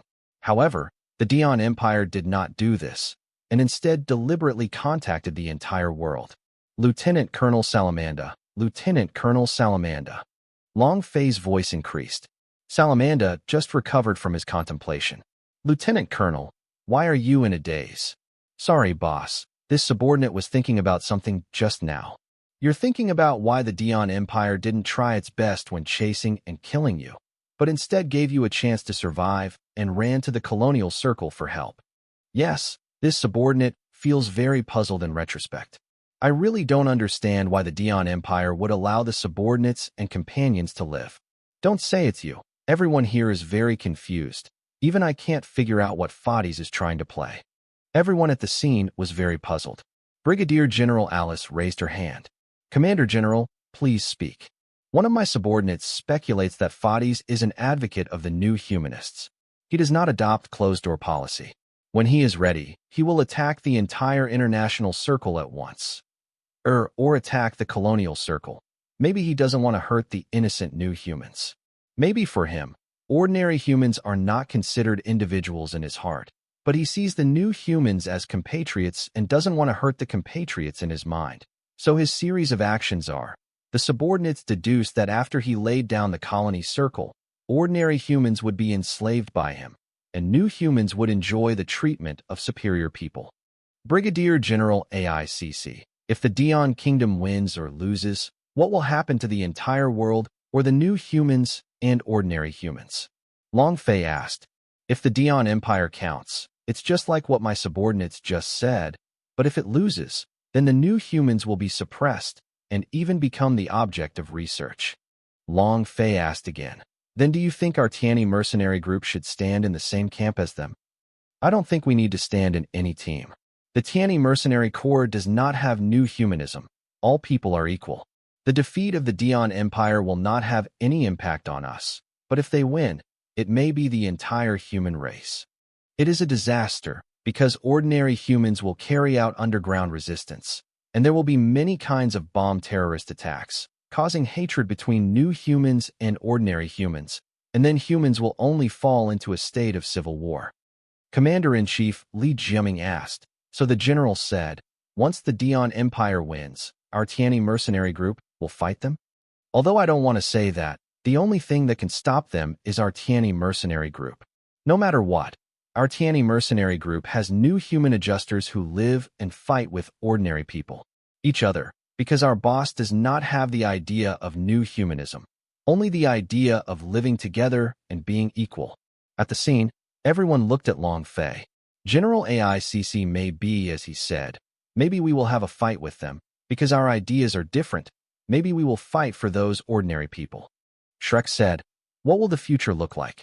We can't guess. I think we should first speculate on the next actions of the Dion Kingdom or what medicine they sold in their gourd. After the meeting, Salamanda, Marissa, and Li Xiuqing were in Long Fei's office. The three of them sat on their own sofas, while Long Fei sat on his main sofa. Marissa said to Long Fei, the Dion Believers Organization, my subordinates have already found out some of their resources and sources of funds. Oh, where are their sources of resources and money coming from? In addition to those companies that have already surrendered, There are also companies and organizations that have bet on both sides. One of them has been found out. The source of their resources and money comes from the Kingdom of Dion. Oh, make it clear. The ones from the Dion Empire are local enterprises. The financial owners of this enterprise, or their behind-the-scenes bosses, have noble status, and the noble status is not simple. Why isn't it simple? This noble is related to the royal family. Marissa went on to say, after multiple investigations and verifications by the troops in charge of my subordinates, although there is a large group on top of this company, and then there is another big company on top of this group. After layer-by-layer inspection, I found that the enterprise in charge of all these is a Duke family, Morissette, and the Duke's old head has a daughter who is the concubine of Fardis. Then this concubine gave birth to a prince for the emperor, right? Yes, the third prince, Alexander, is the grandson of Morissette's family. According to our information, the family of the third prince's mother is the head of the 6 Duke families. Then that company's contribution of resources and funds is probably the meaning of the third prince. Longfei deduced. The intelligence received does have a high probability. Salamanda said. It is estimated that he wants to disgust you, the boss, and even wants to take revenge on you. So the Dion Believer organization will attack us from time to time. It can be seen that this guy must resent us for treating him like this back then. Boss, if there is a conflict between us and the Dion Empire, can Alexander be handed over to me? You want to kill him? Yes, many of my companions and compatriots died at his hands. I want to kill him to avenge them. If there is such a day, what I hope is to have a live broadcast of the execution. Marissa said worriedly. Boss, in this case, we and the other party will never end. So, once we and the other party fall into an endless battle, Salamanda can directly shoot the third prince. Marissa went on to say, the Dion Believer organization lists the boss and your wife and children as their primary hunting targets, which is the order of the third prince. Long Fei's eyes narrowed, and he said in a calm tone, Lieutenant Colonel Salamanda, I don't think I can let you shoot that third prince. Once he falls into our hands, you have to find a way to torture him. And if you can't let him die, I want you to let him not live or die. It's better to let him feel what is. Everyone could hear that although Long Fei's tone was peaceful, they could all feel the anger in Long Fei's heart at the moment. Alexander had touched Long Fei's bottom line, and Long Fei spoke cruel words in a peaceful tone. Salamanda said, there is no problem with this. If it is more painful for him to live than to die, the subordinates are very happy.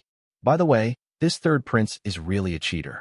His father never wanted to have a conflict with me, but he did a lot of things to provoke me. If his father knew, I don't know how to deal with him. Then, Li Xiuqing reported something to Long Fei. Boss, I discovered that every company in the Tianyi group has the thoughts of Dion believers infiltrating the company. Infiltrate into what issues come out. Some employees with unstable minds have been infected and even started to spread in the company that Tianyi group will succumb to the Dion Empire. Although the relevant departments have dealt with it, some employees still have such thoughts in their hearts.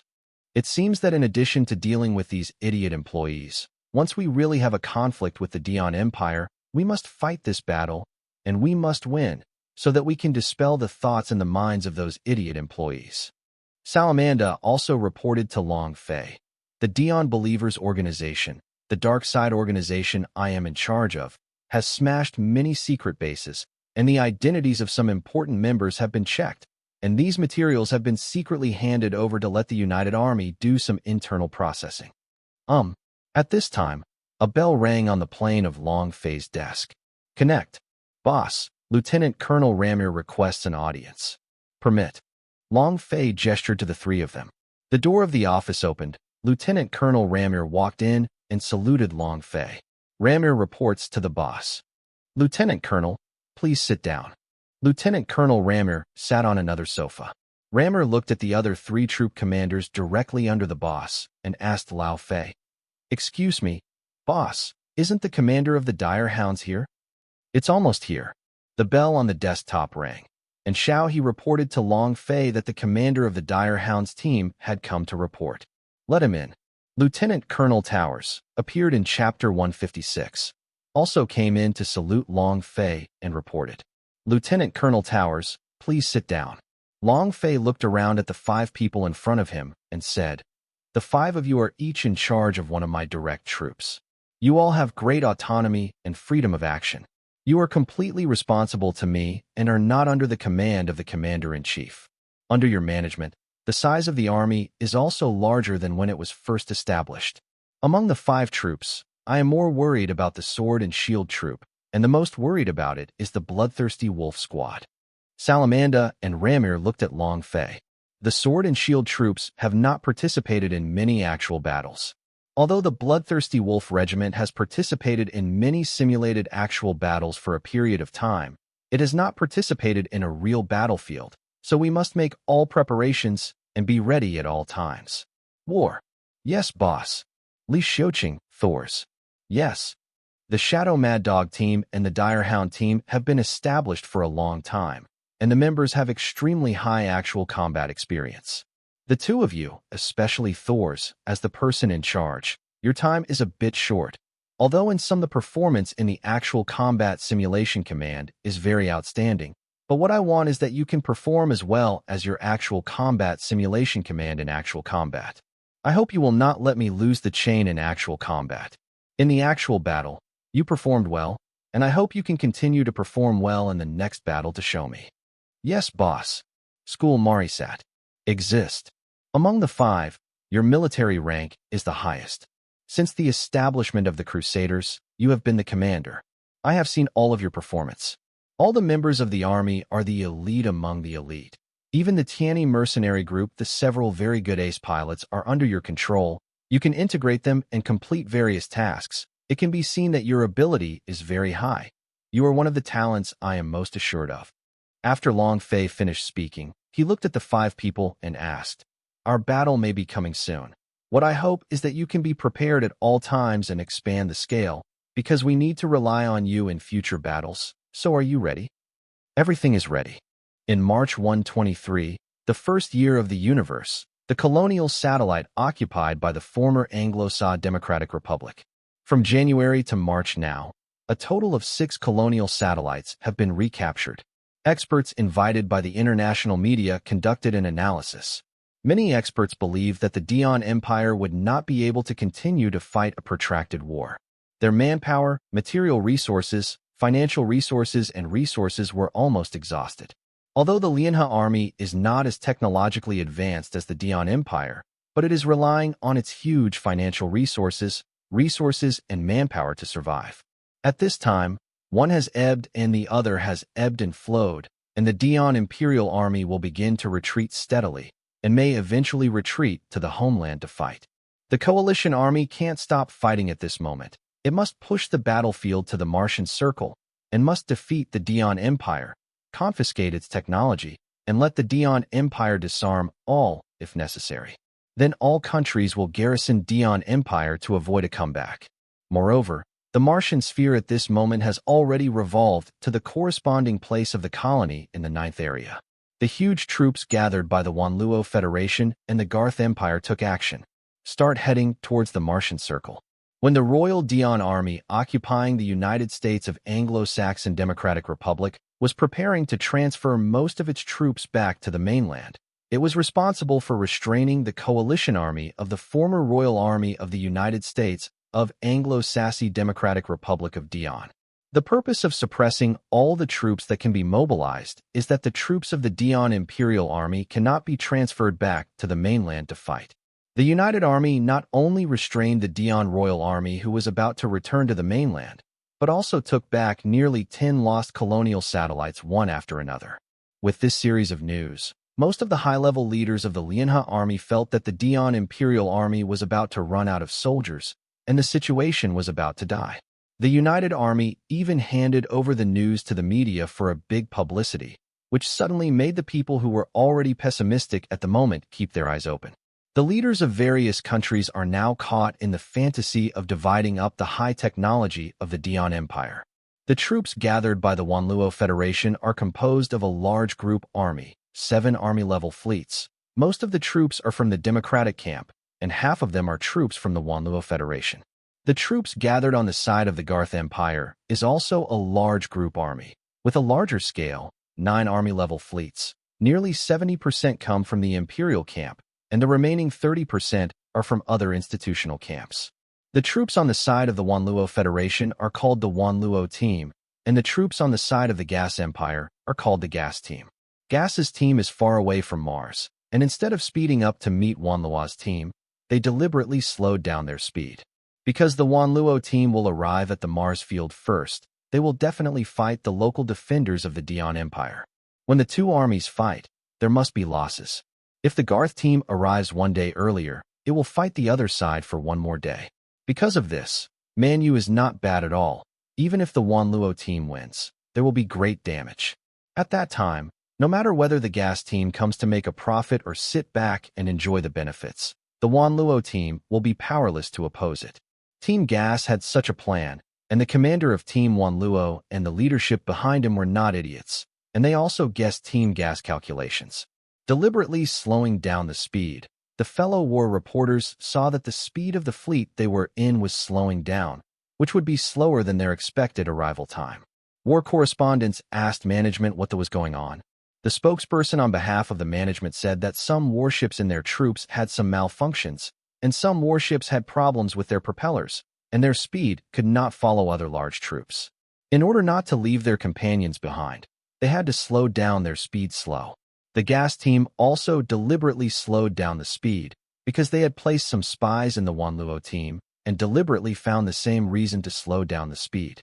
The Tianyi mercenary group sent some troops to monitor the actions of these two troops from a distance, and the Tianyi mercenary group calculated the speed of the two troops. After Long Fei saw the speed reports of these two troops, he couldn't help scolding these people. These are still plotting against each other up to now, and they are plotting against each other, and they don't want to delay the longer. They are responsible for pinning down the troops of the Dion Imperial Army on the front line. The longer you delay, the longer they will fight, and their damage will be huge if it gets bigger and bigger, and if you don't arrive at the Dion Empire's mainland to fight earlier, the longer you delay, the Dion Empire will have more time to prepare, and the battle will be more difficult, and you may even have to lose. The long preparations are all in vain. What a bunch of idiots. After scolding for a while, Long Fei took a deep breath, shook his head, and said with a wry smile, "Actually, I really don't have the right to scold people. I'm also scheming against them in my heart. My Tianyi mercenary group participated in the battle, so that my losses will be less. After all, I am also scheming, and I am also harboring evil intentions." On the other side, Fardis listened to the reports of his courtiers and the slowdown report of the Wanluo and Gas teams. Fardis sneered and said, "Ordinary humans are a group of inferior people. They will never put the overall situation first, and will only have their own calculations. However, the stupid things done by these inferior people are good things for us. The slower they drag, the more we prepare, the more surprises we can prepare for them." At this time, a courtier flattered Fardis, "Your Majesty's new humanism is right. How can these inferior people understand His Majesty's lofty doctrine? These people are not qualified to lead human civilization to new heights. Only His Majesty the Emperor's new humanism. We new humans are qualified to lead human civilization to a higher level. I am looking forward to when these inferior people come to Mars. His Majesty's prepared heavenly power will definitely make them regret. Their stupid decision made them feel His Majesty's endless and supreme heavenly power." Iching Lukman, have you forgotten that I don't like flattery? Lukman was so frightened that he immediately knelt on the ground, kowtowed desperately to Fardis and begged for mercy. "His Majesty, please calm down. Please forgive me. Love Lukman, I'm in a good mood today, and your flattering to me today makes me listen very well. I'll let you off this time today, and I won't be an example. Thank you, Lord Ron." The courtiers at the scene didn't quite understand Fardis's moody mood. Sometimes they would suddenly get angry, and sometimes they would turn their eyes at the moment of exposure, so that these courtiers didn't understand the Emperor's mind at all. Fortunately, His Majesty the Emperor is really in a good mood today. Otherwise, Lukman would be dragged out and shot now. Although His Majesty the Emperor regards the new humans as a part of them, most of the new humans are just his sons in his heart. The people, at most, can only be the courtiers in his heart. On the contrary, it was the new human being named Long Fei, but His Majesty the Emperor had a completely different attitude and was willing to share rights with this new human being. which made them really puzzled why His Majesty the Emperor had such an attitude. In May 123, the first year of the universe, the Wanluo team came to the field of the Martian Circle. The supreme commander of the Wanluo team, Admiral Avis, looked at the home defense force of the Dion Empire in the distance. In addition to the battleships they were familiar with, there were also mass-produced mobile suits that they had never seen before. It looks like a humanoid beetle with a height of 20 meters. The propeller on the back is like a beetle's cicada wings, and there are rotating shields on both sides of its arms that look like a beetle's cicada wings.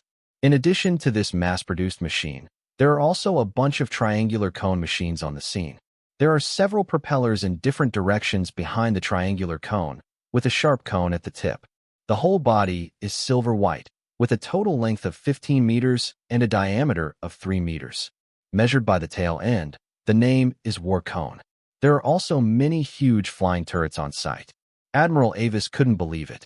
From the diplomatic team at that time, he learned that the Dion Empire did not have these armed forces. Unexpectedly, after this period of war, the Dion Empire developed and manufactured so many weapons.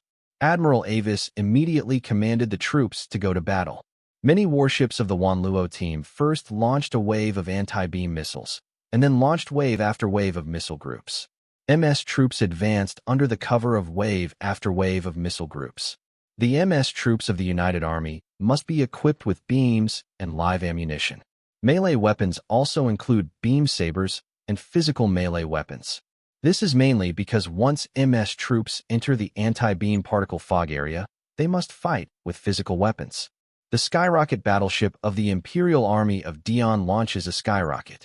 The long-range beam barrage group launched by the Wanluo team is that the coalition army has developed a cluster beam turret after suffering from the losses of many Skyrockets, and sprayed out countless beam bombs as a defensive barrage group. This is their restraint. Skyrocket tactics. This technology prevents their battle fleet from being devastated by skyrockets. The Dion Imperial Army also launched their anti-missile missiles and defensive beams to wipe out the enemy's missile group. The Dion Imperial Army also sent troops, Scorpion Tiger, Winged Bird, and Armored Monster. The Holy Machine did not have blue, but blood red, and the new mass-produced Holy Machine Emerald Green. As the name suggests, Emerald Green is mainly cyan, with a total height of 19 meters. It can be matched with live ammunition weapons and energy weapons. Weapons can be mounted on the shoulders, waist, and legs. It has powerful propellers and a new type of composite armor rhenium steel. In addition to offsetting the beam's 20% lethality, it also has a high resistance to live ammunition weapons. It is also a mass-produced sacred machine for new humans and adjustment humans to drive.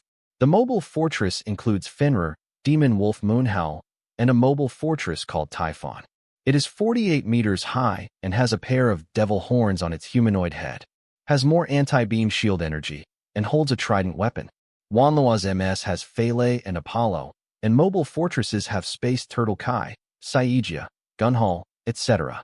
Except for Space Turtle, other mobile fortresses have not rushed into the anti-beam particle fog area. On the Dion Imperial Army's side, only Demon Wolf Yueshao rushed into the anti-beam particle fog area. The number of the two sides on the battlefield is 6:1, and the numbers of the two armies are reserved. This battle is for both sides to test each other. Countless war cones rushed into the anti-beam particle fog area. The MS troop and the mobile fortress group of the United Army were a little caught off guard by the piles of war cones. These teams were fast, powerful in dodging, and flexible in mobility. A red dot appeared at the tip of the cone. It turned out that the tip was a high-speed self-rotating drill bit.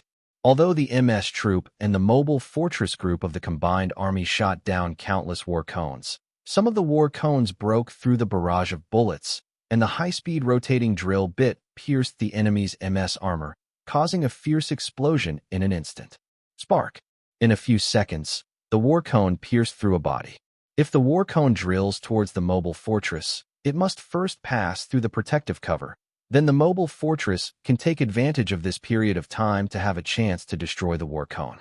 Although the armor monster is not as fast as the Scorpion Tiger and Winged Bird, it is better than the latter two in terms of defense and firepower, especially the armor shields on both sides of the equipment, which can completely withstand 105mm live ammunition bullets. This made the MS troops of the United Army feel a burst of pressure.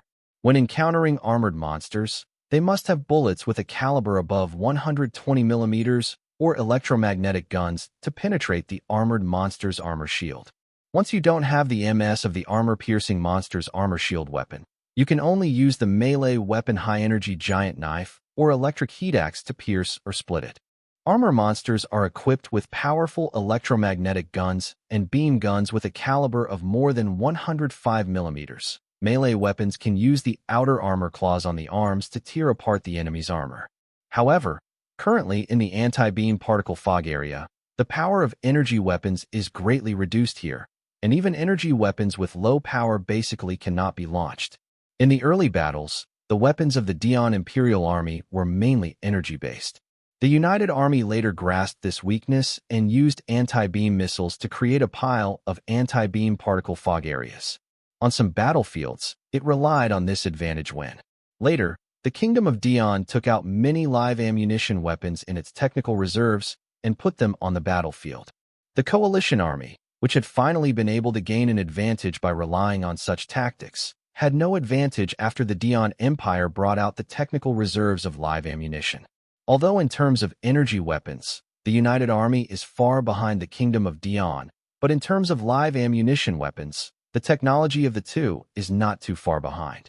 Originally, General Avis, the commander of the Wanluo team, originally wanted to use the anti-beam particle fog area to overwhelm the opponent by relying on the number of advantages.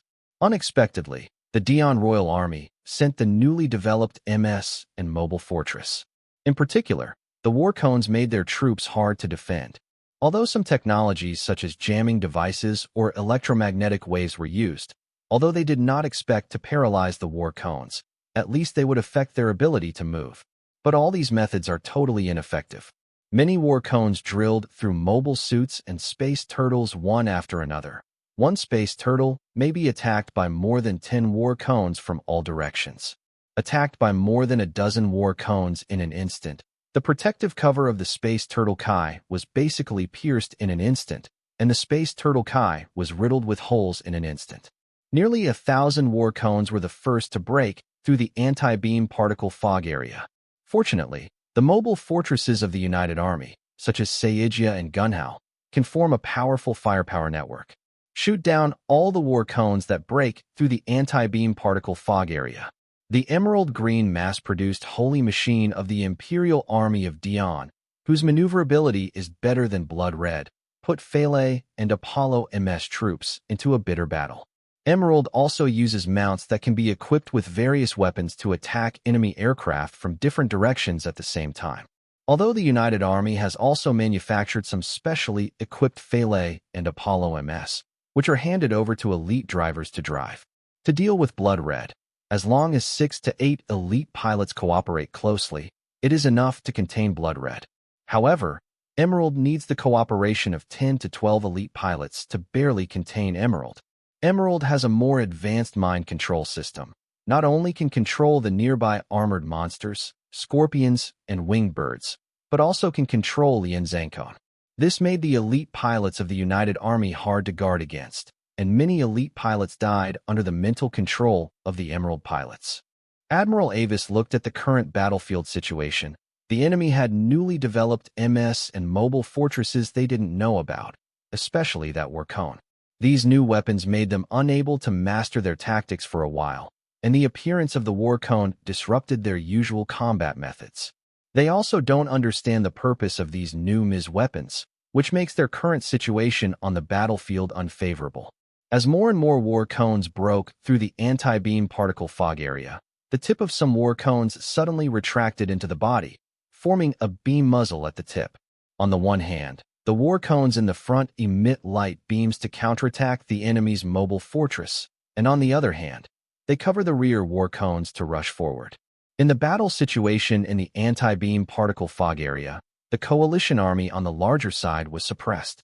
An emerald green shoulder, hands, waist, and legs mount an electromagnetic cannon, which locks on to the targets of 8 MS in an instant and fires together to kill 8 MS in an instant. Then, mentally controls 6 nearby war cones to attack the target. After more than an hour of fighting, the fog of anti-beam particles has begun to dissipate. The mobile fortresses of the two sides also began to enter the battle zone. The tip of the trident held by Typhon emits lightning-like beam energy, and the lightning-like beam can also be refracted, making it hard to guard against. When Typhon's trident flies out, it can also spin quickly like a spiral to attack the target. It is Saijia's huge crystal ball-like energy ball that emits a huge energy beam. The fast spiral rotating trident disperses the huge energy beam. The spiral rotating trident destroys the crystal ball and even destroys Saijia. The center point of the body runs through. Several beam muzzles of Typhon's body, pierced through several ms. There are also parts of Typhon and other weapons equipped, such as a weapon that looks like a crossbow. The moment the arrow fired by the bow and crossbow hits the target, it will explode violently, just like the collision of atoms, causing lethality, second only to nuclear explosions. A space turtle was approached by several armor monsters, and the outer armor claws on the arm directly tore the armor of the space turtle like a piece of paper, and the torn space turtle turned into a ball of fireworks. Although part of the combined army and the mobile fortress broke through the enemy's defense line relying on numbers, they rushed towards the Dion Imperial Army fleet. In addition to other MS and mobile fortresses in the Dion Royal Army fleet to guard the battleship, there are still nearly 3,000 war cones on the scene as the first line of defense for the battleship. When the mobile fortresses and mobile fortresses of the combined army rushed towards them, 3,000 war cones immediately rushed towards the enemy's mobile fortresses and MS troops. Relying on the powerful firepower net of the mobile fortress, most of the war cones were shot down, and some of the war cones rushed out of the firepower net of the mobile fortress, penetrating through some MS and the mobile fortress. The war cone was completely destroyed in the end, but it also wiped out nearly half of the enemy's MS and mobile fortresses. Destroyer, Lilok, launches a plasma cannon. The powerful power can only be dodged by MS who are nimble and fast. If the huge mobile fortress cannot dodge, once it is hit, the armor will immediately dissolve like burning iron, and it will be even more powerful. It is possible that the entire mobile fortress will dissolve. The remaining MS and mobile fortress will break through to the second line of defense of the fleet and will be wiped out by the MS and mobile fortress of the Royal Dion Army in a very short time. The mobile fortresses and mobile fortresses of the Royal Dion Army fighting on the front line will not charge towards the enemy battleships even if they break through the battle zone. Because the number of airframes breaking through the battle zone is rushing towards the enemy battleship group and will only be surrounded by the guard MS and mobile fortresses of the enemy battleship group. So instead of this, it's better to stay in the battle zone to destroy the enemy's MS and mobile fortresses and help other colleagues to reduce enemy planes and pressure.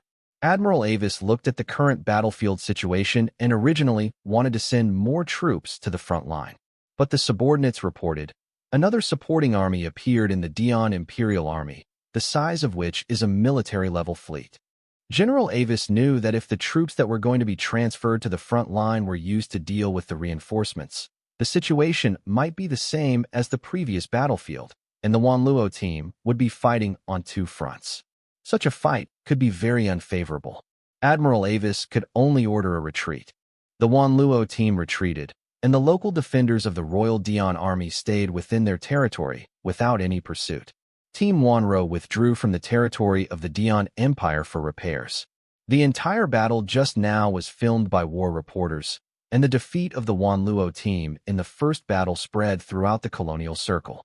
In the beginning, it not only affected the morale of the entire colonial circle, but also when the media invited some experts to conduct analysis. Many experts believed that the joint army did not do a good job in intelligence work.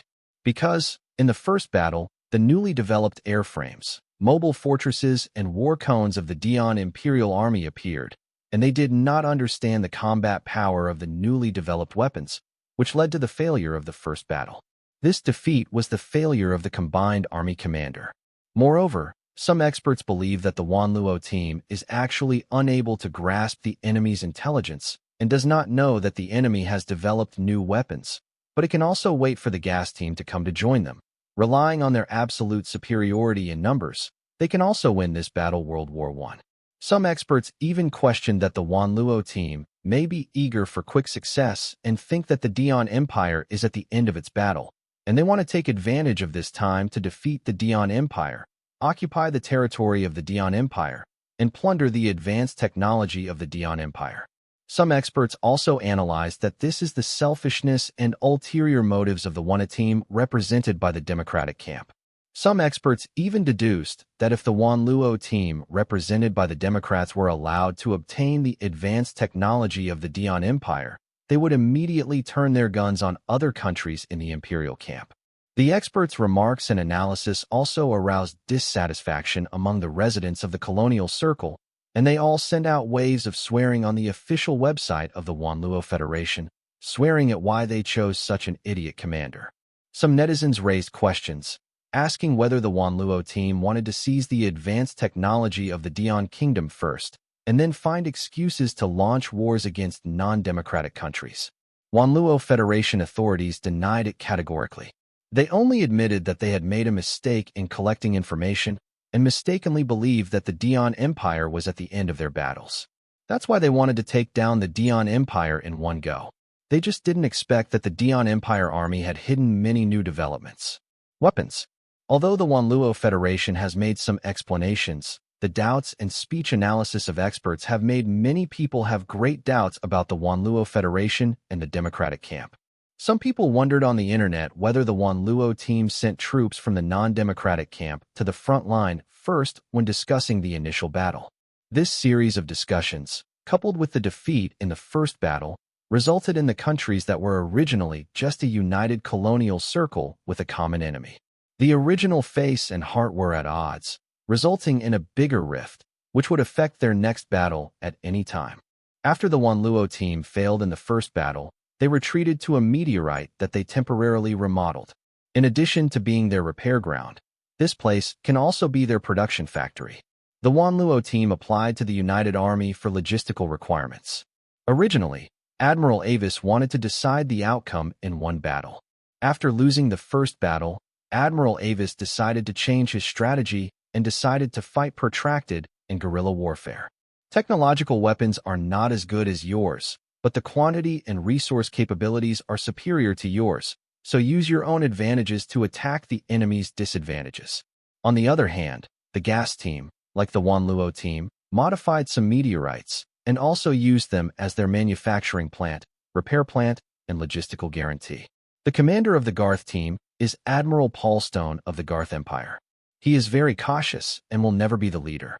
If the first battle was fought by the Garth team led by him, he would first send a few smaller troops to test. If the enemy's strength is really at the end of its strength, as the original erroneous information said, Admiral Paulston will not send all the troops up to fight, but will dismantle the troops into other different troops. Side to attack. The Garth team led by Admiral Paulstone has actually dismantled the original large force into 4 troops, C1, C2, C3, and C4 troops. The C1 troop sports 40% of the original scale, and the remaining 3 troops lead 20% of the original troop scale, and the overall command is still in charge of General Paulston. C3 and C4 both arrived not far from the territory of the Dian Empire. They each sent a lot of small troops to investigate. The purpose was to find out the garrison, radar search, and there when does the patrol team take place, where to conduct investigations, inspections, etc. These small teams responsible for exploring, relying on the small meteorites near the Martian circle, used them as cover before sneaking into the investigation. On the other hand, the Dian Royal Army on the front line fighting in the United Nations of the Angris Democratic Peoples, in April of the first year of the universe, 123, was not as nervous as last month and returned to the mainland for rescue. Instead, they began to continue to fight steadily in the original theater. This made all the military experts very puzzled, and some military experts even suspected that the Dian Empire might have a very strong hold card in its homeland. The nervous return of the frontline troops at the beginning was actually deceiving the coalition army. The defeat in the first battle is proof of all the calculations of the Dian Empire. The frontline Dian Empire troops regained some of the previously lost occupied colonial satellites shortly after the Wanluo team lost the first battle. To make matters worse, the situation of the coalition army is even worse than before, and it may take less than a month to be beaten back to its original shape. On the other side, Long Fei was discussing with the generals, from accepting the logistics entrustment of the coalition army. Is it necessary to modify it? Commander-in-Chief Li Jiaming said, "Boss, we continue not to accept the coalition army's entrustment in the Dian Empire, but we can accept the coalition army's entrustment for the war in the Anglo-Safari People's Republic." Shrek said, "But we don't want to tell them too early. We changed our minds, continue our logistical commission, and then find an opportunity to hint them." Long Fei said, "General Shrek's meaning is to wait for the losses of the coalition army to be serious first, and then we will deliberately hint to the other party to ask the other party to send us a commission, and we will offer some conditions that are very beneficial to us. Is that so, General Shrek?" "Yes, boss. It's not bad, but we have to continue to develop and prepare everything before then. Many of the generals are fine people, and even many of them can observe their words and actions. The boss, Long Fei, has been making all the preparations for a while. What the boss hopes most is to make all the preparations before fighting. Every general, including the commanders of all sub-bases, every commander is ready at all times." Then they were also watching the Wanluo team's first battle, studying the newly developed weapons of the Dian Empire. The war cone gave Long Fei some inspiration. Maybe he could make a bunch of floating cannons and use the Dragoon system to operate it, which would have similar effects as the war cone. Long Fei rubbed his chin and thought, 00 Gundam Gag is also possible, but this machine is mainly used for assault-suicide combat, where the Gag cannon type can also fight, but these also need to be modified. The generals all looked at Long Fei's thinking, and they all guessed that the boss must have thought of something to restrain the opponent's weapon. Maybe the boss's brain was working, designing a technique to restrain the opponent's weapon. The generals kept quiet, waiting for the boss to finish thinking before continuing the meeting. After Long Fei thought for a while, he looked up and saw that all the generals were looking at him. "Did you discuss anything just now?" "No, boss. We are waiting for you to speak. The mass-produced holy machine they newly developed seems to be called Emerald. What do you think the performance is?" A general replied, "It is equivalent to the 3 Malawian kwaches with special specifications." "Where's the monster?" "The performance is slightly inferior to that of Murasame and Jiegong with special specifications." "Where's Typhon?" "Our mobile fortress is still better than Typhon. Especially Kuei Manhwa is conducting a simulated battle, basically beating Typhon." Long Fei nodded after hearing this, and said, "I hope what you said is right. I hope that in the long simulation battle between the red and blue armies, your preparations were correct, and you thought of restraining each other in the simulation battle. When it comes to tactics, hopefully it's not just a theory or something to fool me." Then, Long Fei asked all the generals, "Generals, what do you think the next battle in the Dian Empire will end in a short time or will continue for a long time? What do you think of the two, or what do you think? Which of them is more likely?" Many generals have expressed their own opinions, but most generals think that Dian Huanghua's chances of winning may be higher. And there are also generals who believe that if the Dian Empire develops some weapons of mass destruction, such as the destruction cannon of Wing Gundam or the power above it, then the kingdom of Dian will win. If the Dian Empire is developed sooner, the sooner the outcome will be decided, and the Dian Empire will continue to occupy the colonial circle. At that time, the Tianyi mercenary group will become their target, or the Tianyi mercenary group will surrender, and there if the technology is handed over, or it will fight with the Dian Empire. But if the other side wins, the coalition army will disband in a very short period of time. After obtaining the technology of the Dian Kingdom, all countries will use the fastest time to understand the technology of the Dian Kingdom. But the most likely thing is that the Tianyi mercenary group will attract the attention of these countries, especially the countries in the democratic camp will use the technology of the Dian Empire to attack the Tianyi mercenary group, force the Tianyi mercenary group to surrender, and hand over the advanced technology to the Tianyi mercenary group. Come out. The worst possibility is that all the countries in the colonial circle will jointly attack the Tianyi mercenary group. No matter which side wins, the Tianyi mercenary group will face the challenge of the winning side. The situation of the Wanluo team and the Gas team is different. The Wanluo team is on the defensive because the Dion Imperial Army has grasped the location of their meteorite factory, and it is the base camp of the Wanluo team. From time to time, the Dion Royal Army sent some small groups of troops to disrupt. The commander of the Wanluo team, General Avis, not only dispatched troops to stop them, but also sent other troops to look for some larger meteorites further back. We can make more temporary bases, and we can make some situations that can take care of each other.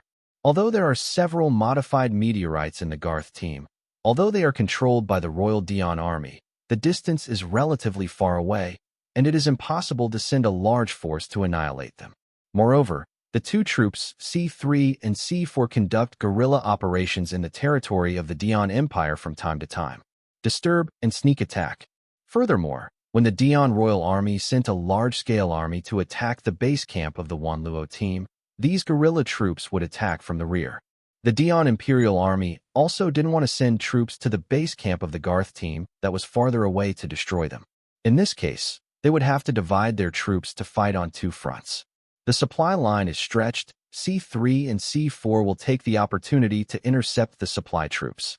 Moreover, fighting on two fronts will divide the army into two, and the Wanluo team and the disassembled gas team will be reorganized, and the two sides will win with superior strength. What the Dion Imperial Army has to do at this moment is to take precautions first, sweep or expel the guerrillas in the territory. As long as new weapons are born, then the victory will belong to them. On the other side, Commander-in-Chief Li Jiaming was in his office, looking at the design drawings passed to him by the boss Long Fei, and Li Jiaming was shocked. Li Jiaming immediately contacted Long Fei. "Boss, is this terrifying weapon going to be manufactured now?" "Not now. In fact, I have sent someone to make it for a while." Li Jiaming swallowed and asked, "Is this weapon going to deal with the Dion Empire?" "It should be said that it is ready to deal with the winning side." "I see, boss." After Li Jiaming hung up the communication, he reached out to touch the sweat on his forehead and found it was cold sweat. He thought to himself, "I didn't expect the boss to have made such a terrible weapon at the destroyed colonial satellite in the 7th District colony." Li Jiaming looked at the trembling fingers and thought, "The boss is really becoming more and more unpredictable. I don't know how many things he is doing." Then the person in charge of the reception contacted Commander-in-Chief Li Jiaming.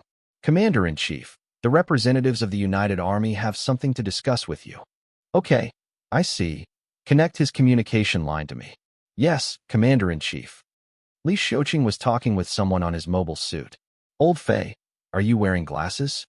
"I'm wearing glasses, what's wrong?" Long Fei's gentle tone came from the voice on the phone. "Old Fei, you haven't noticed that after you put on your glasses, your tone of voice is much gentler than usual?" Long Fei on the other end fell silent and thought about it. It seemed that after he really wore glasses, his tone of speech changed a bit. "I'm not too sure about this, but I always feel a little milder after wearing glasses." Long Fei then asked, "Is it scary for me to talk without wearing glasses?" "There is no horror, but the tone is majestic, cold, and domineering, especially after you have started the company for so many years. The domineering tone in your tone has become stronger and stronger. Maybe this is your boss as the boss." "Invisible Majesty, you've said that. Why don't I take off my glasses and talk to you?" Don't. You'd better keep talking with your glasses on, so that I don't feel so oppressed, and I can still maintain a relatively normal mind." Li Xiuqing said half-jokingly. Long Fei then talked with Li Xiuqing about some work matters. "By the way, Alice's body is complete. According to your requirements, remember to save Alice to the disk and hand it over to me. I will transfer to the body designed for her." "Okay, I'll tell her. She must be very happy." After hanging up the phone, Long Fei smiled wryly in the office and shook his head, thinking why this buddy has become a bit of an otaku. Instead of looking for a girlfriend, he fell in love with Alice's virtual artificial intelligence and later begged him to create a body for her. Long Fei wears glasses to look at the documents. Long Fei is not short-sighted to wear glasses. On the contrary, the glasses do not have any prescription. In fact, when Long Fei wears glasses, he will not read documents, especially those on the three-dimensional virtual screen. Let the eyes get tired or reflective light hits the eyes, so that the eyes can be more comfortable. Moreover, with the medical technology of this era, if people who are generally short-sighted need treatment, They only need to spend tens of thousands of colonial coins to cure their myopia. Most people who wear glasses now just use them as decorations, and there are very few people who are short-sighted. Then Long Fei took out a cigar box from the table, picked up a cigar, and lit it to smoke. Recently, Long Fei likes to smoke cigars a little bit. When Long Fei was smoking cigars, he also turned on the air purifier in the office to filter out the smell of smoke in the office. This is when Tao Xiang found out that Long Fei smoked cigars, so she arranged for an air freshener. After Long Fei smoked a few cigars, the office door suddenly opened, and Long Fei knew that it was Long Gua and Long Fu who came running again. Dad! Xiao Budian was very excited and ran to Long Fei, but when he saw his father smoking a cigar, he stopped and ran back to his mother.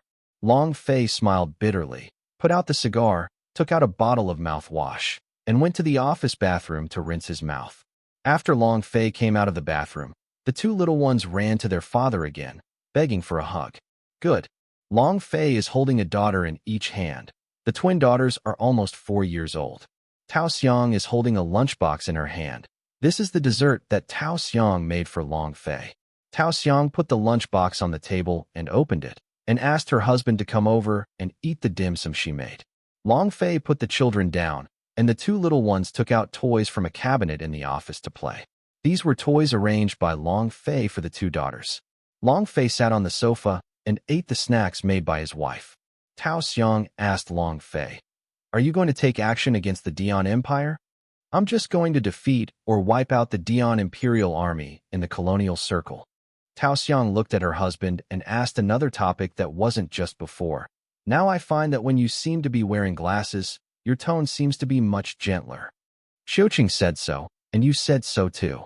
The two little ones also ran to Dad at the same time and said together, "After Dad wears glasses, he is much gentler." Look, even your daughter said that. I don't feel that way myself. I think you didn't realize it. In June of the first year of the universe, 123, the War of the Anglo-Saman People's Republic in the colonial circle. The Dian Royal Army on the front line not only took back all the lost colonial satellites, but also occupied several colonial satellites. At this moment, many people in the colonial circle fell into a pessimistic mood.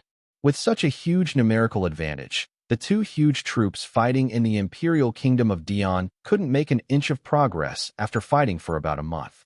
On the colonial side, the Anglo-Saxon Democratic Republic has lost some colonial satellites. Many people feel that they have to sacrifice more than half of their lives to defeat the Dian Kingdom. The Dian Imperial Army on the front line was able to recover the lost land and occupy more colonial satellites. The main reason was that they partially remodeled the occupied colonial satellites and transformed many residential areas into arsenals, allowing them to continuously manufacture many scorpions, wingbirds, and warships allow them to replenish their lost combat power in a very short period of time. When they retreated and abandoned some colonial satellites, they even destroyed the arsenal and rebuilt the arsenal on the recovered colonial satellites. The Dian Imperial Army on the front line survived by relying on this kind of tactics, and they were able to gradually turn defeat into victory afterwards. At the junction of Colonial Satellite Number 40 and Colonial Satellite Number 41 of the United States of Anglo-Safari, the United Army and the Dian Royal Army are engaged in battle. The number of the coalition army is 3 times that of the Dian Imperial Army, but with 3 times the advantage, it cannot offset the opponent's qualitative advantage. The commander of the joint army looked at the 3-dimensional map of the battle situation and saw that the number of blue dots representing them was getting smaller and smaller. The commander knew that their defeat was only a matter of time. Colonial Satellite Number 40 in the rear of the troops is also only a matter of time before it is occupied. Just as the commander was about to give an order to retreat helplessly, the radar soldiers suddenly screamed. The fleet of the Dian Royal Army has been attacked by an unknown force. What? Immediately zoom in on the camera screen. The commander looked at the 3-dimensional map.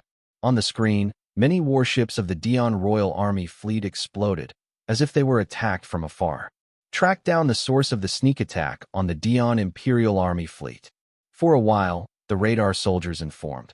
Colonel, it is impossible to find out. The source of the sneak attack is blocked by the Dian Royal Army fleet, and the camera cannot capture the source. Reinforcements? Impossible. From the war to the present, there have been wars in many colonial satellite areas, and countless reinforcements have come from different locations. The final result is that most of them are defeated. It is even more impossible to sneak attack on the Dion Imperial Army fleet. With the military technology of the United Army, it is impossible to sneak attack the Dion Royal Army fleet. Their radar and search capabilities are far superior to ours, and it is even more impossible to attack them. The troops are gone, and the only ones who can sneak attack them are. Before the commander finished speaking, the radar soldier reported at this moment. Report to the colonel. The troops who attacked the Dion Royal Army's fleet have been known, and the identification code is the Tianyi Mercenary Group. The Tianyi Mercenary Group, which is about 800 kilometers away from the rear of the Dion Royal Army fleet, is a brigade-level fleet. There are a total of 3 shield-breaking destroyers, and the largest muzzle at the front fires electromagnetic acceleration cannons. An electromagnetic accelerator cannon easily pierced the battleship energy shield of the Royal Dion Army fleet. Some electromagnetic accelerator guns even shot down a battleship of the Dion Empire with one shot. This wave of surprise attacks made the Dion Imperial Army flustered for a while. Fortunately, the commander responded calmly and quickly. After learning the direction of the surprise attack, he ordered the remaining fleet to evade routinely. Then, order the troops escorting the battleship to prepare for battle. Order Sky Rocket Battleship towards. Before the commander finished speaking, the radar soldier sent a report. Sir, the Skyrocket battleship has been destroyed. Bastard. The commander couldn't help knocking on the table. The commander looked at the three-dimensional map. A bunch of yellow dots appeared behind him, and the identification code was Tianyi Mercenary Group. Attack. The brigade-class fleet of the Tianyi Mercenary Corps fired wave after wave of missiles at a distance of 600 kilometers from the target. Part of the Dion Royal Army fleet's warships turned around to deal with the Tianyi Mercenary Squadron's fleet, and also fired beams and anti-missile groups to shoot down the attacking missile groups. However, when many attacking missiles were shot down, more and more anti-missiles were launched out of order, like headless chickens scurrying around. The fleet commander of Dion Imperial Army was very puzzled after receiving the report, but then he remembered the Tianyi Mercenary Corps. It seems that there is a very special missile that emits a very special particle, which can paralyze communication, destroy electronic component chips, etc. Wait. This led to a sudden paralysis of many of those precision missiles or digital, smart missile calculator radar locks, and so on. This also caused the scorpions and winged birds to be unable to be controlled by the main ship operator, and even the azure and blood red on the battlefield could not be controlled mentally. Mainly the spiritual devices of the Dion Kingdom used electronic communication, and the new humans used mental induction manipulating the mental device of electronic communication, which caused their combat efficiency to be greatly reduced. So far, Dion Empire has not developed the technology corresponding to this special particle. Under the cover of the missile group, the MS troop of the Tianyi Mercenary Regiment and the Mobile Fortress troop pressed forward step by step against the Royal Dion fleet. After destroying the Skyrocket battleship, the Broken Shield destroyer targeted the Brock destroyer. In order not to be hit, the Brock destroyer could only do conventional evasion, which also made the Brock destroyer unable to lock the target. Jegun, Murasame, 3 Malawian Quatches, Delta Plus, and Mobile Fortress Valvalo, and Big Lang forces charged towards the target. The MS and Mobile Fortresses of the Royal Dion Army's battleships can only fight. The Dion Royal Army troops who were fighting with the Coalition Army learned that the fleet in the rear was attacked, and they were about to turn around to help the fleet. The commander of the United Army immediately seized the opportunity and ordered the entire army to intercept all these troops. As long as the Dion Royal Army fleet was defeated, the victory would belong to them. The Murasame troops in the form of fighter jets launched countless cluster missile groups towards the target fleet.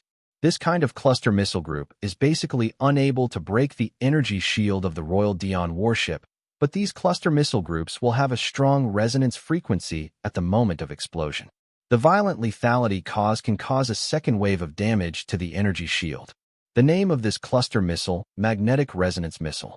The energy shields of many warships of the Dion Empire exceeded the critical point of endurance, and they collapsed in an instant.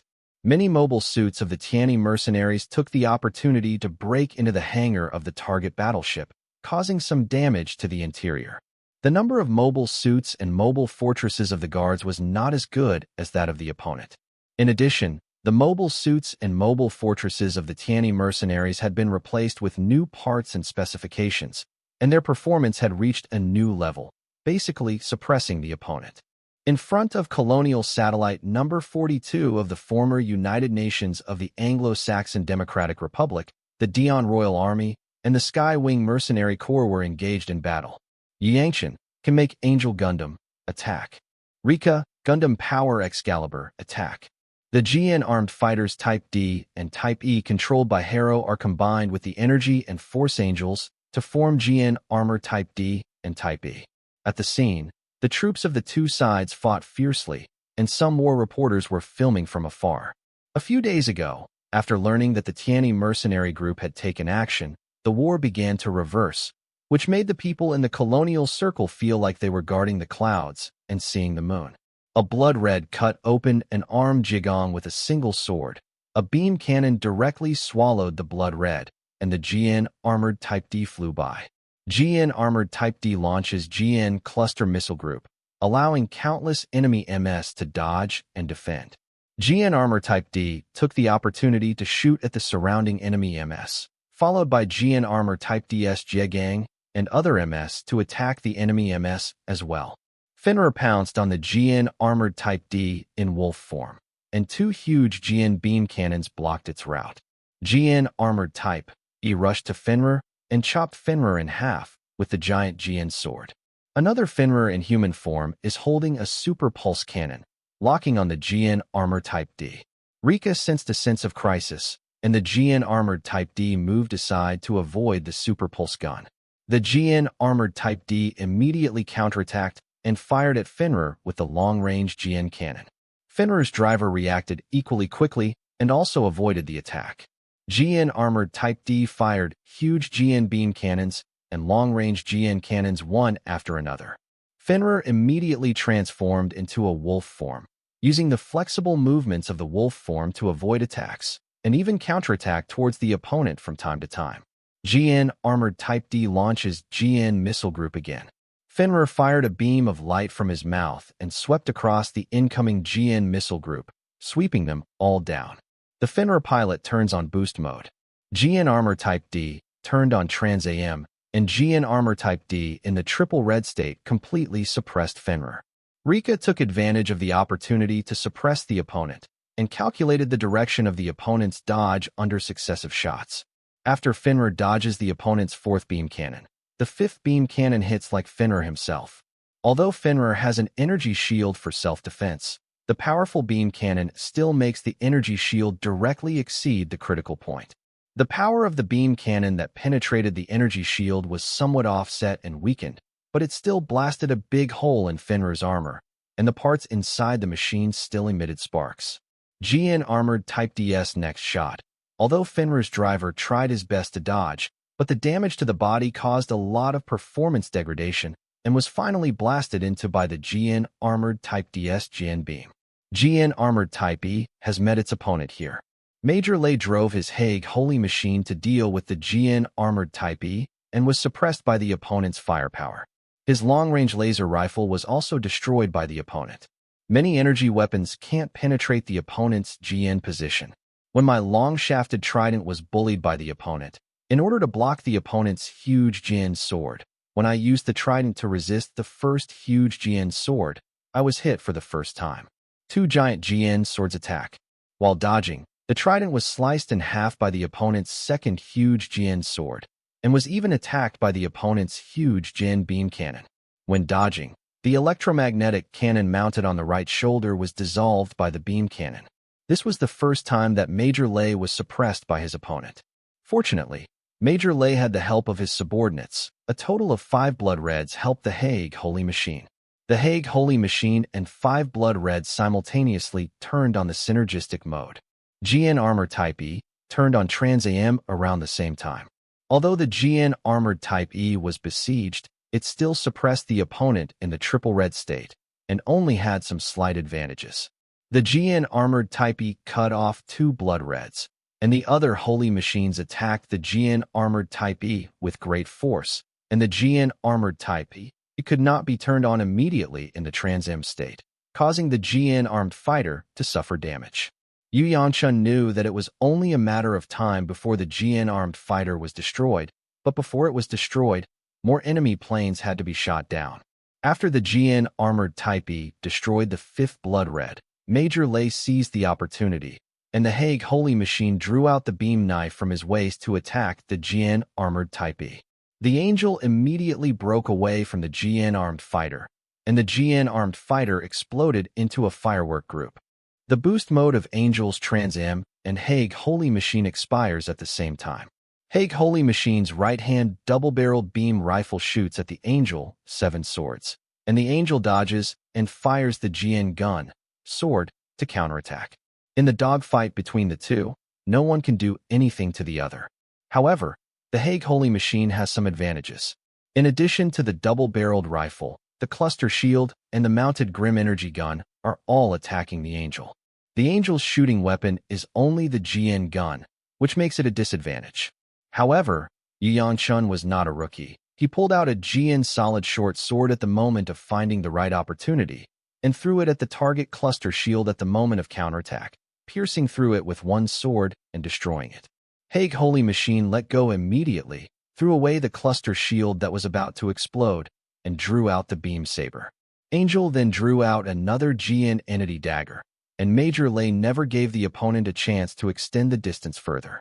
Yu Yangchun would not throw the dagger in his hand again, and he found the right opportunity, taking advantage of the moment when the opponent dodged the attack of his colleagues. He shot down the green energy gun mounted on the Hague Holy Machine. Damn it, Major Lei was a little annoyed. The Hague Holy Machine was about to counterattack the Delta Plus that had just sneaked up on him, but the opponent directly transformed into a fighter plane and left the scene quickly. Major Lei then looked at the enchanted Angel not far away, who was suspended in place. Major Lei guessed that the mass-produced Gundam that had just sneaked up on him was asked to leave by the driver of the Angel Gundam. Very good. Since you want to fight alone with me, I will accompany you. Major Lei focused on dealing with the Angel. After several rounds of dogfights between the two, they were able to shoot the double-barreled beam gun that exploded the Holy Machine of the Hague with one shot. Hateful. The Holy Machine of Hague drew out another beam saber and rushed towards the Angel. The Energy Angel converted the GN gun into a GN sword and also rushed to the Hague Holy Machine to fight in close quarters. I really didn't expect that the solid sword of this Gundam could block the beam saber. Suddenly, Major Lei saw on the screen display that the thrust of the Hague Holy Machine was slightly inferior to that of the Angel. Both exhibit MS grappling combat. After several rounds of fighting between the two sides, Yu Yangchun's driving skills were superior, and he chopped off the right hand of the Hague Holy Machine. Just at this time, the Dion Royal Army fleet sent out a retreat signal, and the Holy Machine of Hague immediately accelerated back to the mothership. Yu Yangchun originally wanted to pursue him, but was intercepted by other enemy mobile suits. After Ning Angel killed the blocking mobile suits, the Hague Holy Machine had fled back to the mothership. You escaped here. It doesn't matter. The future will be long. Yu Yangchun silently remembered this opponent in his heart. In July 123, the first year of the universe, it has been a month since the Tianyi mercenary group took action. The Dion Imperial Army lost 15 colonial satellites on the front line, and another 6 colonial satellites will also be lost in the next few days. Experts invited by media reporters from various countries all commented that the Tianyi mercenary group is still the invincible Tianyi mercenary group. They have been defeated one after another. It can be seen from this that the military technology of the United Army is far inferior to that of the Tianyi mercenary group. Moreover, the Tianyi mercenaries displayed several new types of weapons. The electromagnetic accelerator gun of the shield-breaking destroyer hit the target with an effective range of 1,000 kilometers, and the radar of the warships of the Dion Empire could not detect it. It can be said that the technology owned by the Tianyi mercenary group not only does not lose to the Dion Empire, but even surpasses the opponent in some aspects.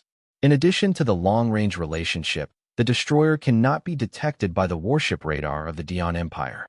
The most important thing is that the destroyer is also coated with advanced wave-absorbing radar coating. The Tianyi mercenary regiment's attack prevented the United Army from suffering huge losses, and the United Nations of the Anglo-Saxon Democratic People's Republic also took back many lost colonial satellites. Originally, Gundam was described as a symbol of evil by the Democratic camp, but recently the media in the Democratic camp has made a 180-degree change, directly describing Gundam as the embodiment of justice. Longfei didn't care about the U-turn of these media. For these media, especially the media where the Democratic camp is controlled by capitalists, anything that is unfavorable to them will be smeared and described as a symbol of evil. But as soon as that thing becomes something beneficial to them, they will immediately turn around, describe it as the embodiment of justice, and even hold it as sacrosanct. Colonial Satellite Number 65 of the United Nations of Anglo-Safari Peoples. This colonial satellite was occupied by the Kingdom of Dion yesterday, and today it is fighting with the Tianyi mercenary group. The arsenal here was completely destroyed before the Tianyi mercenary group arrived. As for the local people, except for the new humans and their families, they took them to the battleship, and the rest stayed in the local colonial satellite. The United Army has become the follower of the Tianyi mercenary group for a while. Wherever the Tianyi mercenary group is fighting, they will follow behind. As long as the Tianyi mercenary group knocks down the colonial satellite, they will follow the Tianyi mercenary group to enter the colonial satellite, began to maintain order. Outside colonial satellite number 65, the Tianyi mercenary corps was fighting with the Dion Imperial Army. Longfei drives Moon Gundam into battle. Li Xiuqing drives the EXS Gundam to lead the Shadow Mad Dog team to play.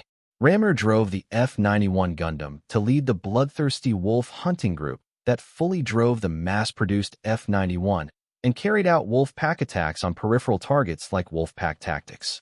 F-91 took the lead and rushed to a team of 12 milliseconds Blue Holy Machines.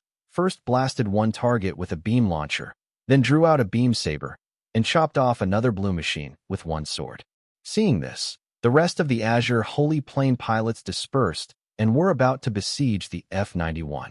Suddenly, more than a dozen mass-produced F-91s surrounded the remaining 10 Azure like a pack of wolves. More than a dozen mass-produced F-91s passed by quickly and cooperatively. The mass-produced F-91 at the front attacks first, but when the target dodges, other mass-produced F-91s attack or sneak attack. Once successful, other F-91s will attack. A dismembered target like a pack of wolves. Rammer shot down 4 Azure units by himself, and the first team took down 8 Azure units. And the second team's tactics were similar to besieging the enemy with a larger number or more than double the number of the opponent.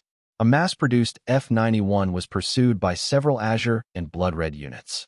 During the pursuit, 10 mass-produced F-91s suddenly appeared from all directions and surrounded several Azure and Blood Red units. The tactics of members of the Bloodthirsty Wolf slaying group try not to confront their opponents head-on. Even if they fight head-on, they fight more and less. Tease your opponents on the battlefield.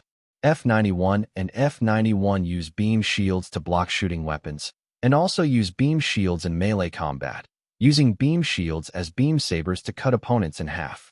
A mass-produced F-91 team came to lure one of the larger troops to pursue, and then several other companion teams attacked from different places, disrupting the marching deployment of the target troops. There is also a 12-unit mass-produced F-91 team besieging a warship.